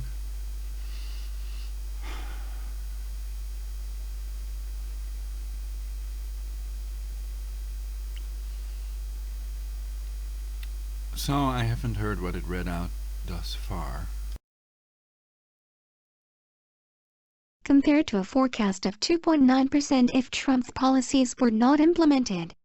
75. The Oxford Economics analysis diverges from the Moody's analysis in that the former assumes that the Federal Reserve would help to mitigate the ramifications of Trump's policies by keeping interest rates close to zero. 75. According to an analysis by the Peterson Institute for International Economics, Trump's proposed tariff increases on China and Mexico could, if China and Mexico retaliate with their own tariff increases, push the U.S. into recession and cost 5 million U.S. jobs. 76. Even more limited retaliation by China and Mexico, or an aborted trade war, the Trump administration backs down from its tariff increases 1 year into them, would hit the U.S. economy hard. 76. Gary Clyde Huffbauer, senior fellow at PIIE, notes that there is ample precedent and scope for a U.S. president to unilaterally raise tariffs as Trump has vowed to do, and that efforts to block Trump's actions through the courts, or by amending the authorizing statutes,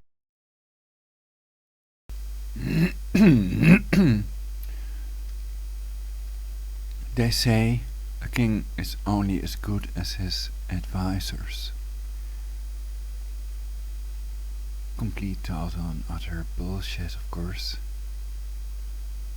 But still, the idea is that people can influence him and do something about it if they don't like it, by writing or other means, getting mainstream media attention or whatever, to reach the president of the United States. in Congress, would be difficult and time-consuming.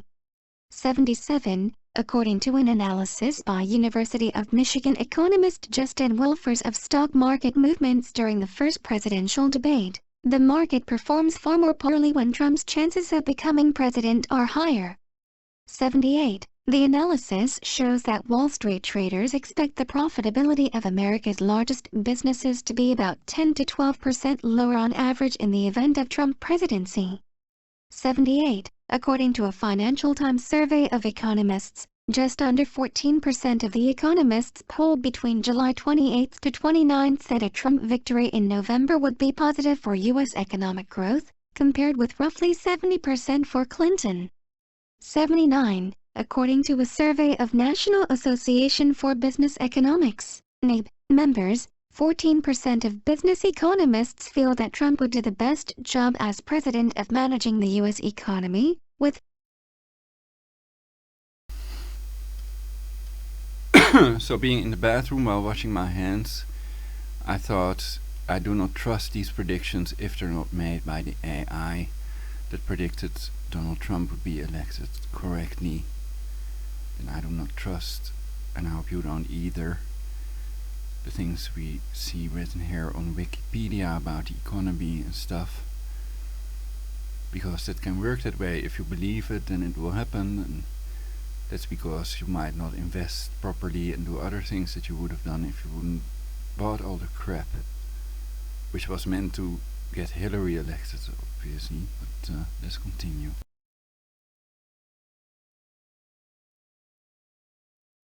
55% choosing Clinton, 15% choosing Gary Johnson, and 15% saying that they did not know or did not have an opinion. 80. According to a survey by the Wall Street Journal, none of the 45 former members of the White House Council of Economic Advisors spanning 8 presidents openly support Mr. Trump. 81. According to the Financial Times, most mainstream economists view his economic policies as dangerous quackery. 82. 370 prominent economists, including 8 Nobel laureates, have signed a letter warning against the election of Donald Trump, calling him a dangerous, destructive choice for the country. 83. The letter said that he had not proposed credible solutions to reduce budget deficits, that he has promoted misleading claims about trade and tax policy, chided him for failing to listen to credible experts and for promoting magical thinking and conspiracy theories over sober assessments of feasible economic policy options. 83. Effect on budget deficit and debt. In September 2016, Trump advisors Wilbur Ross and Peter Navarro asserted that the increased economic growth stimulated by Trump's proposed income tax cuts and additional military and infrastructure spending would offset much or all of the increased budget deficits caused by these tax cuts and spending increases. 84. However, several organizations have reported that such actions would significantly increase the budget deficit and national debt relative to a 2016 policy baseline. For example, according to a September 2016 report by the Independent and Nonpartisan Committee for Responsible Federal Budget, Trump's economic policies would increase the national debt by $5.3 trillion over 10 years. 85. According to a September 2016 analysis by the Conservative Tax Foundation, Trump's tax plan would reduce federal revenue by around $4.4 to $5.9 trillion over 10 years. 86. The $1.5 trillion gap is because the Trump campaign has not clarified some aspects of the tax plan and have provided contradictory explanations. 86. While the tax plan would reduce taxes across the spectrum, it does so the most for the richest Americans.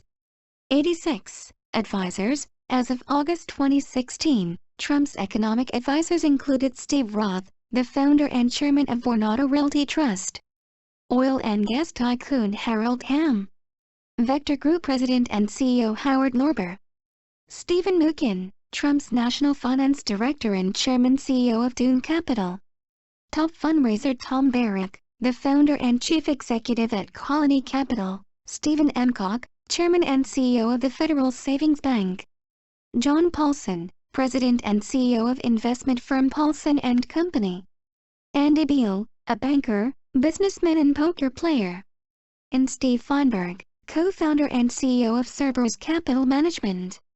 87. 88. Trump advisors David Malpass, Peter Navarro, Stephen Moore and Dan DiMicco are also on the list, led by Stephen Miller, the National Policy Director, and Deputy Policy Director Dan Kowalski.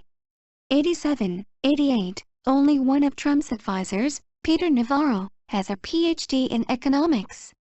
89. Navarro has, however, never met or talked to Trump despite being listed as one of his advisors. 90. 5 of the advisors are major donors to Trump's presidential campaign. 91. Fiscal policy, taxes, spending, and budget, taxation. On August 8, 2016, Trump outlined a new economic plan that involved significant income tax cuts at all levels of income. 53. The day before, Trump removed his previous tax plan from his website. 92. Trump stated that he would flesh out these ideas in more detail in the ensuing days. 53. He proposed to reduce the number of tax brackets from 7 to 3, and replace the rates ranging from 10% to 39.6% with 12%, 25% and 33%. 53. He proposed to cut the corporate tax rate from 35% to 15%. 53. The Washington Post notes that a 15% corporate tax rate would be put the United States near the bottom of the major industrialized nations, where the average is about 25%.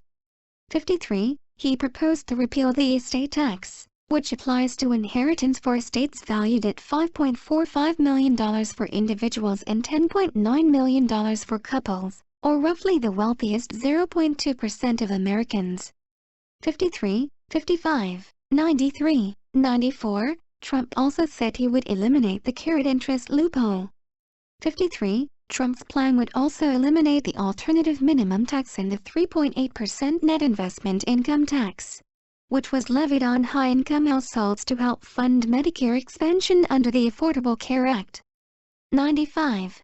Trump has repeatedly stated that the United States is the highest taxed nation in the world. His statement has been fully dismissed as false by the Associated Press and PolitiFact. 96. 97. The Associated Press noted that the individual tax burden in the U.S. is one of the lowest in the OECD economies.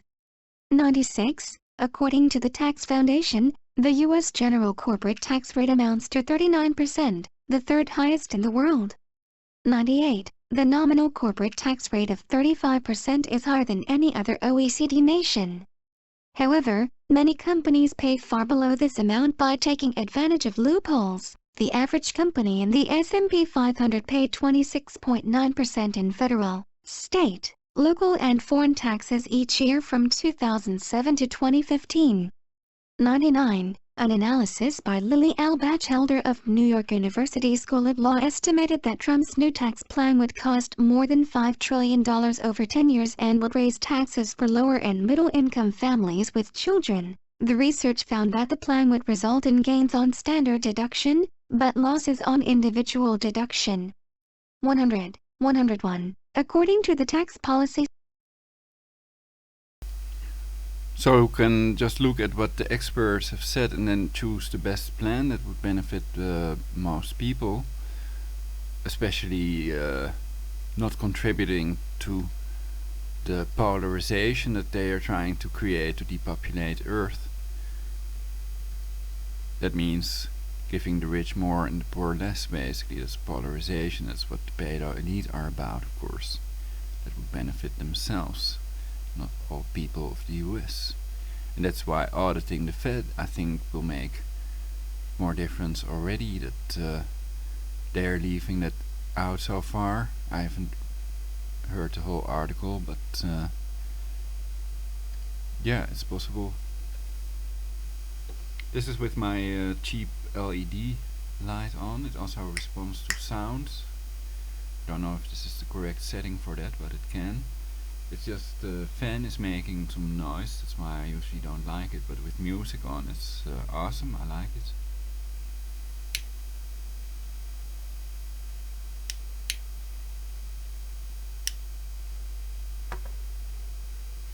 And again, when you buy a Levitron globe, then you have to be careful. Most of them do not have a spinning earth, so this is a spinning version of it. I haven't found this one with a satellite picture, which is really what I wanted. But it's cool that it's levitated, so it's floating between magnets, basically.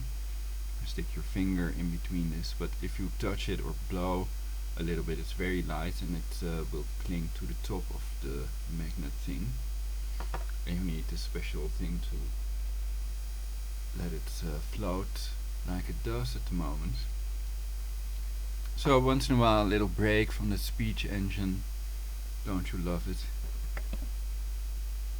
And perhaps we can do an experiment where I can hear the viewers in our future, basically. Then that would be nice if it could demonstrate its capabilities, basically. Then you can hear me. Perhaps you can let me know in the future what will happen in the future, some event or something. And then I can broadcast it now. Anything? Anybody?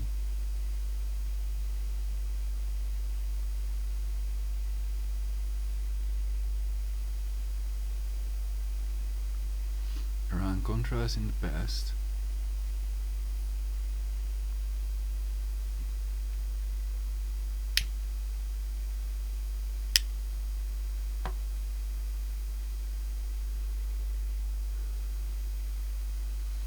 For as far as I know, Donald Trump is against an attack on Iran, and of course they have the agreements. He doesn't agree with the agreement.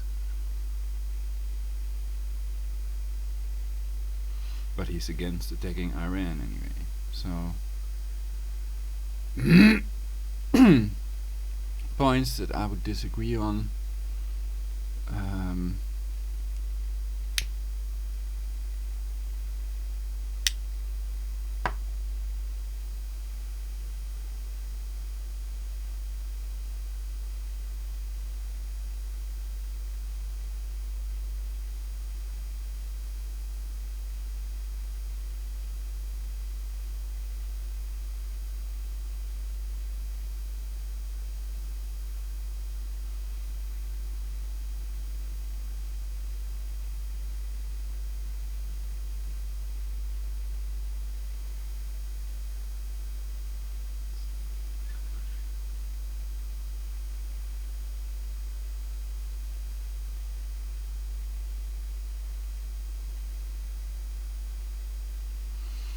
I'm for going with the best option for the people, for the American people and the people of the world, and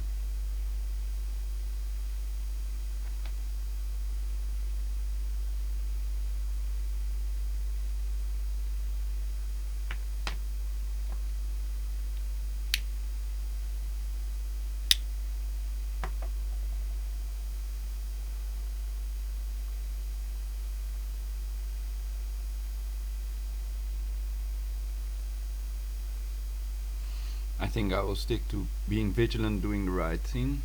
So if there are things I disagree with, then I will make it clear in my broadcast. And I disagree with any racism and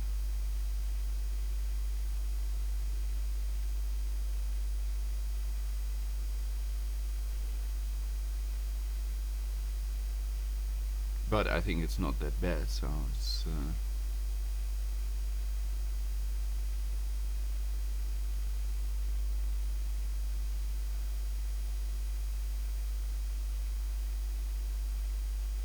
because when does it become racism? If for example, blacks are overrepresented in crime statistics somewhere, then some people might distrust blacks and don't want to hire them.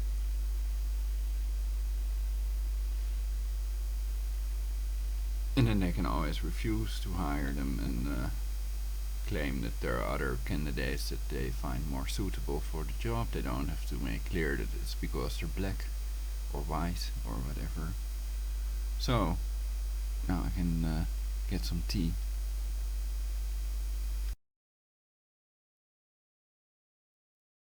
Center, Trump's economic plan would raise taxes on many families. 102. For instance, families with head of household filing status making between $20,000 and $200,000, including many single parents, would pay more under Trump's plan than under current tax law. 102. The tax center's analysis was based on a static model rather than a dynamic scoring model. 103. Another study by the Wharton School of Business found that Trump's tax plan would create economic growth of 1.12% above the baseline and create 1.7 million jobs in 2018, although there would be a much larger loss of jobs and economic growth by 2027 and further by 2040. 103. The Tax Foundation assessed that by 2025 the Trump tax plan would increase the long-run size of the economy by 6.9% to 8.2%. But by adding $2.6 trillion and $3.9 trillion to federal debt. 104. This growth would lead to an increase in wages of 5.4% to 6.3%, an increase in capital stock of 20.1% to 23.9%, and the creation of 1.8 to 2.2 million jobs. 104. Before Trump declared his candidacy for president in 2015, he regularly shamed and criticized others for not paying their fair share of taxes. 105. However, in the September 2016 presidential debate, Trump said that using loopholes to avoid paying income taxes in the 1970s makes me smart. 106. In October 2016, the New York Times reported that Trump declared a $916 million loss on his 1995 income tax returns, a tax deduction so substantial it could have allowed him to legally avoid paying any federal income taxes for up to 18 years. 106. 107. The Trump campaign did not challenge the accuracy of the tax returns or correct the claim that Trump might not have paid income taxes for 18 years. 106. 108. 109. Trump also chastised Mitt Romney in 2012 for delaying on releasing his tax returns. 105. Trump has, however, not released his tax returns. 106. National debt. Projected effect of Trump's plans on the debt-to-GDP ratio over 10 years, as calculated Moody's Analytics, light blue line, and the Committee for a Responsible Federal Budget, orange line. The black line is the projection under current policy, as calculated by the Congressional Budget Office, which is similar to the CRFB's projection for the policies of Trump's rival, Clinton. 67. In 1999 Trump proposed a massive one-time net worth tax on the rich to wipe out the national debt. 110. Elizabeth Warren and Paul Krugman initially agreed with Trump's early positions on taxing the wealthy, 111, 112, but not his published positions going into the election, which dramatically reduced taxes for the wealthy. Paul Krugman wrote in May 2016, "Last fall Mr. Trump suggested that he would break with Republican orthodoxy by raising taxes on the wealthy. But then he unveiled a tax plan that would, in fact, lavish huge tax on the rich. And it would also, according to nonpartisan analysis, cause deficits to explode, adding around $10 trillion to the national debt over a decade." 113. In 2011 Trump called for a balanced budget amendment, 114, but it was not part of his campaign website policies.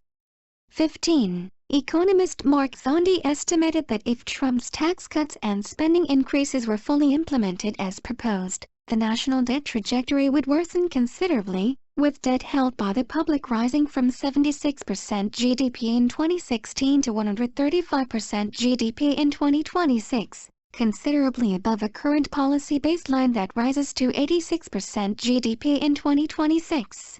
If only some of Trump's policies were implemented. So racism is a crime and depopulation is not.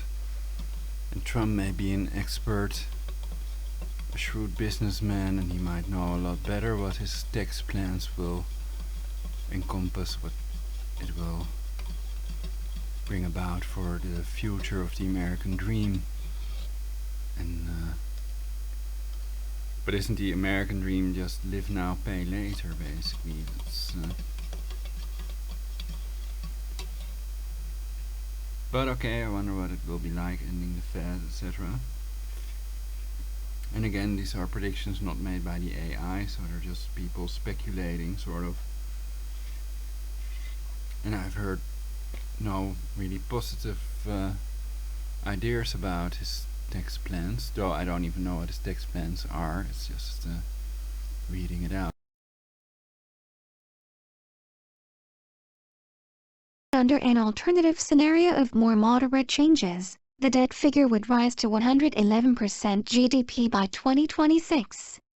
72. In May 2016, the Committee for Responsible Federal Budget placed the 2026 debt figure under Trump's policies between 111% GDP and 141% GDP, versus 86% under the current policy baseline. 67. In two interviews in May 2016, Trump suggested that he would refinance the U.S. federal debt as a means to relieve the debt. 115. 116. Trump said that he would not seek to renegotiate the bonds, 115, but rather would seek to buy the bonds back at a discount. 115. 117. 118. Economists and other experts variously describe Trump's debt proposal as incoherent, 115, fanciful, 117, and reckless, 118, stating that the proposal, if carried into effect, would send interest rates soaring, derail economic growth and undermine confidence in the world's most trusted financial asset. 118. Tony Fratto, a former U.S.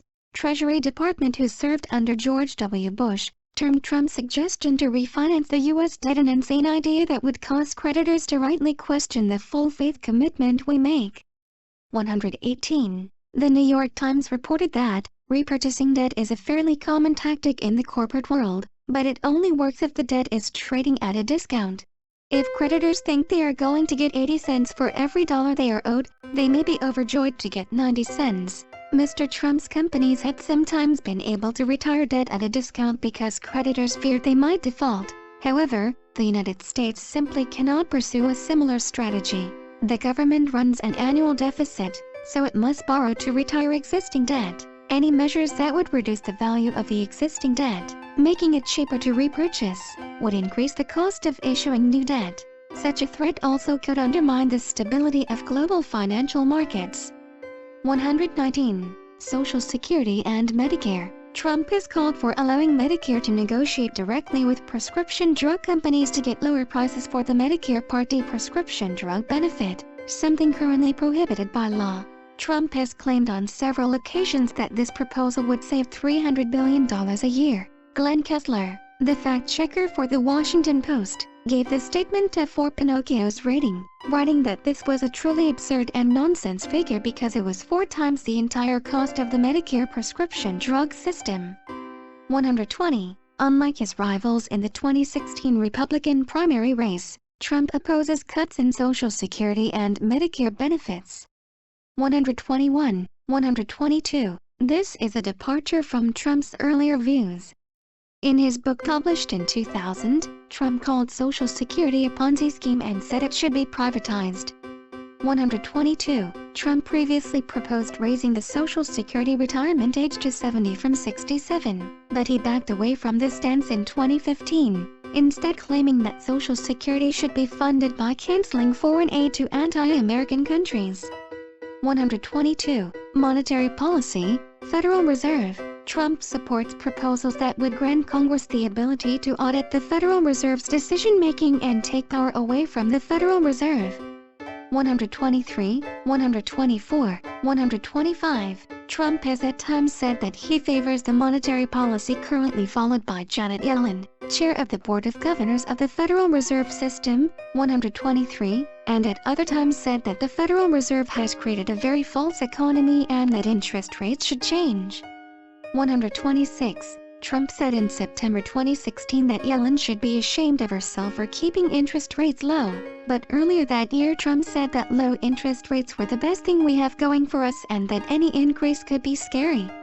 127. Trump has at other times accused Yellen of being highly political and of doing President Obama's bidding, 123, and at other times complimented her on having done a serviceable job, though he would be more inclined to put other people in the Federal Reserve.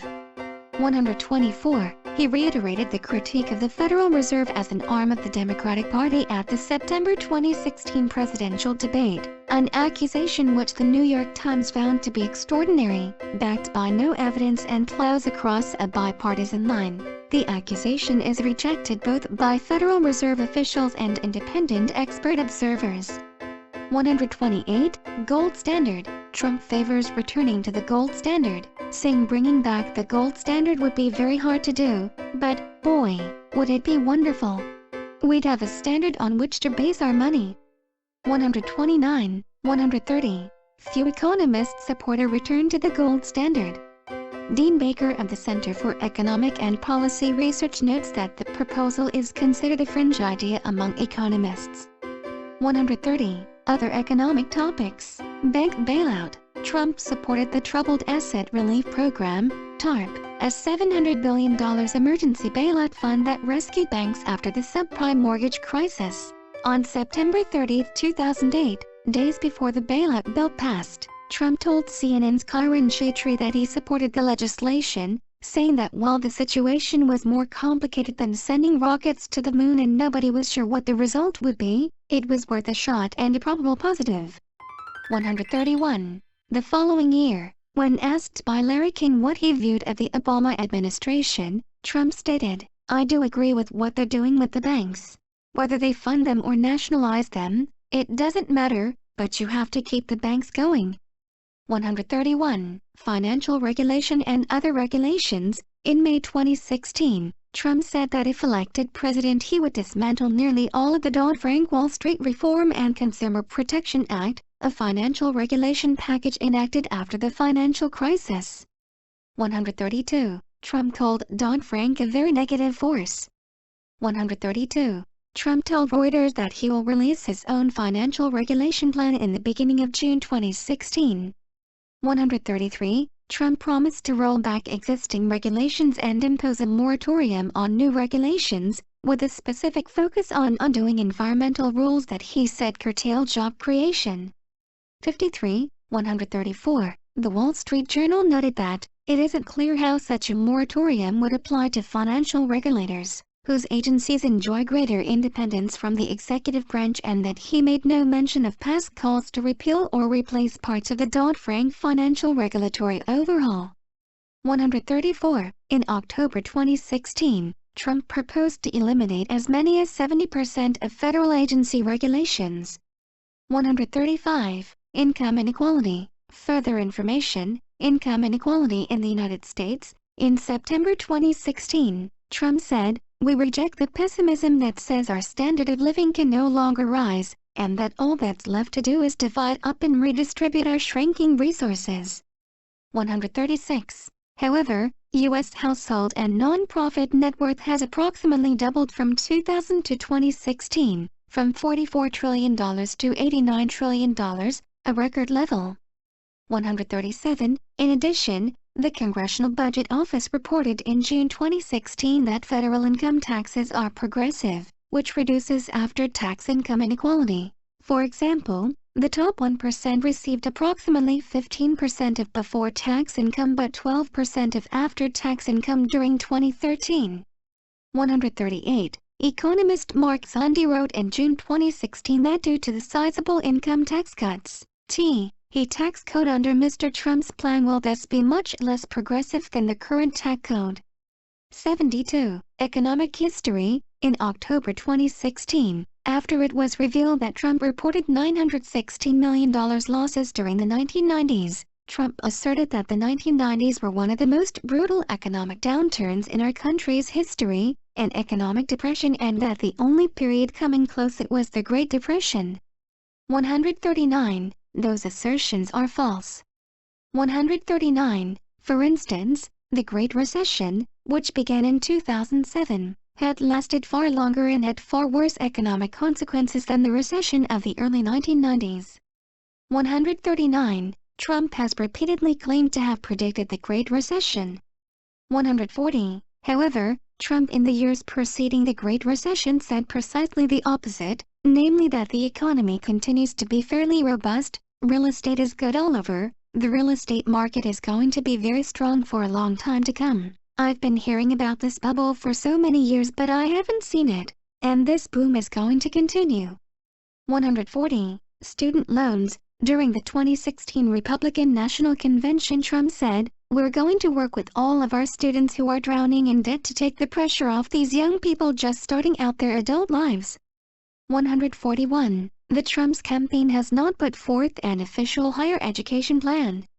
142. However, in May 2016, Trump's campaign co-chair, Sam Clovis, stated that the ideas being prepared by the campaign included getting government out of student lending, requiring colleges to share in risk of loans, discouraging borrowing by liberal arts majors, and moving the Office of Civil Rights from the Education Department to Justice Department.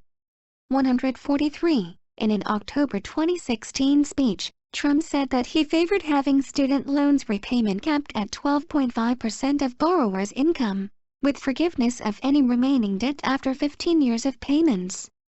142. 144. Trump has criticized. So it's not about what wouldn't work, but about what would work, basically. Not about problems, but solutions. The federal government for earning a profit from federal student loans. 145. Trump's campaign stated that all colleges should have skin in the game and share the risk associated with student loans. The campaign thus opposes Hillary Clinton's proposal for debt-free public higher education, Bernie Sanders' plan for free public higher education, and President Obama's proposals for a state-federal partnership to make community college free for new high school graduates, citing federal budget concerns. 143. Labor and jobs policy. Infrastructure. Trump supports investment in American infrastructure to help create jobs. 146. 147, 148, 149, he wrote in his 2015 book Crippled America.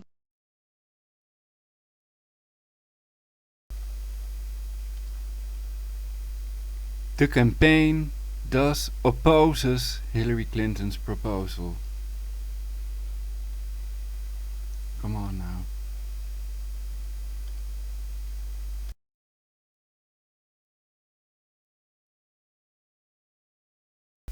Anyway, I think education should be stimulated, and education is better for a better future and creation of a permanent cure against aging. So I'm for doing something for education, so they can all have an education and no great debt after they're ready for using their new skills to create a perfect society and a permanent cure against aging for everyone, including themselves. That our airports, bridges, water tunnels, power grids, rail systems, our nation's entire infrastructure is crumbling, and we aren't doing anything about it. Trump noted that infrastructure improvements would stimulate economic growth while acknowledging on the federal level, this is going to be an expensive investment, no question about that. 148, 149. In an October 2015 interview with The Guardian, Trump stated, "We have to spend money on mass transit. We have to fix our airports, fix our roads also in addition to mass transit, but we have to spend a lot of money." 150. In a Republican primary debate in December 2015, Trump said, "We've spent $4 trillion trying to topple various people.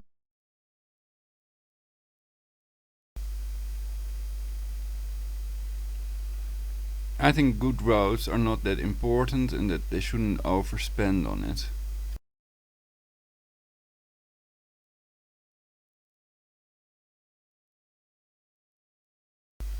And I'm kind of tired about hearing about this issue and comparison to Hitler with his infrastructure thing.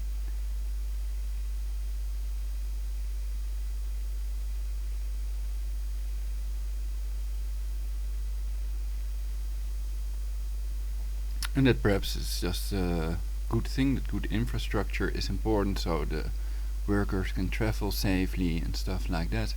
But while I was in the US, I didn't notice any bad infrastructure really.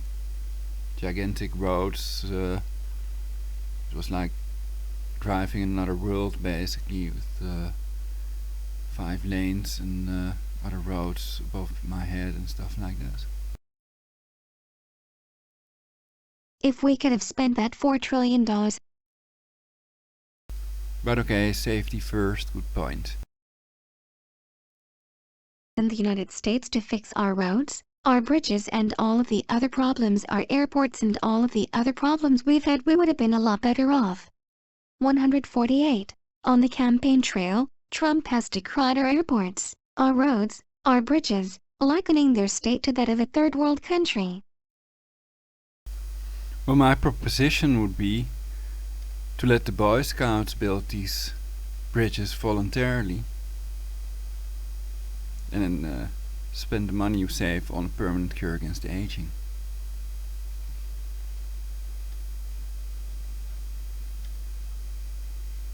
I got the idea from Donald Duck, these Boy Scouts and stuff.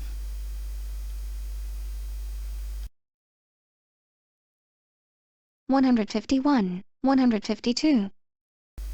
So yeah, making programs to let people do things voluntarily because they like to do them for the environment, for the people, for being part of something making America great again and stuff like that. So that money is there for stuff that's really needed, basically, like healthcare and well, you can ask others what we really need. A permanent cure against aging and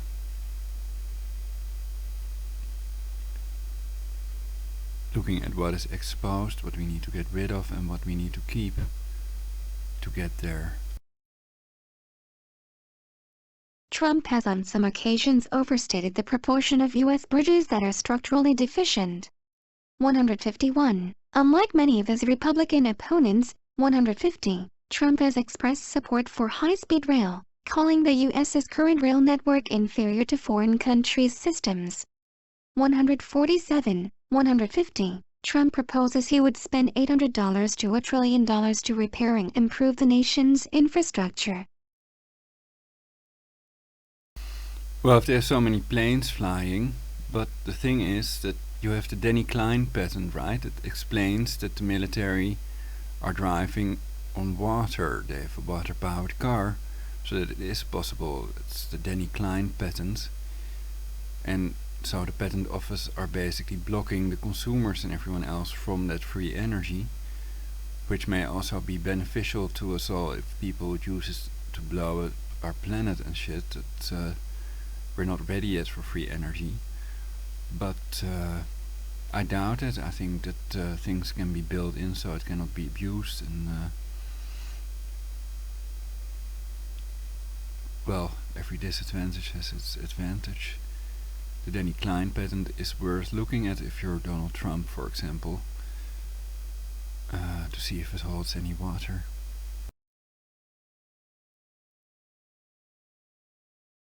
His plan to raise said capital is to create an infrastructure fund that would be supported by government bonds that investors and citizens could purchase, similar to Build America bonds. 153. When Trump was asked on Fox and Friends about supporting Russia's idea on a Bering Strait tunnel project, he replied, "I wouldn't be opposed." That's interesting. Denny Klein was also on Fox News. To any idea that can create jobs. 154. 155. Employment. Further information, unemployment in the United States. CBO explanation for shortfall in employment of 2.5 million relative to a theoretical full employment level. 156. During an economic speech on September 15, 2016, Trump proposed tax cuts, infrastructure investment, reduced regulations, and revised trade agreements which he claimed would create 25 million jobs over 10 years. Trump also stated, "Right now, 92 million Americans are on the sidelines, outside the workforce, and not part of our economy. It's a silent nation of jobless Americans." 136. However, the Congressional Budget Office has estimated that the U.S. was approximately 2.5 million jobs below full employment as of December 2015, primarily as a result of a labor force participation rate among prime working-aged persons, aged 25 to 54 years, that remains moderately below pre-crisis, 2007, levels. The overall labor force participation rate has been falling since 2000, as the country ages. 156. Trump has repeatedly questioned official employment numbers, suggesting at different times that the actual unemployment rate could be as high as 18 to 20%, 24% or 42%. 157. 158. Fact-checkers note that these claims are false. The Washington Post fact-checker called them absurd and gave them 4 Pinocchios, its lowest rating for truthfulness, while PolitiFact gave the statement its pants-on-fire rating, noting that even the broadest measure of unemployment and underemployment was far below Trump's claimed figures. 158. 159. As of August 2016, the unemployment rate, U3, was 4.7%. A wider measure of unemployment, U6, that includes those working part-time for economic reasons and marginally attached workers, was 9.7%. The December 2007, pre-crisis, levels were 5.0% and 8.8% for these two measures, respectively. 160. Minimum wage. Trump's comments about the minimum wage have been inconsistent. 161. 162. In August 2015, in a televised interview, Trump said having a low minimum wage is not a bad thing for this country. 163. On November 10, 2015, speaking at a Republican debate, Trump said he opposed increasing the U.S. minimum wage, saying that doing so would hurt America's economic competitiveness. 164. 165. At the same debate, Trump said in response to a question about the minimum wage and the economy as a whole, "Taxes too high, wages too high, we're not going to be able to compete against the world. I hate to say it, but we have to leave it the way it is." 166. On May 5, 2016, 2 days after becoming the presumptive Republican nominee, Trump said in an interview with CNN's Wolf Blitzer that he was actually looking at raising the minimum wage, saying, "I'm very different from most Republicans." 167. 3 days later, in an interview on This Week with George Stephanopoulos, "I haven't decided in terms of numbers, but I think people have to get more," he acknowledged. So there's what the people want to hear and what they don't want to hear, but I was also thinking perhaps the minimum wage could be coupled to the value of the dollar basically, but I don't know if I'd be for or against this, what the influence would be on the timeline and stuff. Has shifted in position since November, saying, "Well, sure, it's a change. I'm allowed to change. You need flexibility." 168. 169. Later on May 8, on Meet the Press, he said, "I would like to see an increase of some magnitude, but I'd rather leave it to the states. Let the states decide." 170. 171. Asked if the federal government should set a floor, a national minimum wage, Trump replied, "No, I'd rather have the states go out and do what they have to do." 172. On July 26, 2016, Trump said there doesn't have to be a federal minimum wage, but that I would leave it and raise it somewhat. "You need to help people." Host Bill O'Reilly then asked $10? Trump agreed, "I would say 10. I would say 10. He added, "But with the understanding that somebody like me is going to bring back jobs. I don't want people to be in that $10 category for very long." But the thing is, Bill, Let the states make the deal. 173. Unions and right-to-work laws. In February 2016, Trump said on a radio program, "My position on unions is fine, but I like right-to-work. My position on right-to-work is 100%. 174. Trump had frequently spoken in favor of deregulation, and if elected president is viewed as likely to oversee an occupational safety and health administration that conducts less enforcement and practically no rulemaking on issues of workplace safety and health. 175. Childcare. Trump first addressed childcare costs on August 8, 2016, 176, where he said he would allow parents to fully deduct the average cost of childcare spending from their taxes. 53. At the time of the announcement, the Wall Street Journal stated that it wasn't clear how such a tax break might be structured, how it would complement existing credits, and whether it would be available to tens of millions of families that don't pay income taxes because they have lower incomes. 134. The Washington Post, Wall Street Journal, Time and Politico noted that a tax deduction, as opposed to a tax credit, would primarily benefit high-income people and that families who pay no federal income taxes, the families most likely to be unable to afford child care, would not benefit from this plan. 53, 54, 177, 178, 179, 180, 181. On September 13, 2016, Trump presented additional details regarding his proposal, which includes the ability for taxpayers who earn up to $250,000 individually or $500,000 as couples to deduct the cost of childcare up to the average cost of childcare in their state. Lower-income families would receive spending rebates up to $1,200 annually through the Earned Income Tax Credit. He proposes paid maternity leave for women whose employers don't offer it, which would be paid for through unemployment insurance. His proposal also includes a new dependent care savings account which would be tax-deductible for savings up to $2,000 annually. Lower-income families that contribute up to $1,000 would receive a match up to $500 from the federal government. 182. Healthcare. See also, Healthcare Reform Debate in the United States and Social Security Debate in the United States. According to a report by the RAND Corporation, Trump's proposed healthcare policies would result in 19.7 million more people without insurance and widen the federal deficit by $33.1 billion in 2018.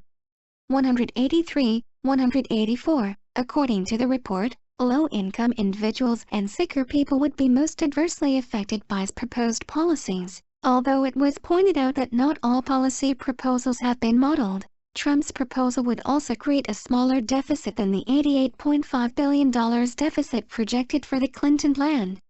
184. Affordable Care Act and Healthcare Reform. As the 2016 campaign unfolded, Trump stated that he favors repealing the Affordable Care Act, ACA or Obamacare, which Trump refers to as a complete disaster. 185, and replacing it with a free market system. 186.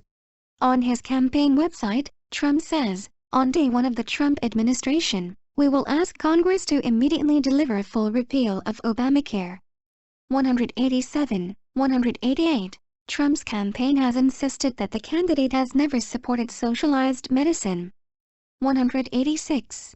Trump has cited the rising costs of premiums and deductibles as a motivation to repeal the Affordable Care Act. 189. In the early part of his campaign, Trump responded to questions about his plan to replace the ACA by saying that it would be something terrific. 185, 190. Trump subsequently said at various points that he believes that the government should have limited involvement of healthcare, but has also said that at the lower end, where people have no money, "I want to try and help those people by monetary policy, Federal Reserve." Trump supports proposals that would grant Congress the ability to audit the Federal Reserve's decision-making and take power away from the Federal Reserve. 123, 124, 125. Trump has at times said that he favors the monetary policy currently followed by Janet Yellen, chair of the Board of Governors of the Federal Reserve System. 123, and at other times said that the Federal Reserve has created a very false economy and that interest rates should change.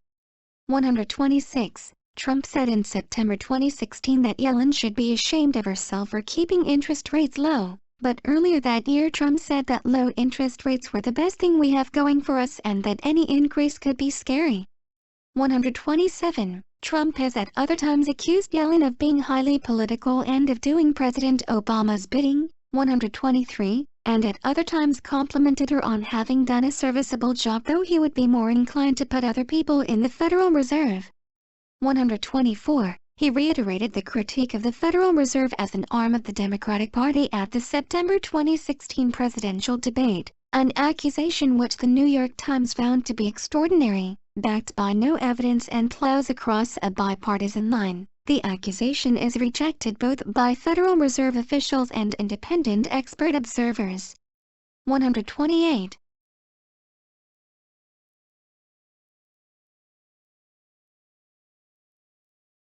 Mass deportation. Foreign-born in U.S. labor force 1900 to 2015. Approximately 8 million of the foreign-born in the labor force were illegal immigrants in 2012. Trump has proposed the mass deportation of illegal immigrants. 267, 268, 269. During his first town hall campaign meeting in Derry, New Hampshire, Trump said that if he were to win the election, then on day one of my presidency, illegal immigrants are getting out and getting out fast. 270. Trump has proposed a deportation force to carry out this plan, modeled after the 1950s-era Operation Wetback program during the Eisenhower administration. 269, 271. Historian Megai of Columbia University, who has studied the program, has said that the military-style operation was both inhumane and ineffective. 269, 271. The Eisenhower-era program was ended following a congressional investigation. 271. Trump has said of his proposal, "We would do it in a very humane way." 268. According to the New York Times, Trump seemed by August 2016 to be softening on the use of a deportation force.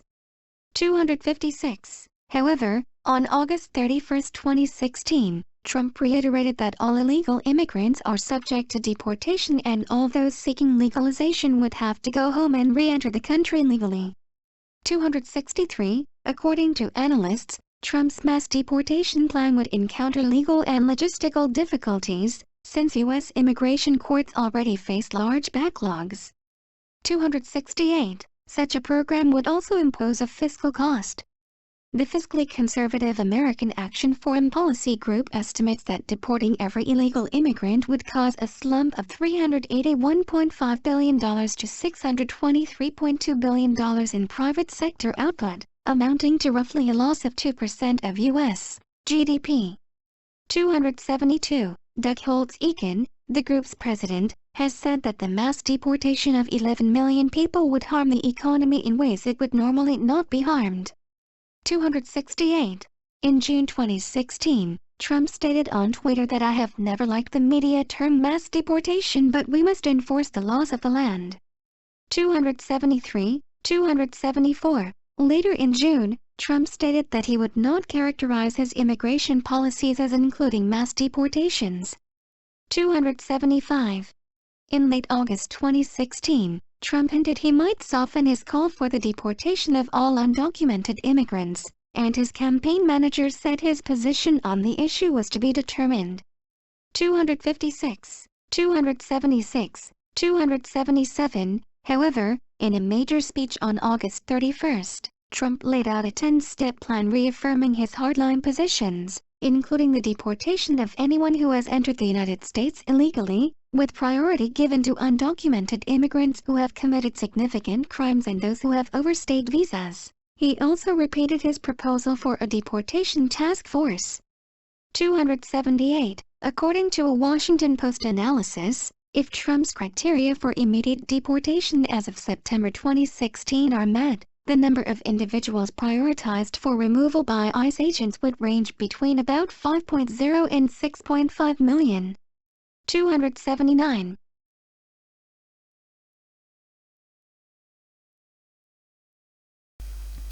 ICE, it's interesting, it can also stand for internal combustion engine.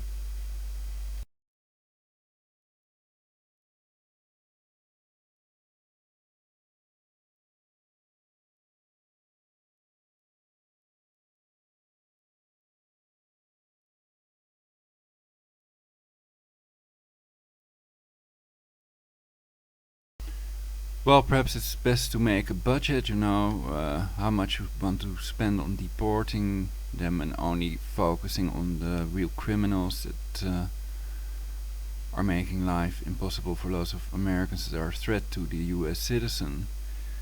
And not overspending on this one either, you know, not overdoing anything, and keeping a look at the whole planet and what's happening, and doing stuff that we can do to change the future, and not wasting too much time on things that we cannot achieve yet.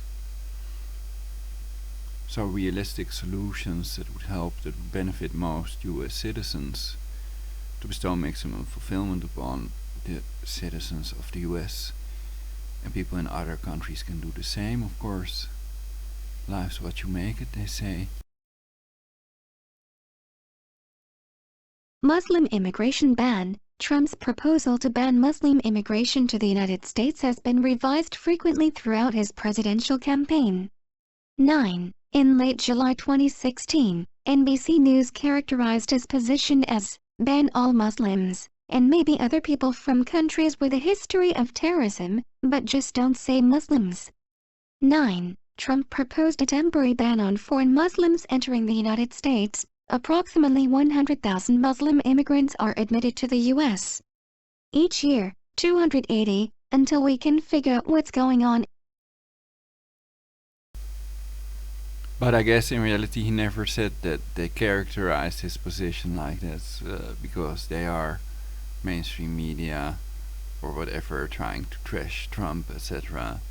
or whatever. Again.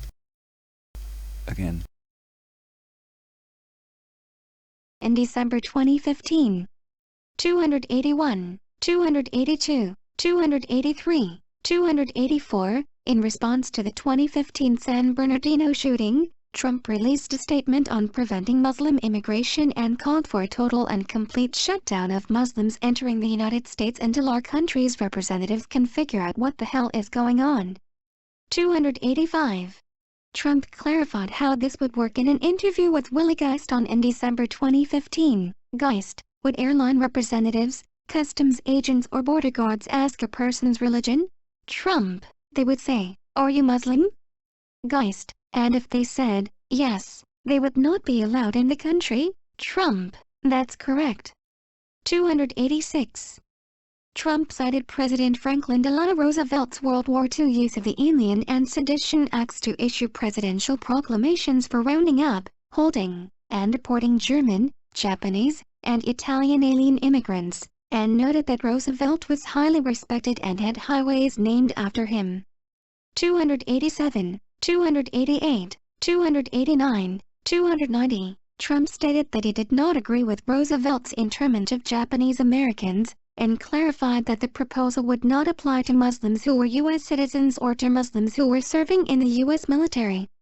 291, 292. The measure proposed by Trump would be temporary. 282, until better screening methods are devised. 283, although the proposal has also been phrased in more controversial ways.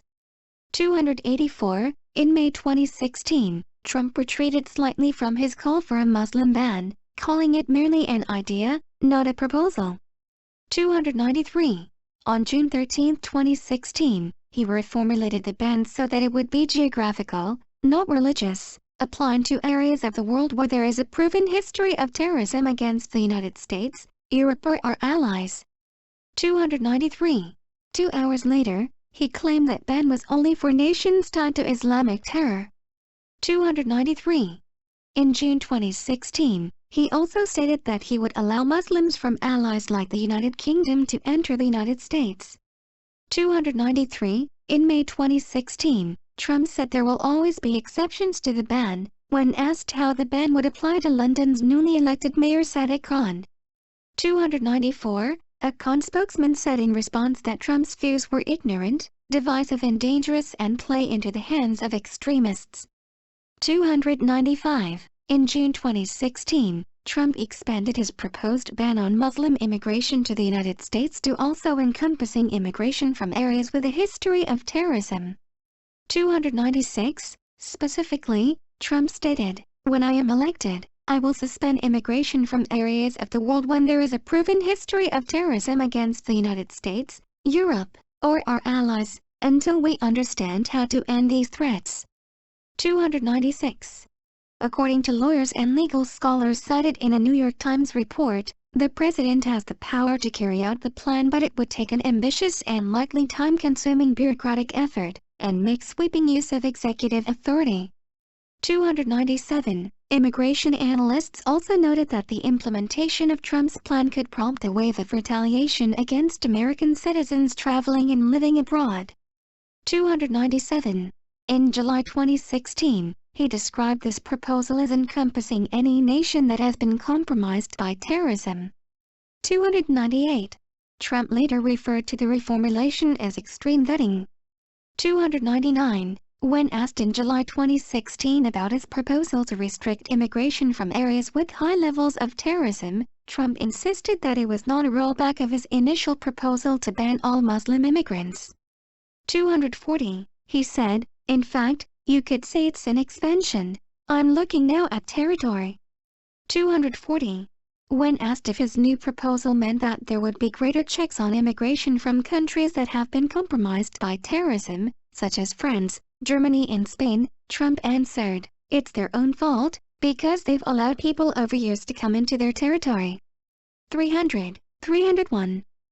In August 2016, Trump suggested that extreme views would be grounds to be thrown out of the U.S., saying he would deport Sadiq Mateen, the father of Omar Mateen, the gunman in the 2016 Orlando nightclub shooting, who has expressed support for the Taliban.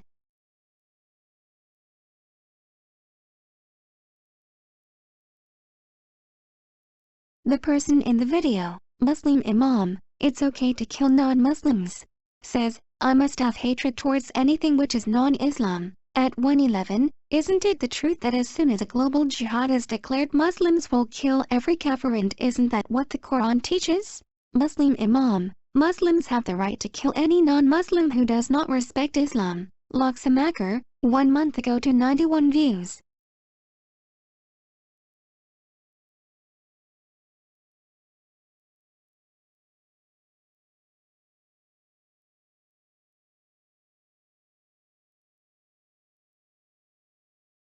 You could argue anything a Muslim says is hate speech because the Quran clearly states, "And slay them, the infidels, wherever you find them." Therefore all Muslims are haters. This means no respect for people's right to freedom of religion, UDHR. Quran, 191 to 193, "And kill them wherever you find them, and turn them out from where they have turned you out." And al-fitna, disbelief or unrest, is worse than killing. But if they desist, then lo, Allah is forgiving and merciful. And fight them until there is no more fitna, disbelief and worshipping of others along with Allah, and worship is for Allah alone.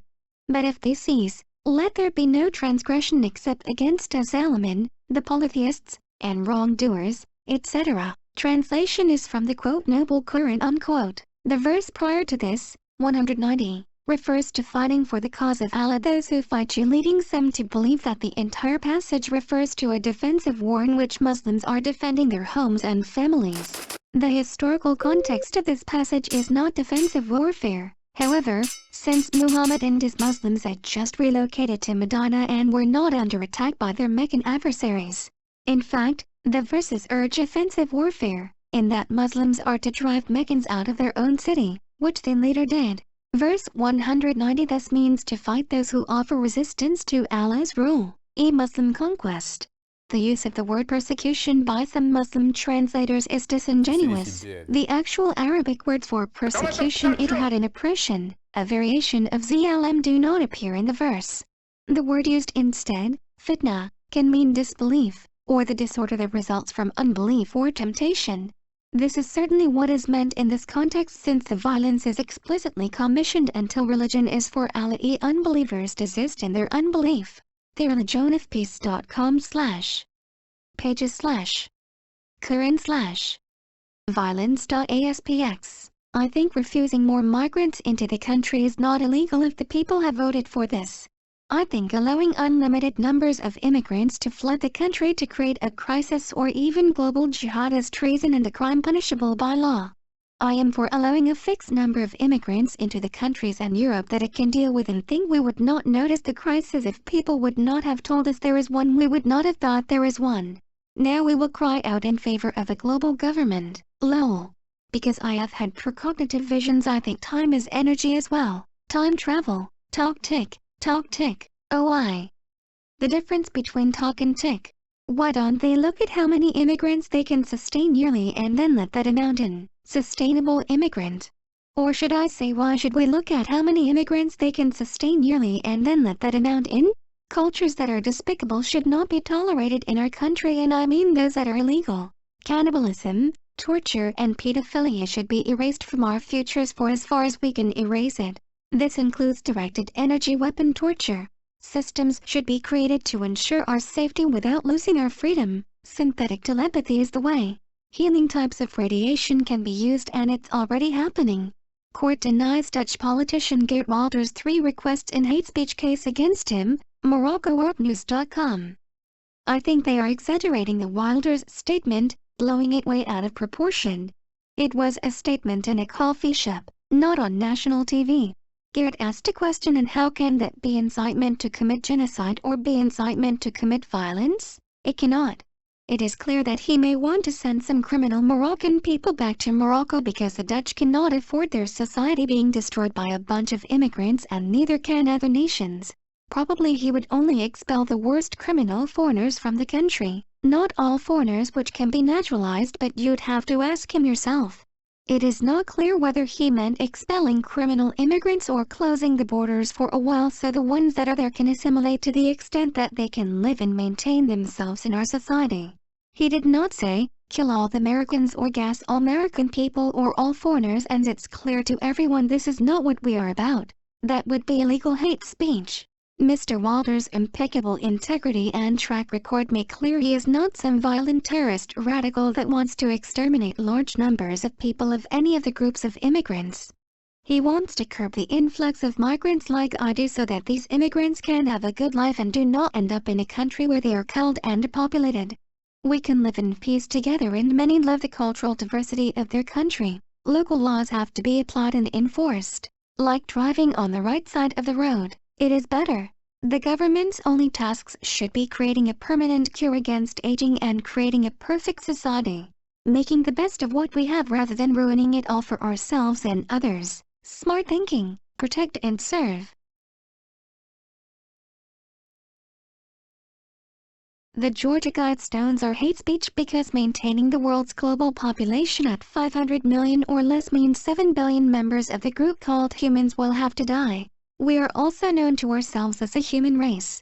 This makes calling for getting rid of 50 to 93% of the global population illegal incitement to commit genocide. Killing one person is illegal already, so how can depopulating the earth be legal? Not to redeem a murderer from the death penalty for money is not applied in the Netherlands. Proper punishment may be up to life in prison. Not to convict anyone without a fair trial. Valid in Holland. One who knows of evidence must testify. This is the law. People that break it get caught sometimes, and then they have to do their time to prevent them from doing it or neglecting it again. I do not like it either when people drive on the wrong side of the road or over large numbers of people with their truck.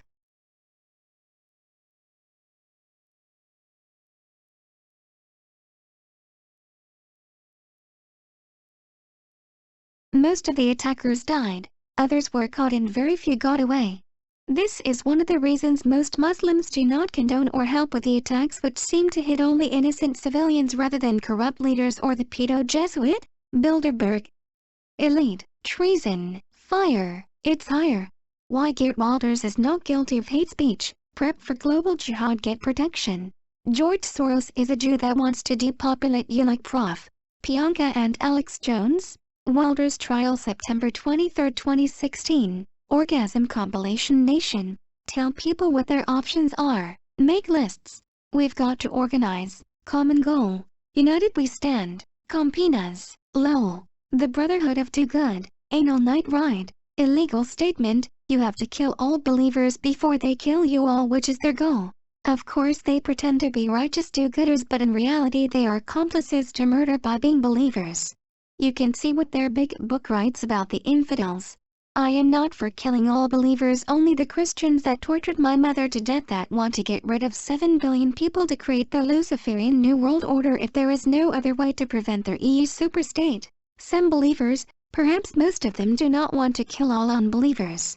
It may be baked into some religions.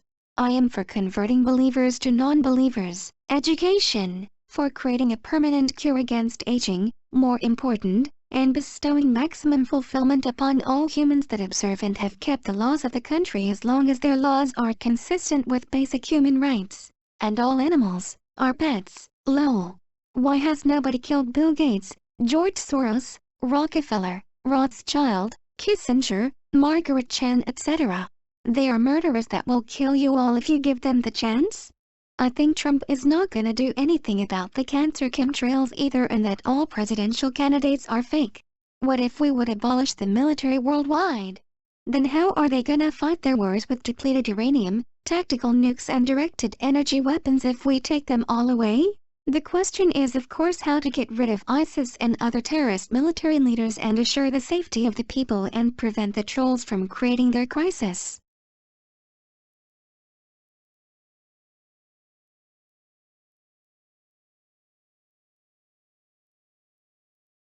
They can control with synthetic telepathy whether you hate or love something to a great extent. Emotions and feelings are controlled to a great extent. The criminal Muslim should be deported. It does not matter whether black or white Muslims. I am not a racist, only if they are criminals that have committed a severe crime and that is proven beyond any reasonable doubt.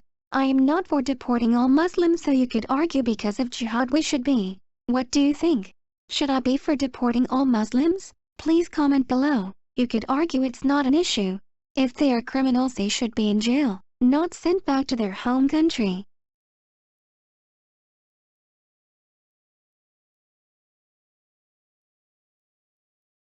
Because I do not advocate killing them, this is not hate speech.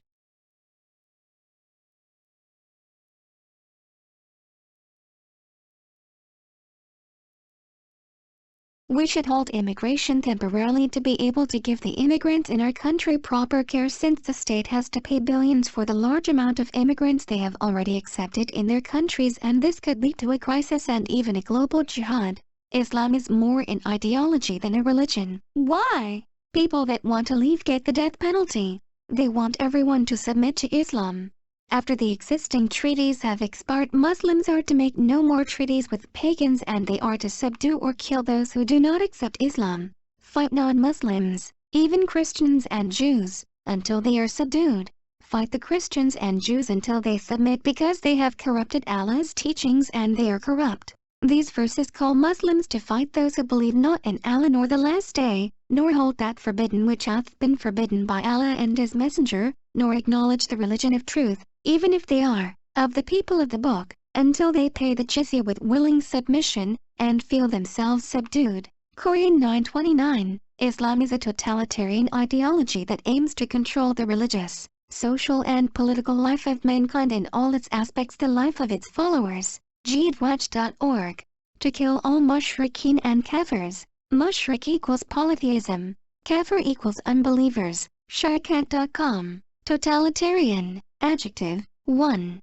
Relating to a system of government that is centralized and dictatorial and requires complete subservience to the state. A totalitarian regime. Synonyms: authoritarian, autocratic, autarchic, dictatorial, tyrannical, oppressive, repressive, one-party, monocratic, absolute, absolutist, undemocratic, anti-democratic, illiberal, despotic, fascist, fascistic, Nazi, neo-Nazi, Stalinist.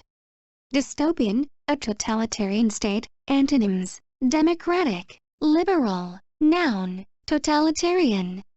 Plural noun, totalitarians. 1. A person advocating a totalitarian system of government. Most totalitarians seem afraid of the spirit of a science. Synonyms: authoritarian, autocrat, dictator, tyrant, absolutist, despot, fascist, Nazi, neo-Nazi.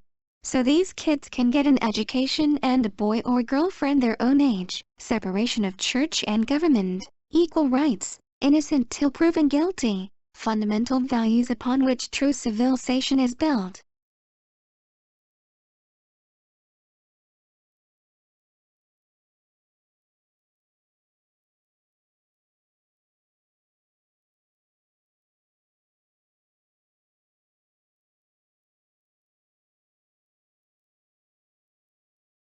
Fitna. Definition of fitna in English from the Oxford Dictionary: unrest or rebellion, especially against a rightful ruler. Breathe, hydrate.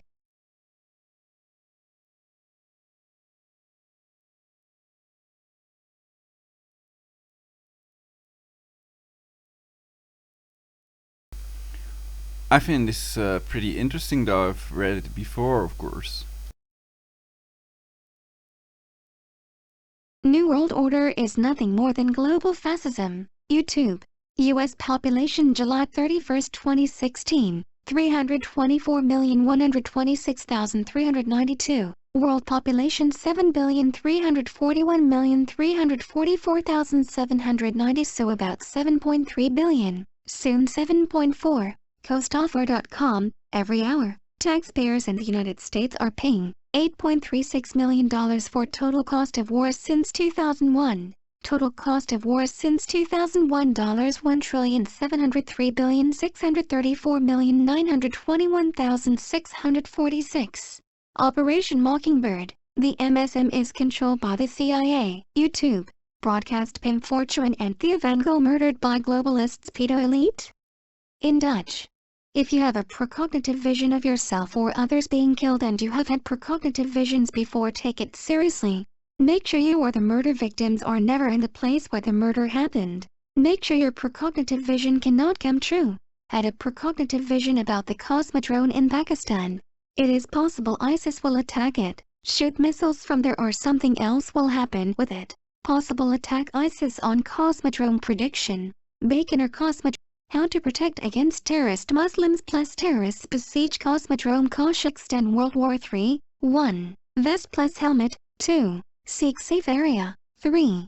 Arm yourself and make prepper bag to be able to leave your house. 4. Carry some stones to throw back to prevent them from coming after you. 5. Watch self-defense videos on YouTube. 6.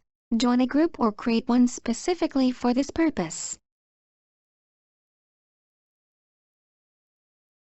Trump takes lead from Clinton in new national poll. MSN.com, July 25, 2016.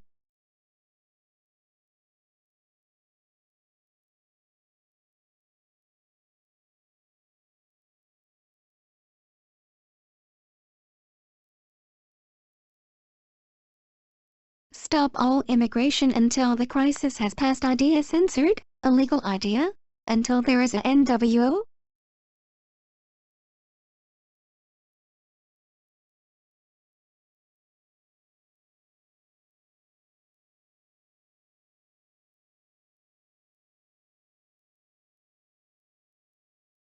London has a Muslim mayor, Sadiq Khan.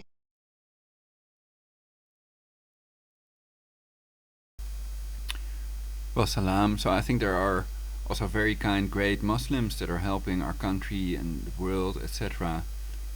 And I'm not some fucking racist, and I don't want to be called a racist or pedo or homophobe or xenophobe or any of these things. It's clear to myself I'm not, and if nobody loves you, love yourself. For universal peace, it's better than fighting and dying. You never know what the enemy has qua weapon. And it's very probable they have something similar. And it means weapons of self-destruction. And like some people, what I found a good point is that these wars in the Middle East will only create more terrorists, and that you could see them as righteous freedom fighters, the real, you are the resistance. Then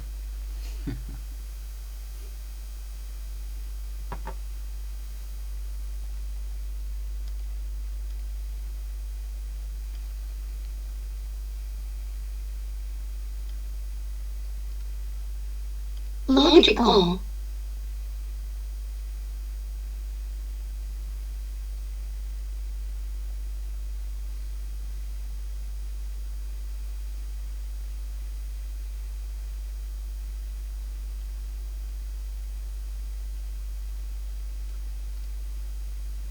Mortimer says, August 4th, 2016 at 11:16 a.m. To the Scotland Yard detectives some helpful clues. Muhammad said, fight everyone for the sake of Allah, kill those who disbelieve in Allah. Ishaq pages 672. K2.216 fighting is prescribed for you. K4.89 slay them wherever you find them. K9.36 fight the pagans altogether. The Quran contains 164 Jihad verses. Jihad.org. Survive. Serve. I have. Radical verses. Moderate Islam, a Muslim view. Bestowed Institute, the myth of the moderate Muslim, Al Jazeera English. The current proof there is no such thing as moderate Islam or NoThinkGems.com. Preventing ISIS attacks with synthetic telepathy and herb instead of creating them. The doctor that misdiagnosed me may be connected to SciTech Central European Institute of Technology. Google Arnon Cater, despite showing them one of the centipedes I cut in the UNC, they misdiagnosed me as a delusional parasitosis patient and refused to analyze the yellow sticky poison in my feces. A recording of the rattling noises they make in my throat is on YouTube. HQ. People in the government watching this should help me press charges in the matters of misdiagnoses and improper treatment at the AMC, incitement to commit genocide, cancer, cell phone radiation damages, directed energy weapon torture. August 23, 2016 spasm attacks. I am certain the spasm attacks are done with a beam for sure because I can hear the attacks on my hoodie and pillow and feel them on my hand when I keep it on my head. So long as we travelers continue to avoid telling the whole truth and not get to the root cause of this agenda, which means exposing the Jewish hegemony, they will continue to get away with their crimes and we will continue to suffer within their Jew world order. Differentfortrip.wordpress.com/ Shells. Hegemony, leadership or dominance, especially by one state or social group over others. Shells and half-truthers according to Dicker for Truth. Shells and half-truthers. Controlled Opposition, COINTELPRO, CIA, Alan Watt, Alex Jones, Andre Anglin, Angela Gage, Anthony Hilder, Benjamin Fulford, Dr. Bill Deagle, Brian Jerish, Charlie Veitch, Charlie Sheen, Christopher Ball, and David Wilcock, Donald Trump, Dylan Avery, Eric Schmidt, Eric Von Phelps, Vatican Assassins, Gerald Sulland, Glenn Greenwood, Henry McGoey, Crane, Shakespeare, Williams, Jack Blood, James Corbett from the Corbett Report, Jason Burns, Jeff Prince, Jesse Ventura, Jim Mars, Jonathan K. Jordan Maxwell, Corey Rowe, Jewish producer of Loose Change. The phone is full of half-truths. Not one mention of Jewish involvement throughout it. Lindsay Williams, Luke Rudkowski from Lurkinge. Matt Kaiser, Michael Savage, Michael Sari, Mike Rivera, Project Catalog Team, Red Eyes Creations, Rob Rivera, Steve Kale, Stuart Swerdlow, Ted Gunderson, The Young Turks, Buster Tarpley, William Cooper, Zachary, Sachin, Al Jazeera, The British Constitution Group, Antiwar.com, Democracy Now! George Galloway, Nietzsche, Katrin, Noam Chomsky, Norman and Fane, Clandestine, Ron Paul, Room, Paul DeBrug.wordpress.com, RT, Russian Television, Workage, Beth Change Group, Vladimir Putin, Snowden and Assange are controlled opposition, Dimitri, June 2nd, 2014 at 5:21 p.m. The fact that Snowden, Assange, Manning, Greenwald and the rest of their ilk get so much MSN airtime says it all. Your critical thinking has to be yelling constantly, or else you get fucked up by the disinformation machine. ZenGardner.com. Dr. Not. You must vote Donald Trump. Hillary made a lot of promises she did not keep, and she is a Luciferian that may be aiming to depopulating Earth by creating a world war over Iran. Prevent world war. Prevent MAD. Create universal peace. If Trump promises he will not attack Iran, he has got my vote. Otherwise, I'll think about it. Centralization, power to the pedo. Decentralization, power to the peaceful. The best way to control the opposition is to lead it ourselves. Vladimir Lenin, kinetic action equals illegal war, or conspiracy. Edward Snowden is controlled opposition. Glenn Greenwald is the disinfo agent that serves as a journalistic hero who dismisses conspiracy theories. Pierre Amador is the billionaire who is financing the propaganda machine called First Look Media. This limited hangout operation is to distract you and Redicom. A limited hangout, or partial hangout, is a public relations or propaganda technique that involves the release of previously hidden information in order to prevent a greater exposure of more important details. It takes the form of deception, misdirection, or cover-up. ESDD. Helen Slater G score 10. G1LG.com. Jewish group lashes out at Pink Floyd stars' anti-Semitic imagery. Roger Waters' performances at Goodbye Blue Sky accompanied by images of planes dropping bombs in the shape of stars of David and dollar signs, says ADL. Read more, Hearts.com. Trump advisor reportedly boasted about firing Jews, denied Holocaust. The ovens were too small to kill 6 million Jews. Among alleged statements made by Joseph Schmidt, one of Trump's 5 foreign policy advisors, while he was the Pentagon's Inspector General. Read more, Hearts.com. Their time-traveling neural network can watch through your camera even if it's switched off. Dogma and Dogma, Ice Cream Team. To pay though not to pay. Tootsie. Who knows what they put in there now they don't put fetal tissue in their soft drink anymore. At least ketosis are natural. There is too much sugar in it for sure.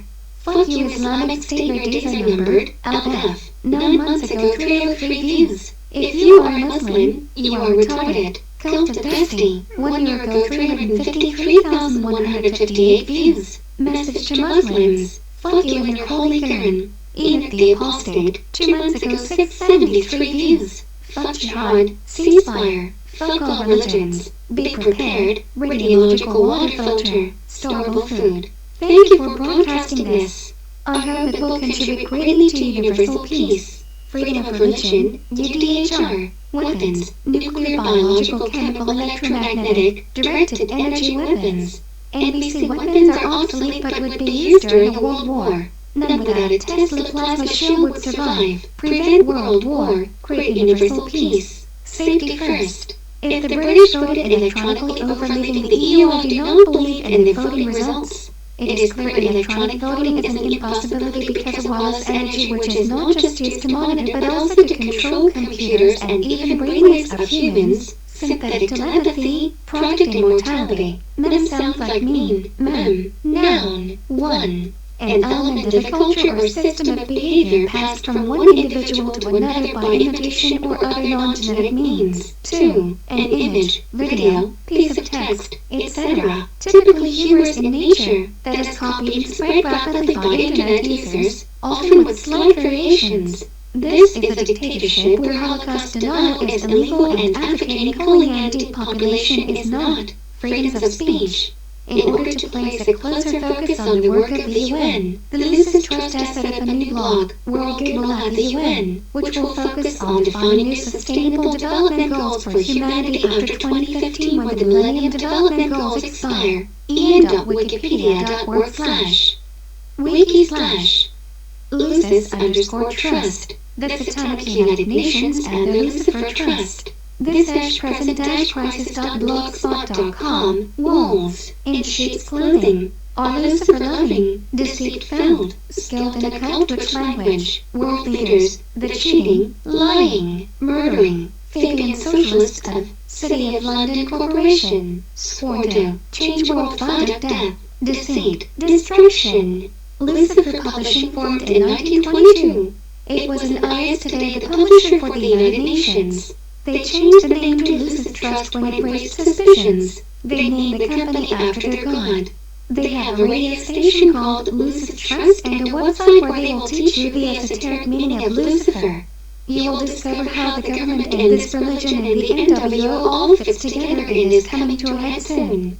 Pow pow pow, air, Troy, elite. The question is, what can people do against being tortured and depopulated with Earth, the directed energy torture weapon located in Poker Flats, Alaska? 1. Expose it and unite with people that expose it that are not controlled opposition. 2. Get the military to do a bloodless coup, take over. 3. Convince the torturers to stop torturing and killing innocent civilians. 4. Get help from one of the 15 other countries that have a scalar weapon. 5. Think of a way to prevent being killed slowly with her yourself. 6. Press charges. They control the judge with the death ray and synthetic telepathy, so try one of the other 5 options first. press charges with a group of people of incitement to commit genocide, directed energy, weapon, torture, etc. to get mainstream media attention, put recordings made with secret camera online, anonymously only if necessary, create Tesla plasma shield, scale detector, device to make voice-to-skull messages audible.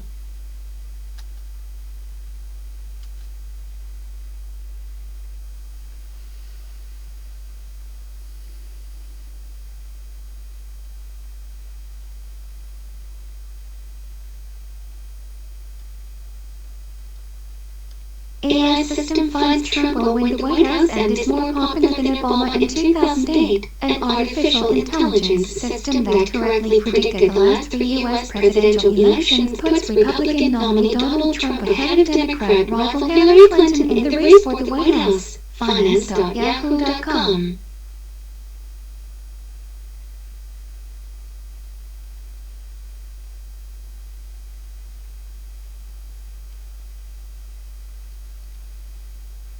Donald Trump elected the next president of the United States November 9, 2016. That's 9/11 reversed.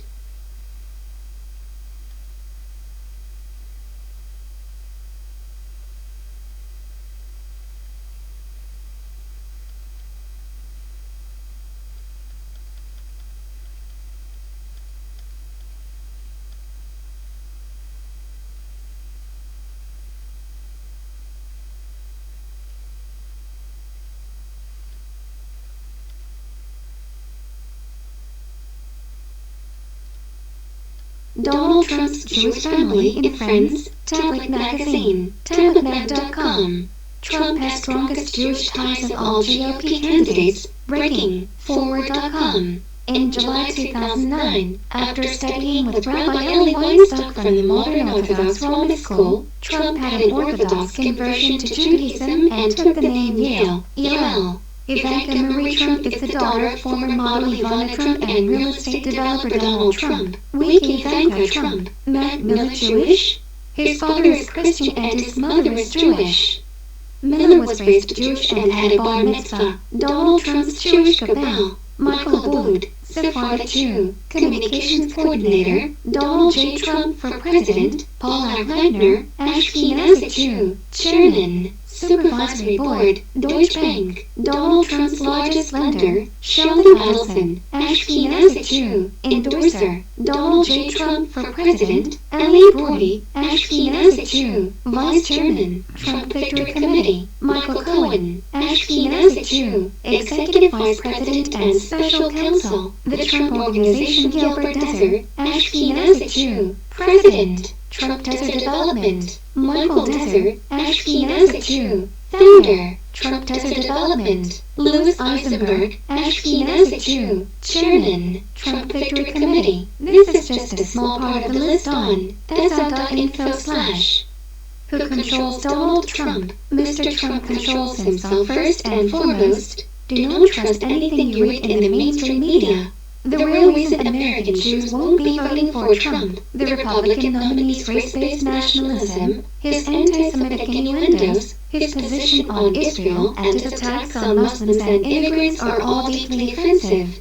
But that's not what's packing most U.S. Jews. Hearts.com, subscribe now to get the full story. Some of these fools might prefer a world war over Iran. Trump made clear the Luciferian Hillary voted for the war in which the Khan's son died. Hillary is the candidate of the war machine. HuffingtonPost.com. Hillary Clinton courts Henry Kissinger's endorsement even after meeting his victims. Findership.com. Hillary Clinton Iraq war vote speech YouTube. Bush admits there were no WMDs in Iraq YouTube. Beyond treason, depleted uranium US WMD Iraq war veterans died 2005. How can these skull and bones people support Donald Trump? Among the famous Trump supporters we find George P. Bush, Commissioner of the Texas General Land Office, nephew of 43rd President George W. Bush and grandson of 41st President George H.W. Bush. Marine Le Pen, French politician, MEP, and leader of the Nationalist Front National. 2011, Wiki list of Donald Trump presidential campaign endorsements. 2016, nothing is what it seems. Trust no one. I'm a live and let live type of guy. Fuck Jihad, fuck all wars. universal peace now. Where do you think words come from? Somebody made them up. Don't tell them anything and try to find out all you can. How long would grass become if you let it grow? Does anybody know? Blast it. I teach it. Theory. The neural capacity of humans is too insufficient to do anything about it. It is defenseless against the neural network that controls its brainwaves. Politically killed. Hillary.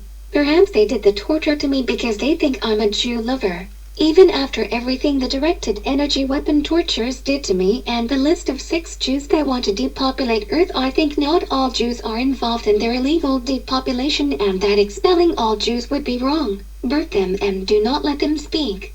Use the techniques we used to defeat the Nazis to defeat these Jews that want to depopulate the Earth. Do not listen to them. Listen to people that exposed controlled opposition, the real truth tellers, not the truthers and truths.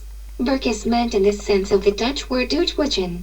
It means by being silent about something to deny its existence. When using Google Translate on the translation of the Dutch word uitwedgen, it found Burke. So it's not meant in the sense of to murder, as by suffocation, so as to leave no or few marks of violence. I think it is not a proper translation of the Dutch word uitwedgen, so it's better to use be silent about them to deny their existence, not reacting to what they say and going your own way. Maybe you know a better translation of this Dutch word? Skype me. Skype name Prologic 999, Prologic and the number 999. Breaking. Zika outbreak epicenter in same area where GM mosquitoes were released in 2015. healthnetnews.com/ breaking-zika-outbreak-epicenter-area-gm-mosquitoes-release-2015 cause nuts are healthy.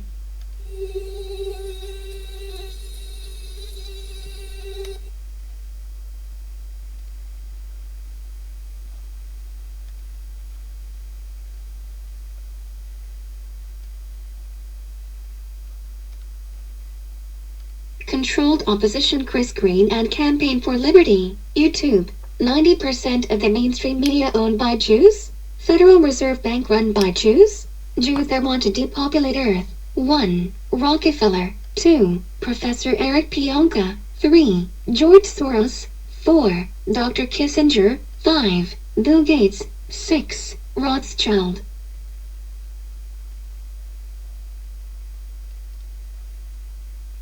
Watch Directed Energy Weapons Main Depopulation Tool. Jews depopulating the Earth. If you want to know more about Jews that served in Hitler's military. The Jehovah Witnesses are a satanic organization, based upon the occult of Freemasonry. Jesus-is-saviour.com. God is not. The voice of God weapon did not create the Earth and everything that exists. It's NSA's Allah Jehovah fake police, a neural network. See documentary Zeitgeist.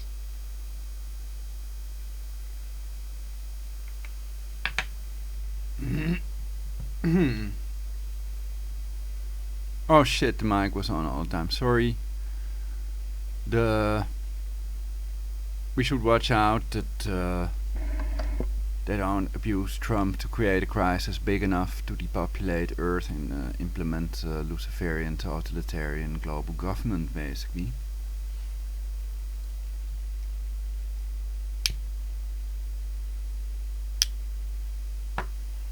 So they sabotage everything. I hope it's still audible with the mic on as well, sort of echo.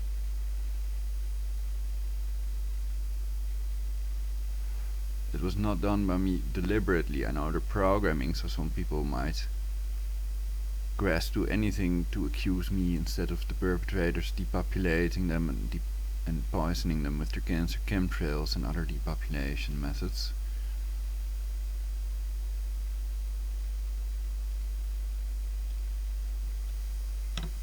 I could turn on the other light and see how that looks. Look how it looks this time. Because then I wake up.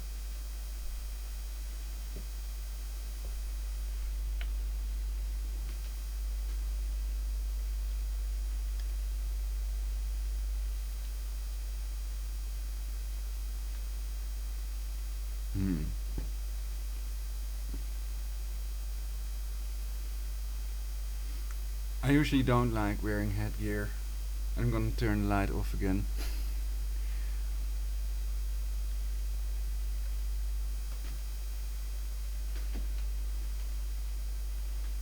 But sometimes it's nice when it's cold. I turned off my heater, so that's why it was rather cold, and that's why I was wearing the hat. Also because I thought it would look cool. So live in peace together. Their technique is still trying to play you out against each other, divide to defeat.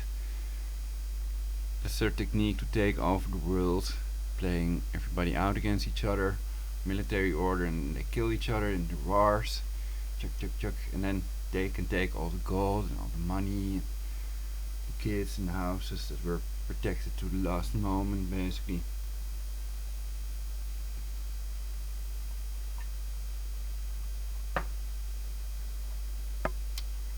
Wouldn't it be nice, global culling and depopulation?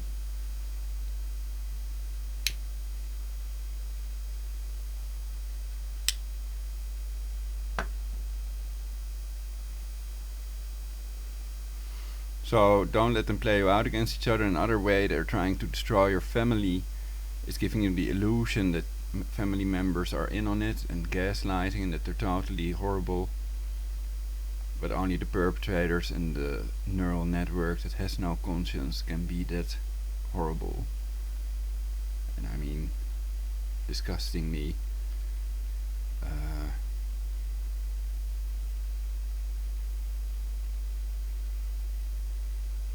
ultra-violent is another way. I usually use the word ultra-sadistic sadists. They're sadists that think that it's a form of control if they can torture some child to death and get away with that. They see that as something they have achieved, basically.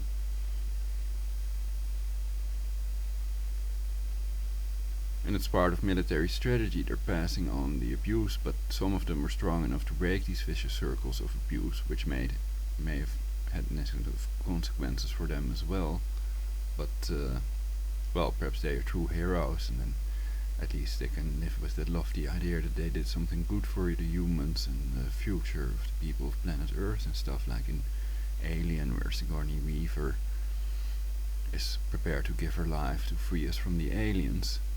And aliens do not exist, of course, but people that want to depopulate the Earth definitely do exist. Let's see, are there other points in here that I would like to read about?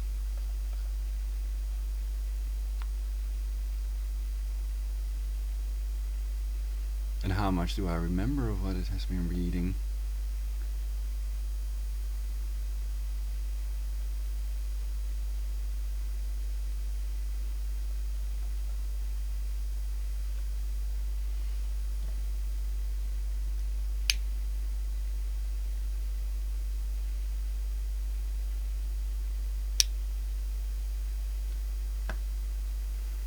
When I read Muslim immigration ban, and I'm wondering, didn't the United States have a policy of an income that you have to meet certain income standards to enter the US, so that you make the country wealthier rather than poorer, so that you're good for the economy, so that you help solve the crisis they're dealing with. But it's not depleted uranium, and it's not tactical nukes going off in Syria that they paid for with their tax money.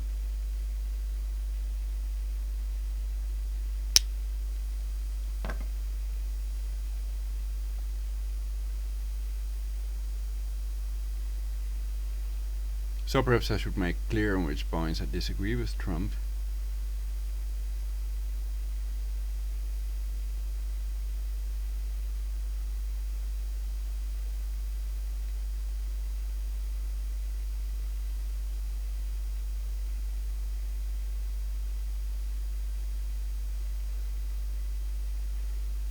But perhaps it's wiser not to do that, so I'm thinking twice now.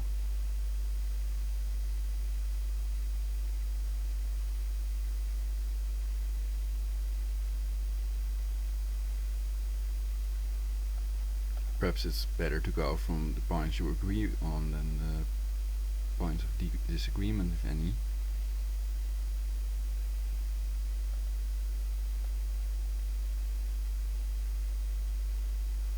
A Muslim immigration ban, I would not disagree with that No. We're not talking about banning all Muslims, but an immigration ban of Muslims.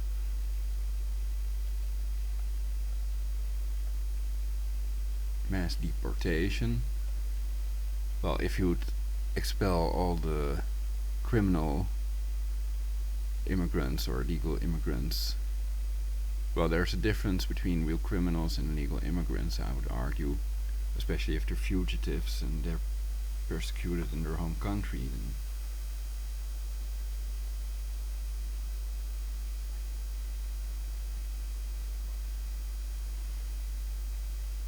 And perhaps they should be released to Canada.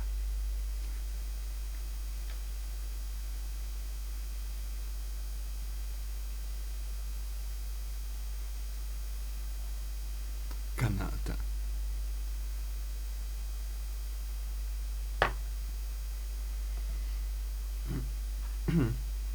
Perhaps I've been watching too much of this stuff. Perhaps nothing's gonna happen, everything's just another lemon tree, etc. Reminding me of the lemon of the astronaut.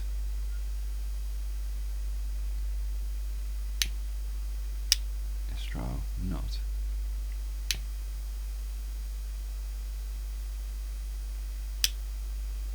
Astronauty. What I wanted to be as a child, an astronaut.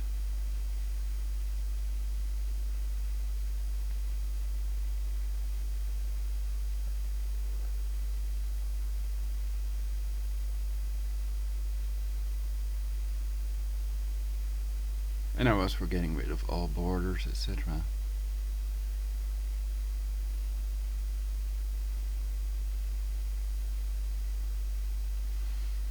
And perhaps their idea wouldn't work of creating a crisis by letting in a limited amount of fugitives and immigrants.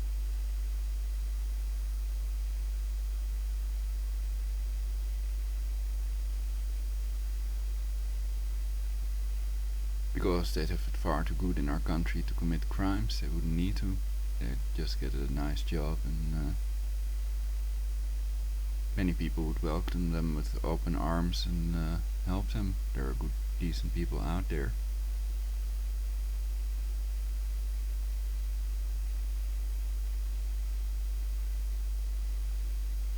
But nothing is what it seems. If they first poison your wells with fluoride and stuff and then sell water filters, etc., then you think they are the hero saving you all, while in reality they're part of the group depopulating you, you know.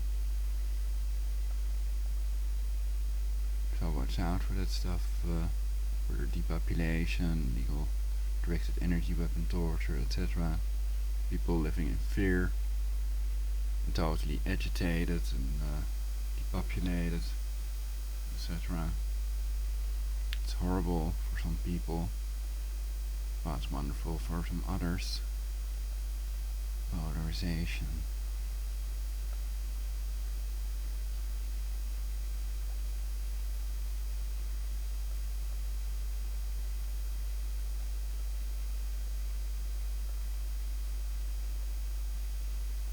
Alright, LGBT.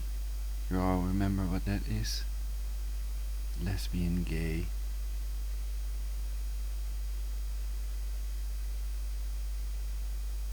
Lesbians, gay. Bisexual, transgender, perhaps. I'm guessing.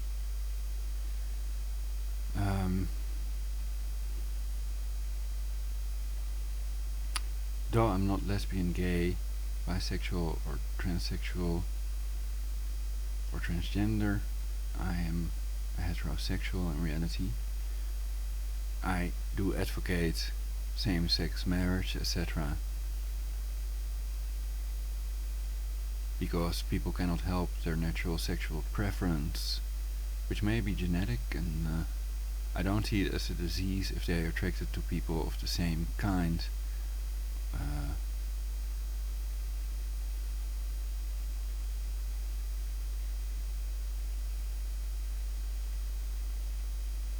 And because they've never attacked me and stuff, they were really nice. We had gay people living in the street in the Jacob de Graaflaan, number 75 I used to live, in Amstelveen. and they had this gay flag, etc. And I thought they were really nice, and yeah, I like gay people. I also like to watch lesbians, of course. They cannot hear me if they don't want to. When I'm in sex mode, it's all achievable with hypnosis, self-hypnosis, etc. More about it in my previous broadcasts. LGBT issues. Yeah, I'd like to read about it because I am not homophobic or lesbophobe or whatever. And on pornography also, yeah. Let's see what Wikipedia has to say about that. LGBT issues, LGBT anti-discrimination laws. In a February 2000 interview with The Advocate, Trump said he supported amending the Civil Rights Act of 1964 to include the category of sexual orientation and supported federal hate crime legislation that would cover sexual orientation. 344. Trump has offered qualified support for the First Amendment Defense Act, which aims to protect those who oppose same-sex marriage based on their religious beliefs from action by the federal government, such as revocation of tax-exempt status, grants, loans, benefits, or employment. 345. Trump said, "If Congress considers the First Amendment Defense Act a priority, then I will do all I can to make sure it comes to my desk for signatures and enactment." 346. 347. In July 2016, Trump expressed support for North Carolina House Bill 2, which eliminates anti-discrimination protections for LGBT people, and legislates that in government buildings, individuals may only use restrooms and changing facilities that correspond to the sex on their birth certificates. 348. So, though some people may like it, you can fuck me anally for $1 million.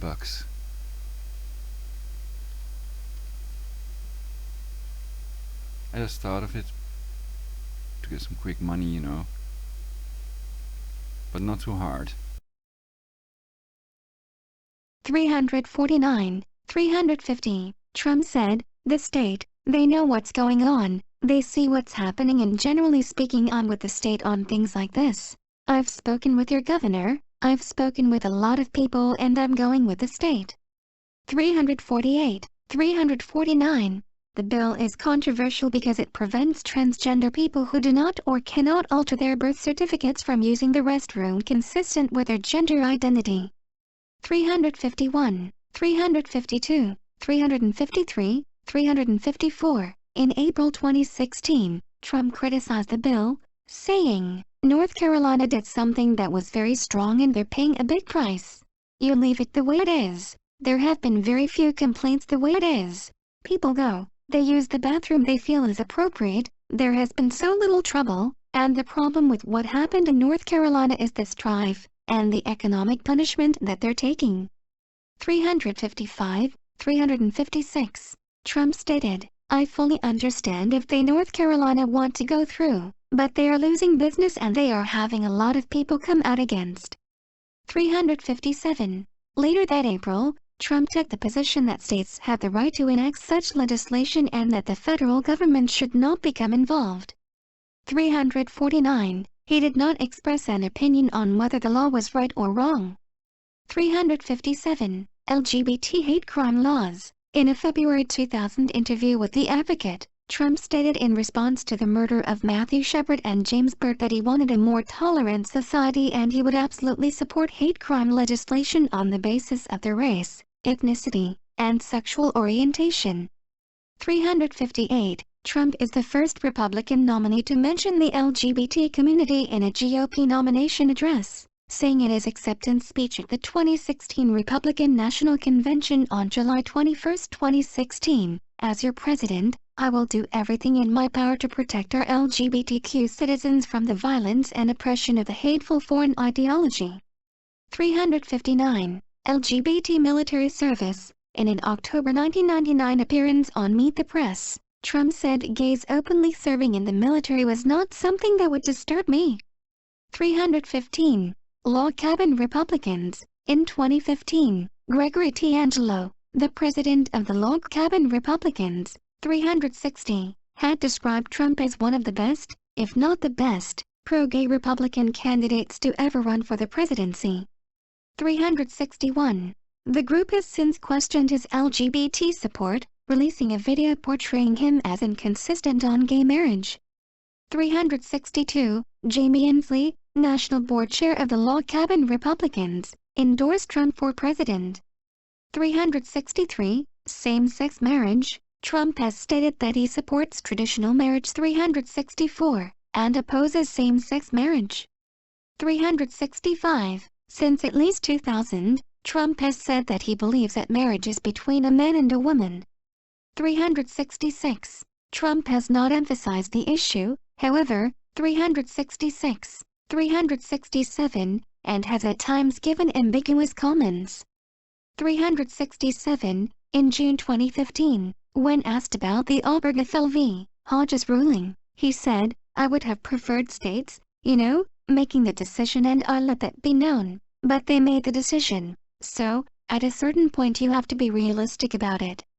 368. Later, in the run-up to the Iowa caucuses on February 1, 2016, Trump stated that if elected he would strongly consider appointing Supreme Court justices that would overturn Obergefell.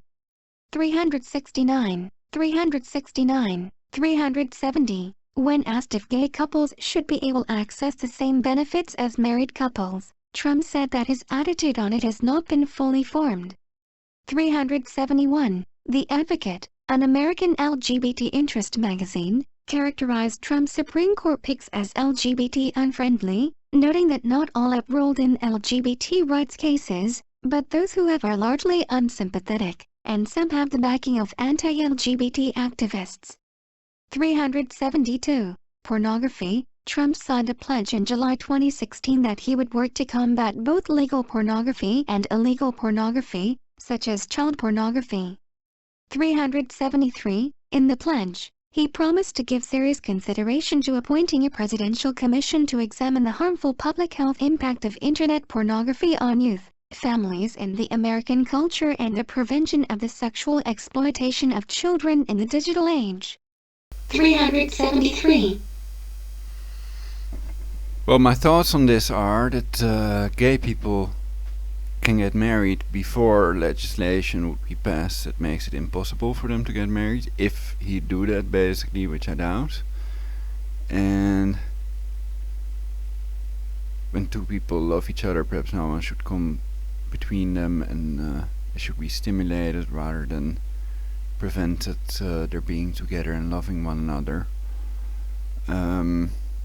In this world where we have enough hate crimes and terrorist attacks as it is, basically, you could argue, though some people like it in the news, they want to see bestgore.com, etc. Which I don't. I like nice colors and disco videos and stuff like that, where they dance with hot chicks and stuff. But yeah, and the other idea is perhaps who wants marriage. That's a sort of biblical, institutionalized thing, basically.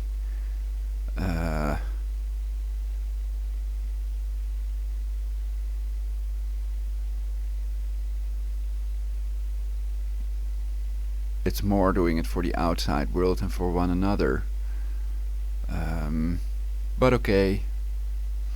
Plus, another idea is that many people were allowed to get married already, and I think that they have to recognize their marriage contract, their marriage, because it was allowed by the state at that time. So it would carry other legal implications, difficulties, etc. Perhaps I don't know enough about it, but I think that there are no problems, only that it's nice that they can get married and that they've had a good time, perhaps also a honeymoon. And I hope that the gay and lesbian people have a wonderful life together and love each other, do stuff for one another, and have great sex and or great food and other great things that they in love for one another. That's also something, a reason to live, of course. Love, real love, for universal peace. So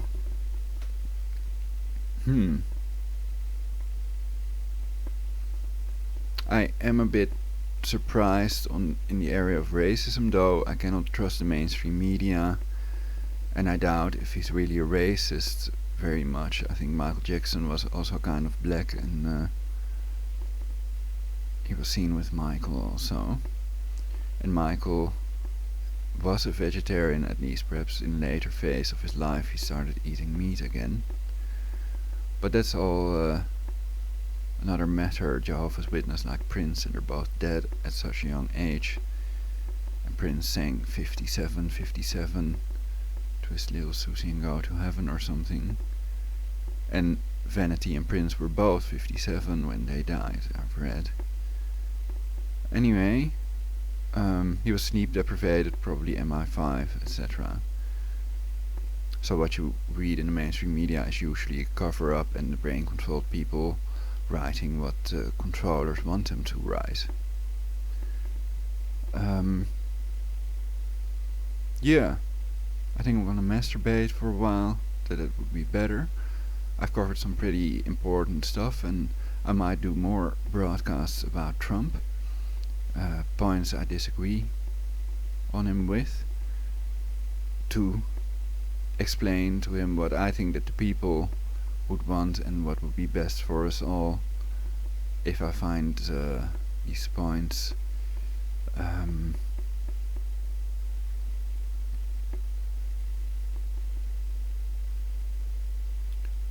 so racism is a definite no with me. You cannot see if somebody's a criminal or intelligent based on the color of their skin alone, though you can have an idea about whether they are overrepresented in crime statistics. And just talking about it may have reduced crime among Moroccans and others. So I think it's best to talk about it and not to kill each other and torture each other, but to make love and to think about ways to prevent world war and create universal peace, and to live for universal peace. And universal peace is wonderful, and life is good, life is wonderful. Death is nothing but a bubble, nothing but trouble, etc. It's a matter of conditioning them, I guess. But that only works to a certain extent. These urges, the instinct, the thrive to survive is overwhelming in people because of evolution, because of all these millions of billions of people that died that didn't have that thrive to survive, and others had a bigger thrive to survive, and they survived and procreated, and the people that didn't have it died. So it's the survival of the fuckers, survival of the smartest, besides survival of the fittest, basically, which may not be as big as people might think, because they can only think about what they've heard before or what they know or something. It's my limited neural capacity again. But is it really limited? Perhaps it's unlimited. Then with the movies they try to give us the idea that our neural capacity is limited, but the neural network can think as much as it wants. Come on.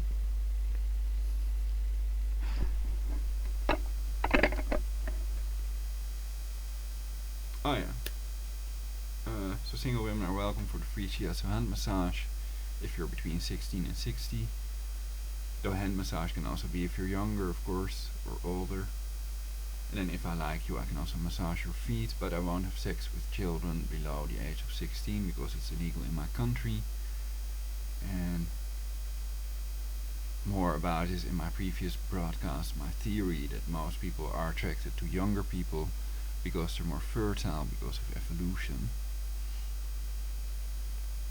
And I think that's the case for everyone. That doesn't make them satanic pedophiles that drink blood and torture kids to death and do death orgies and sick things that I and others severely dislike, to also tyrannize people with these brainwaves stolen of people while they were tortured, and they really, I think if they put their mind to it, they can make anybody do anything, practically, perhaps even create a cure against aging.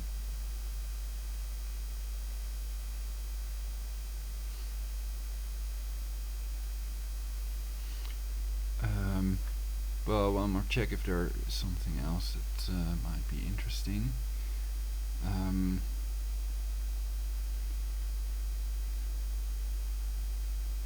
So perhaps he has a good argument to be against same-sex marriage, but I doubt it, so then I disagree on that point with Trump, you could argue. I'd also have to study ending the Fed, basically. I didn't vote, but that was because I actually forgot to get the form. My father told me that I should get it if I want to vote, and I think my father would also have voted Trump. We wanted to, but I forgot it because I was too sick, basically, or I was feeling too sick. Now, according to the doctors, I'm not sick, and I was too busy with other things. I did want to vote, so I am happy that Trump won, but perhaps I should cry, you know.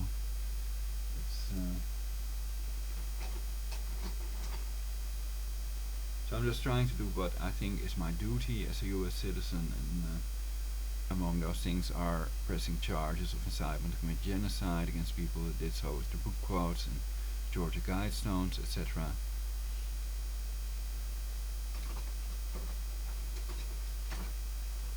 And pressing charges of cancer cell phone radiation damages and directed energy weapon torture. And warning my fellow humans, telling them what happened so they can prevent ending up the way I did. And I can assure you, getting your teeth tortured out of your mouth is very painful, and I think they're controlling millions of people with the dental torture. So I've already advised about HARP, also about Fipa array in Poker Flat, Alaska. And of course, nobody without a Tesla plasma shield can help you.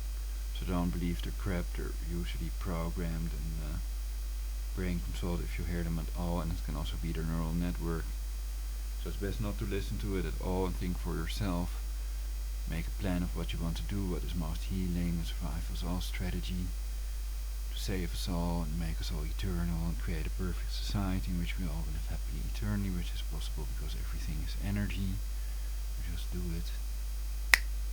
Okay. I have to try. It's also based on the commandments and stuff. You could argue.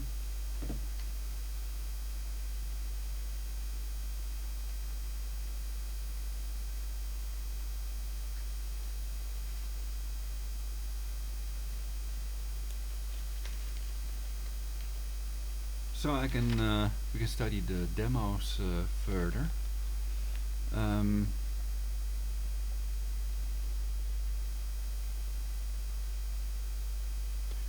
Well, I think Alex Jones seems to be against abuse of police officers, of blacks and others,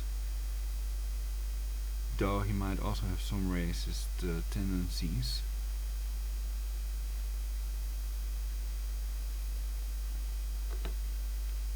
And racism is still illegal whether Trump gets to be president or not, and punishable by law. So they are punishable by law if they make racist remarks, etc.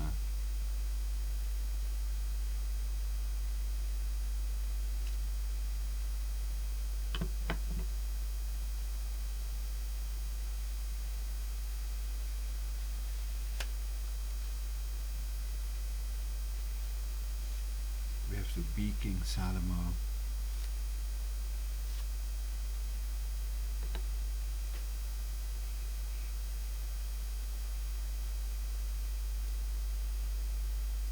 Love isn't the answer, King Salomo is.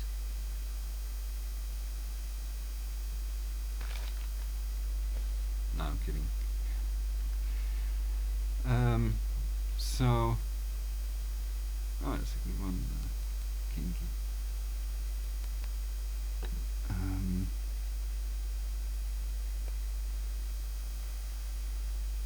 I think it's it's not a good idea to hide the key near the entrance somewhere. Not many people have done that. We always see it in a movie, and they flap down the thing, the mirror in the car. Always a hidden key there. Though of course it's very easy to short circuit it to start the engine. But they have built-in stuff in these new cars, so you can't check them that easily. And perhaps I don't feel like masturbating, perhaps I just want to sit here and talk to you for the rest of eternity. While also getting some Ludwig and other foodstuffs. They call it foodstuffs.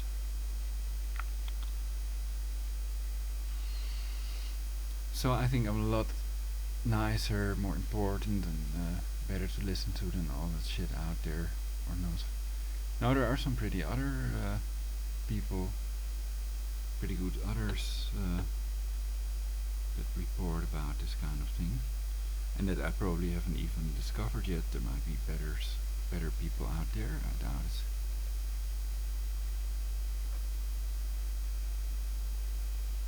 No, I think I'm really cool. I'm super cool.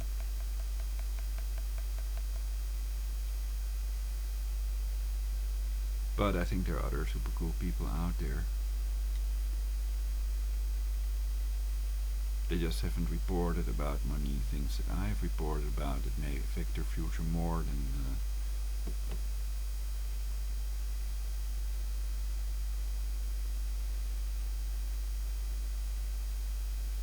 what they reported about. It's really insignificant if you're exterminating 93% of the world's global population, in my opinion.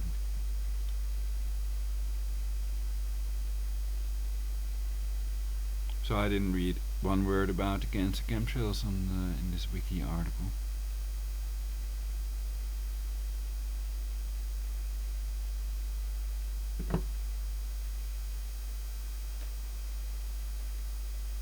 But yeah,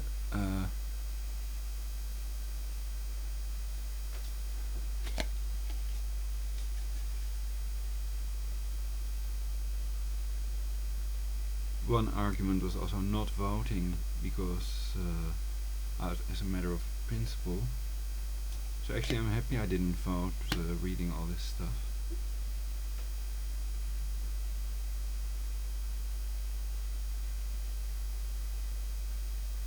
So again, president with golden seat belts paid for by the taxpayers. What can we expect from him with so many Jewish people on his side?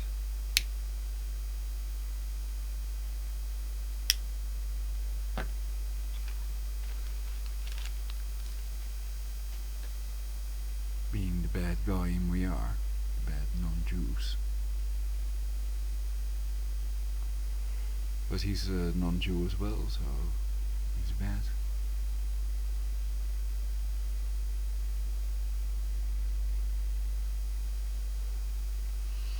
So here I'm being funny again, a bit sarcastic and stuff. No, I think they're great. I think I'd love to spend some time with Donald Trump. He's welcome also to smoke a joint or whatever. Talk about stuff. In a peaceful, healing environment with an air cleaner and ionizer, cloudbusters, and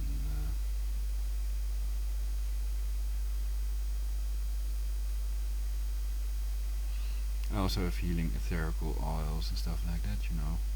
It's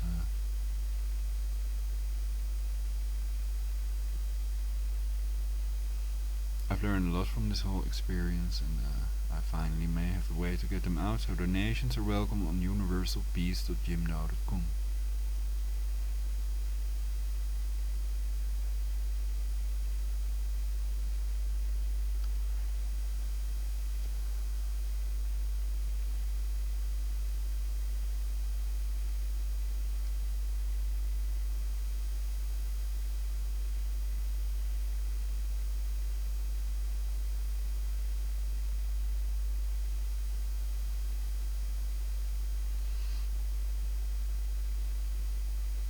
So I don't see any reason to be anti-same-sex marriage.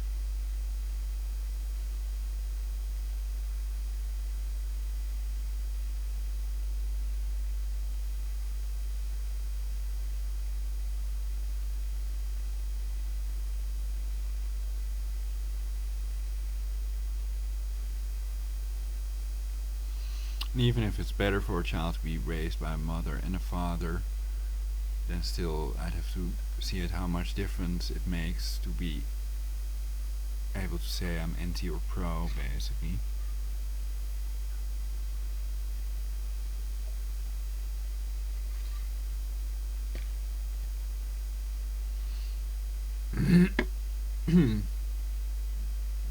Full house, etc.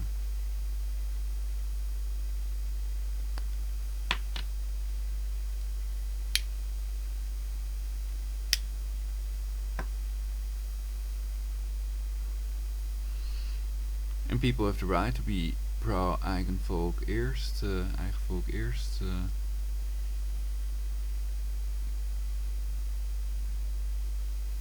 Deutschland über alles, etc. Because it's in the constitution.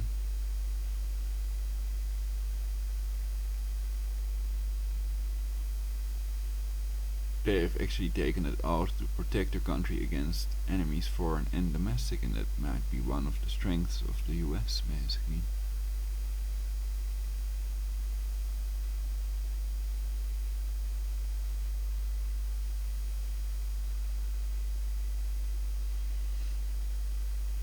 So they have a different structure, but it works to a certain extent. I found my stay in Florida very pleasant. Nice people.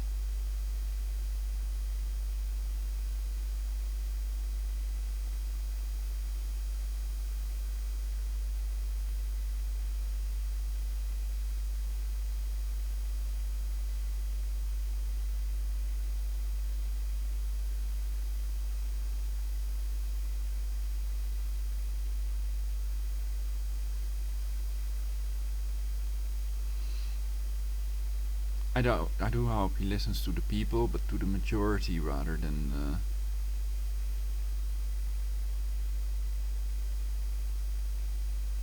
crazy ideas that could lead to civil unrest.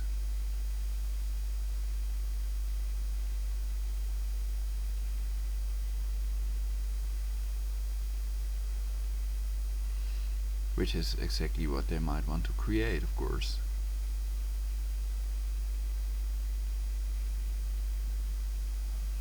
So these smiling people demonstrated after Trump's election seem like they want to create civil unrest, and they didn't listen to Hillary's advice.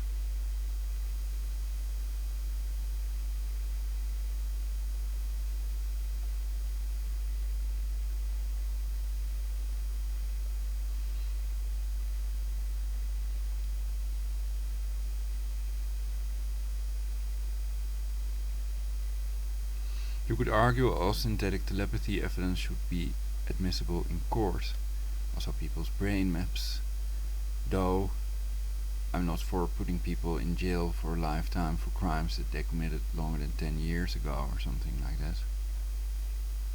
It all has to be put in proper perspective to give punishment in relation to the crime, so that they're not punished too much or too little for crimes they committed, so that they don't do it again.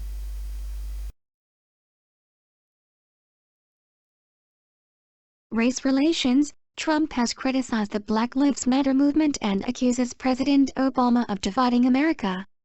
374. Trump has said that if elected president, he might direct his attorney general to look into the Black Lives Matter movement.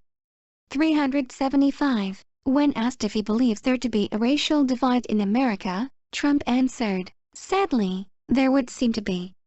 And it's probably not been much worse at any time." 376. When asked if he believes police treat African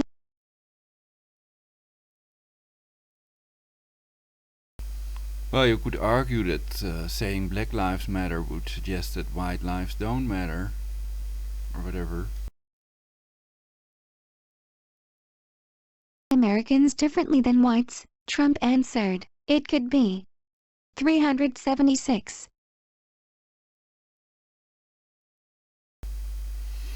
So let's face it, black racists as well as white racists exist, and it's illegal to make racist statements and to be a racist, but it's not a crime as bad as murder or depopulation or torture or rape, etc. As long as they're not guilty of these crimes, then it's not that bad if they are racist, if they believe that white or black is superior to the other. I think it cannot lead to a world war or things like that. But perhaps I'm wrong, if one person controls it all and the person becomes a racist, then soon all blacks or whites might be gone. Poof. Dead.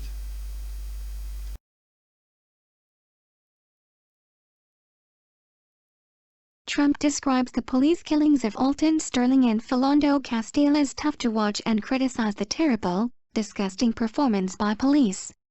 374. Trump said that he could relate to the systemic bias African Americans faced against whites, saying, Obama is still in power. Even against me the system is rigged. When I ran for president, when asked if he could understand the experience of being African American, Trump replied, I would like to say yes, but you really can't unless you're African American. You can't truly understand what's going on unless you're African American. So I think they scared him, and that he's also a sort of marionette, mind-controlled slave. So what their lives might be worse than ours, So I'm saying he doesn't control the Fipa array. The torture started before he came into power, before he became president, supposedly.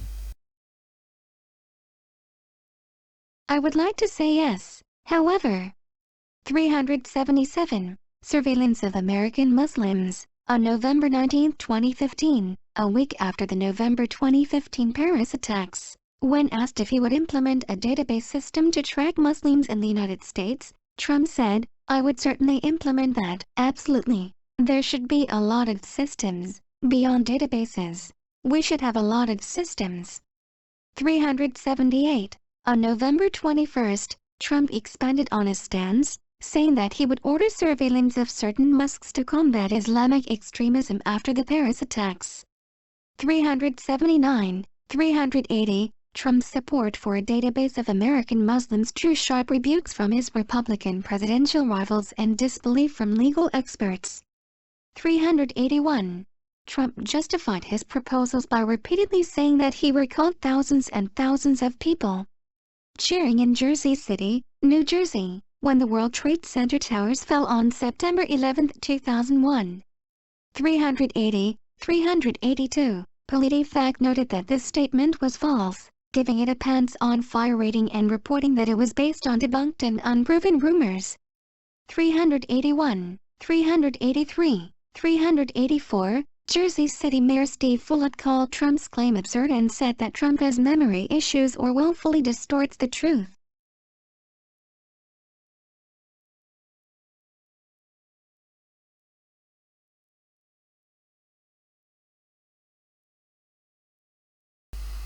So I think if he's serious about being the best president he can be and making America great again, he would want to be criticized by people that love him anyway, like me, and because he hasn't tortured me, and I love all people that have not tortured me because of my hypnosis. So,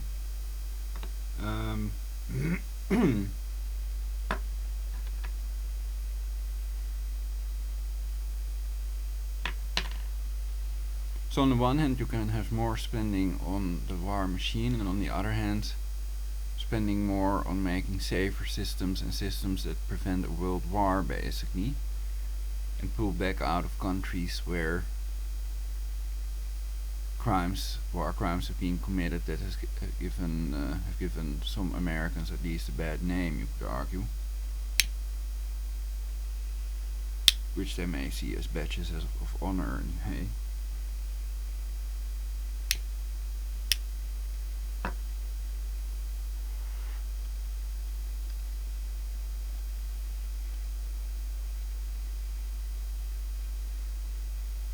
so is there anything I really disagree on with Trump?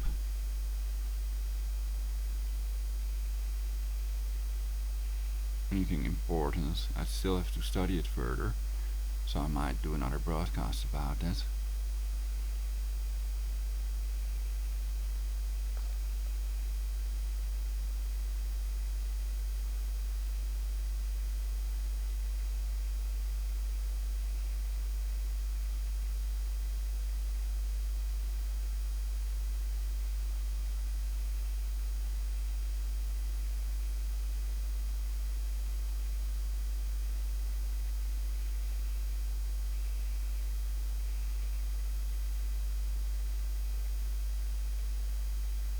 So perhaps I shouldn't waste my time thinking about the same-sex marriage ideas.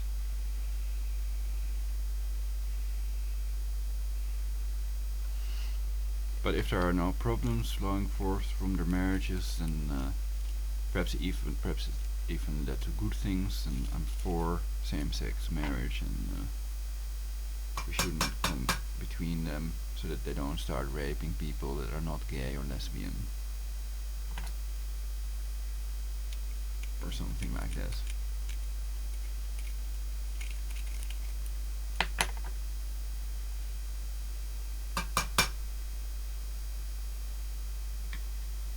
Though I cannot get it up with males. It's lots of males can, and they have the same rights everybody else does. People cannot help being hetero or homo or lesbian. It's something they are born with, and the natural inclination, basically. And I think the sexual inclination is the good inclination, that they are trying to portray good things as evil and vice versa, the satanic inversion, to enslave everybody. Religion is slavery for the mind. Okay, religion is an illusion. To quote Freud, religion is an abomination. If you look at all the murders, the wars, and the tortures that have been committed in the name of religion, in the name of God and other deities. And when you're lying there yourself, getting your eyes tortured out and your penis cut off, etc., then you might feel about it the same way. Anyway, they did that to people, and the question is, how can we prevent it and make a better future? And I think thoroughly looking at the problems may lead to solutions, so we may also just discuss the problems. We don't have to only come up with solutions all the time, but I do try to make it part of my broadcast for universal peace for you all, so that one day the people will thank me, and I will make true friends, and we'll just let love rule. Rule the love. Okay. Yeah, I think masturbation is better for now, for universal peace, and perhaps you can tell others about how exciting my broadcasts are.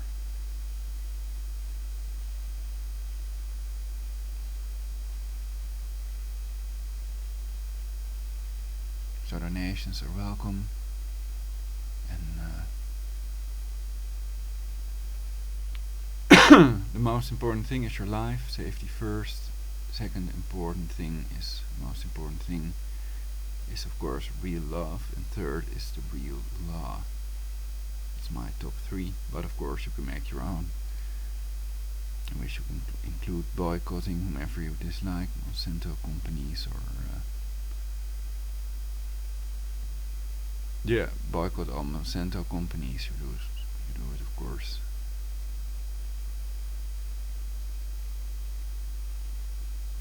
We don't need a genetically modified shit as frankenfood. And we don't need to depopulate ourselves. Wake up to the truth and have a good one for universal peace.